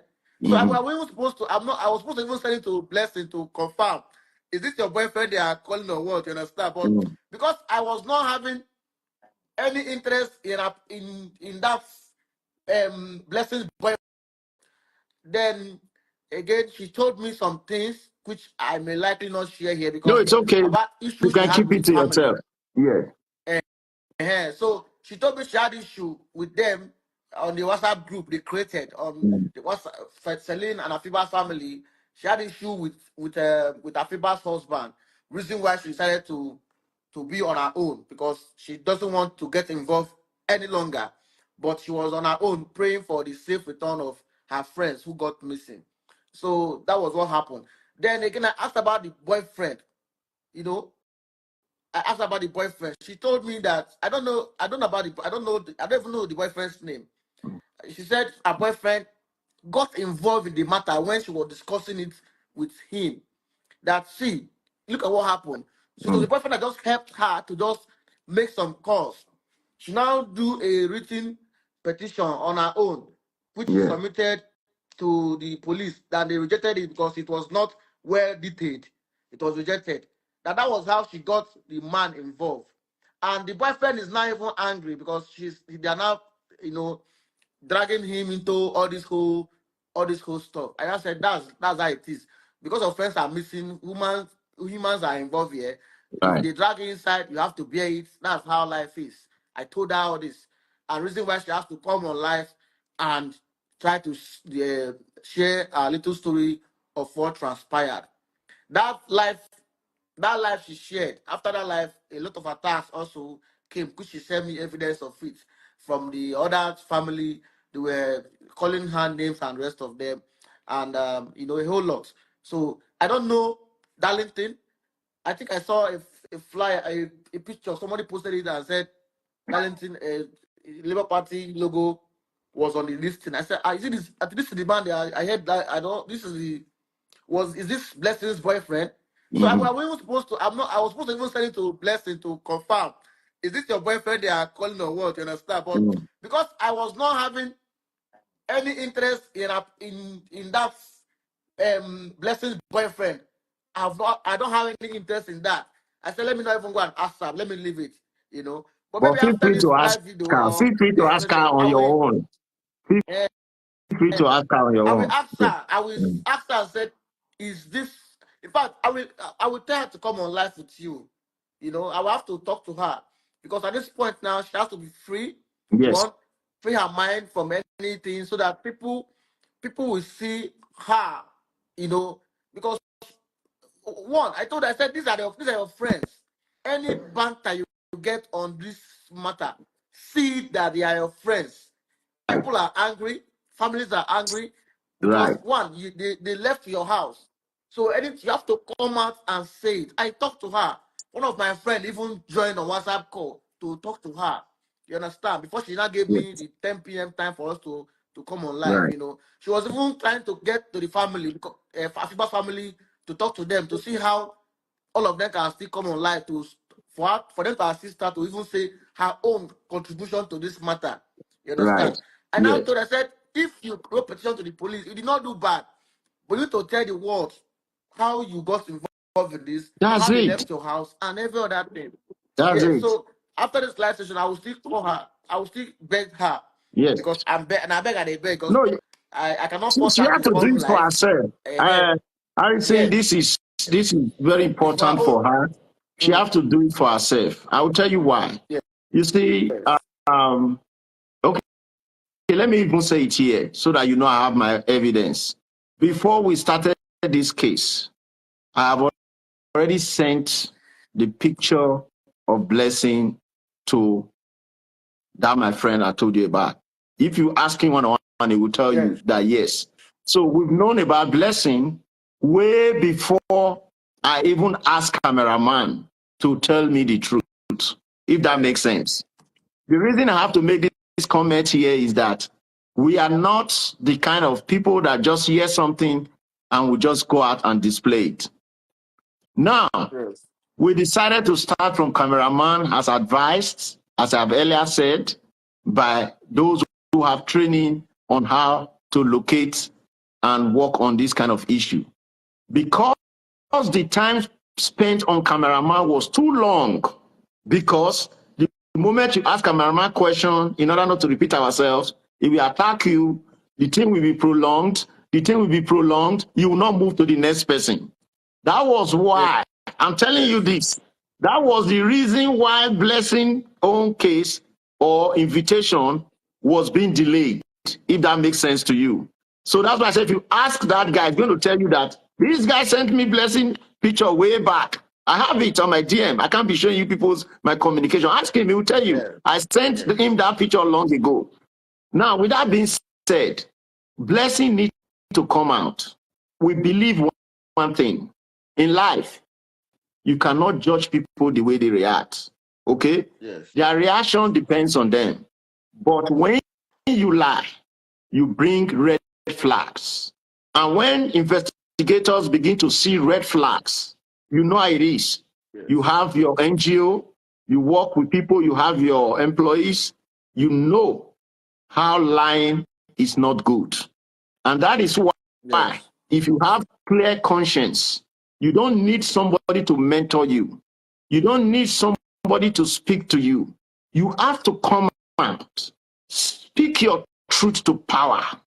When you do, if there was anything you could have done better, the highest that will happen, oh, why didn't you do this? But then it will be clear that you don't have hand on this issue. Because as it stands today, to be yes, truthful, what Blessing is trying to do is actually positioning her right now in a bad light. I'm telling you this truth. because public opinion on Blessing is not looking good so far. And to the extent that even you that interviewed her, because you interviewed her sincerely, the way you spoke with her, some persons are even beginning to want to be with Blessing when you were doing an honest job. Okay? So we encourage you, Blessing, if you are watching, nobody's against you. This is not a media stunt. Come out, tell your story, and be free. Okay? Thank you very much, Harrison, for spending your time. I'm gonna get your WhatsApp number and call her and add you up, and let's see how connect her to you and let her come, because I love the way you ask questions, and that's truth. I must commend you, and I think if she comes on live with you, she can be able to answer a whole lot. Yeah, a whole lot. She will ask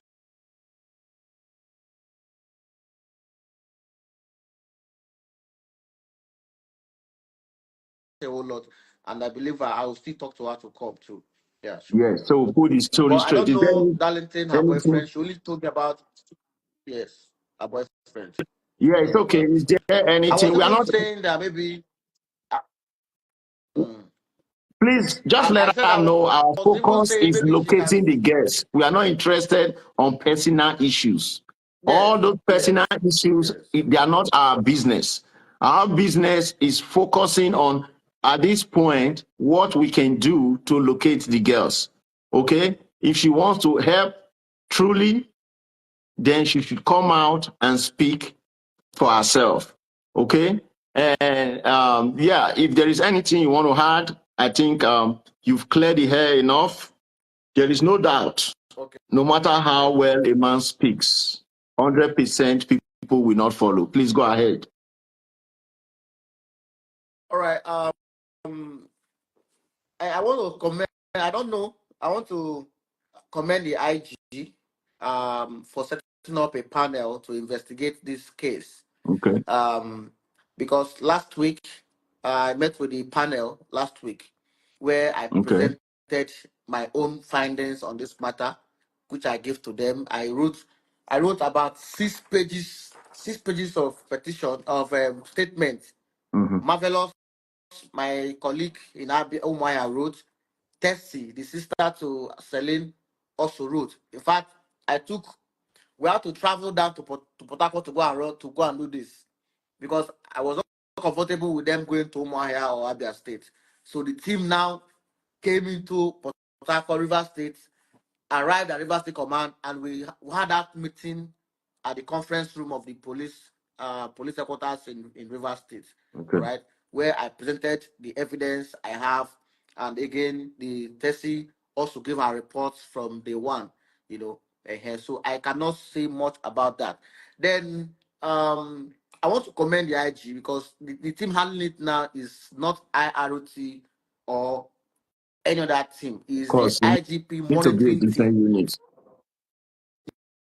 Yes, IGP monitor, the one handling this matter now, and the man in charge. We've gone through the man's background check to see if the person is capable, and we see that, I don't know, maybe people may change, but the man I know is a man who I feel has done more job like that in the past and gave a good report of what transpired. So I want to commend the IG for setting up that panel. But again, too, with your platform, too, my platform, and every other platform, let us beg the police to, because the delays in this I was going there. It's kind of, they are delayed. You took it off my mouth. So, I was going there because now that you are commending the IG, that was the next word I wanted to ask you, because I know that they gave us. Go ahead, please. They gave the word 2 weeks to get this thing out, and I know that it's not really easy for them to travel from Abuja to Port Harcourt. It took them almost 2 days, So coming down to Port Harcourt, they can't do anything that day. We have to wait. We spent about 2 days in Port Harcourt, 2 days in Port Harcourt, and then again from there they have moved in different states. They have moved a whole lot. It's being done. Then again, locating Celine and Afiba, they are also working on that aspect too, because they, they are persons they have already gotten fact information from which they are working on. I so much believe that it's my prayer that we get to know about the whereabouts of these two girls. I want to state here that the information I received from about the remain of that stuff that they recovered is, I said it earlier, I said it's not certain whether it's for this Yes. or for that. I don't know who owns that remains, but it was not the police who discovered it. You said it. That's why when I saw that maybe police people planted anything there, no, it was even the call I got was how the thing came up, and we went there. And for us to even locate it, it was farmers who were working there in that community that showed us, that said something is there. When we got there, we perceived and then we got the ambulance, evacuated it. I paid everything and the rest of them. So it wasn't the police who took me there. A call I got was what took us to that scene. So I never said that one is for A or B. None of them. I didn't say that. And I said medical examination will be determined to know the actual owner of that remain. So blessing. Cameraman has already told us. Listen, my friend. Cameraman has already told us that is not their body. So we want to know from cameraman, in case you are watching us.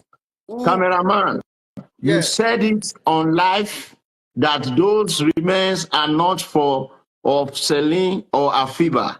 So which we are happy you mentioned it. So since you know too much, to the extent that you even know which one is theirs and not theirs, we are also inviting you, cameraman, to tell us what happened, because you know. Go ahead. On the cameraman too, I won't cameraman too. I can boldly say it here that his name is already on ground. He cannot run anyway. He can't run. He can't hide. And there's no way on this case. He must be brought to book on this case. That's for sure. That's for sure, because his name is already there. He's the one who have all details about these girls currently. He's the one who have them. So he must be brought in to tell. Yeah, it's not hard. And I believe the police too are working on that to see how, because he has to be there, he has to come. It's not something you have to do online or anywhere. He has to, even if you are the dullest, even if you are the primary 1 or primary 6 police officer in this life, someone who have all these facts, is it not the person you're supposed to first of all invite? He knows the body, he knows the money, he knows the location, he has the communication. So this is not a target. This is the truth. So I expect the IG to even give him personal invitation. I'm not joking. That we can help publish self online. It should come that the police is inviting him because he knows too much. He should come and give those answers. Please, this is not a question of anything. These are facts. He need to come and give those facts. He have been holding details because he thought that he was going to use. You see, this is what people don't understand finally. See, cameraman is not only fighting for his friend. He thought that this incident will make him promote his stupid and corrupt channel that he's trying to use as a news channel. That was why he was telling everybody, I have all the information. I have this. I am the one that give this. I am the one that give that. Now you are the one that say you have all this information. Why will the police not invite you? I have told people, whether you live in the United States, whether you live space or anywhere, no police is too clever. In the abroad you are talking today, police strike by tips. Police strike by what? Tips. No police is too clever. If something happened today in our local community here, with all the technology we have, police will still beg. If you see something, please come forward. So therefore, since cameraman has claimed that he has seen everything, he needs to come forward. Please go ahead. So lastly, I'm seeing some comment that Afiba's brother is accusing me of something. No. Yes. No. I left them in Abuja because I was sorry, sir. Let me clear it so that it will. Go ahead. I left them. After the IROT officer, I met them that day. I left. When I got to my hotel, I received threat messages, emails, sending me threat messages, and I thought it's wise for me not to even be in Abuja again that day. And that was the day I published about that. I was told that Andrew has been by. A lot of threats came into my DM, and I left. I even left Rachel because Rachel, I was supposed to go back to Rich. I was supposed to get Rachel back and take her back to either Lagos or let her fly to Lagos, where I fly back to Asaba. So Rachel was at that office till 9 p.m. So I got to my hotel around 8 something, around 7, 8 something. And I was supposed to link up with the Ghanaian brothers the next morning in their hotel, and they called me, and I said, my brothers, me, I don't go Lagos, so I was being threatened. I cannot be able to attend to you guys. So I left Rachel too. I traveled, I flew, instead of going to Asaba, I flew to Lagos, and Lagos, I moved to Abuja. So before I now even booked tickets for Rachel to leave Abuja to Lagos. So that was the reason why I did not link up with Afiba's brothers the next day. Okay, save your strength, because I want to tell you what is going on regarding the allegation, because you brought it up. I want to tell you that I'm aware of him before he came on live. I will tell you what happened. As of today, the only party that has my WhatsApp, and the next person will be you, was Afiba's husband. Listen, let me tell you something. I was in my office, and a fellow left a voice message on my phone, okay? And the fellow is within the United States, and we have been able to pull the record of that person's name, okay? So in case if he's listening to me, you introduced yourself, but sometimes you people just do things you don't even know who you are dealing with. So I've already gotten your full name. I can place your name right now, you'll be shocked. So, and where you are calling from. And the fellow called and said he is the eldest brother of the family of Afiba, okay? He claimed to be in the United States, and we already have that information. Now, he claimed that he's reaching out because he got my contact from Afiba's husband. Although Afiba's husband gave him my contact without first getting clarification from me, but I don't mind, okay? Then I realized that that number is also associated with a certain Ghanaian woman who is currently the PA of the spokesperson for Ben, okay? Cameraman. Cameraman Ben currently has a lady who is currently residing in the United States. This is not about religion, but just to let her know we already have her details. She is in the United States, and she have contact with cameraman. She is the lady that always moderates in cameraman's channel, okay? That lady, somebody just pasted her name there. That is her Instagram name. We have her legal name already. So that lady was the person that contacted Afiba's family, okay? I want you, Harrison, not to take it personal. That lady has been able to convince Afiba's brothers against you. So save your strength. Okay. You know what I'm saying? Save your strength is, no matter what you are saying here, we understand what is going on. So that person is trying to instigate the family of Afiba, Nigeria, not every family member anyway, against you, okay? So you should just understand that. So, but however, the brother did not perform exactly well. So please just take your hand off that guy, okay? Because we still give the guy one more bar of life, because he said... Because I, sorry, because for me, out of annoyance, I said, oh, wow, you guys are working with somebody who is even indicted in this case.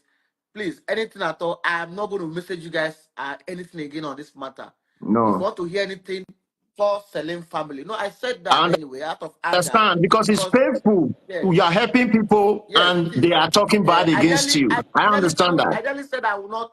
When the panel called me to come and submit my facts and evidence I got, I nearly said I will not go. But Selim in-law called me and said, please go with Tessie. You understand? I said, how can I be doing that? And people are, I said, okay, fine. So that's just it. So I felt bad and I have to message. I said, please don't contact me again on this matter. Please connect with the other people, get anything you want to get with them.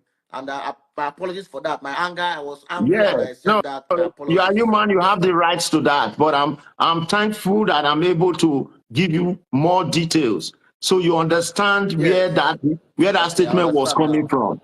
And now, cameraman will be hearing for the first time that Afiba family actually called me in the United States.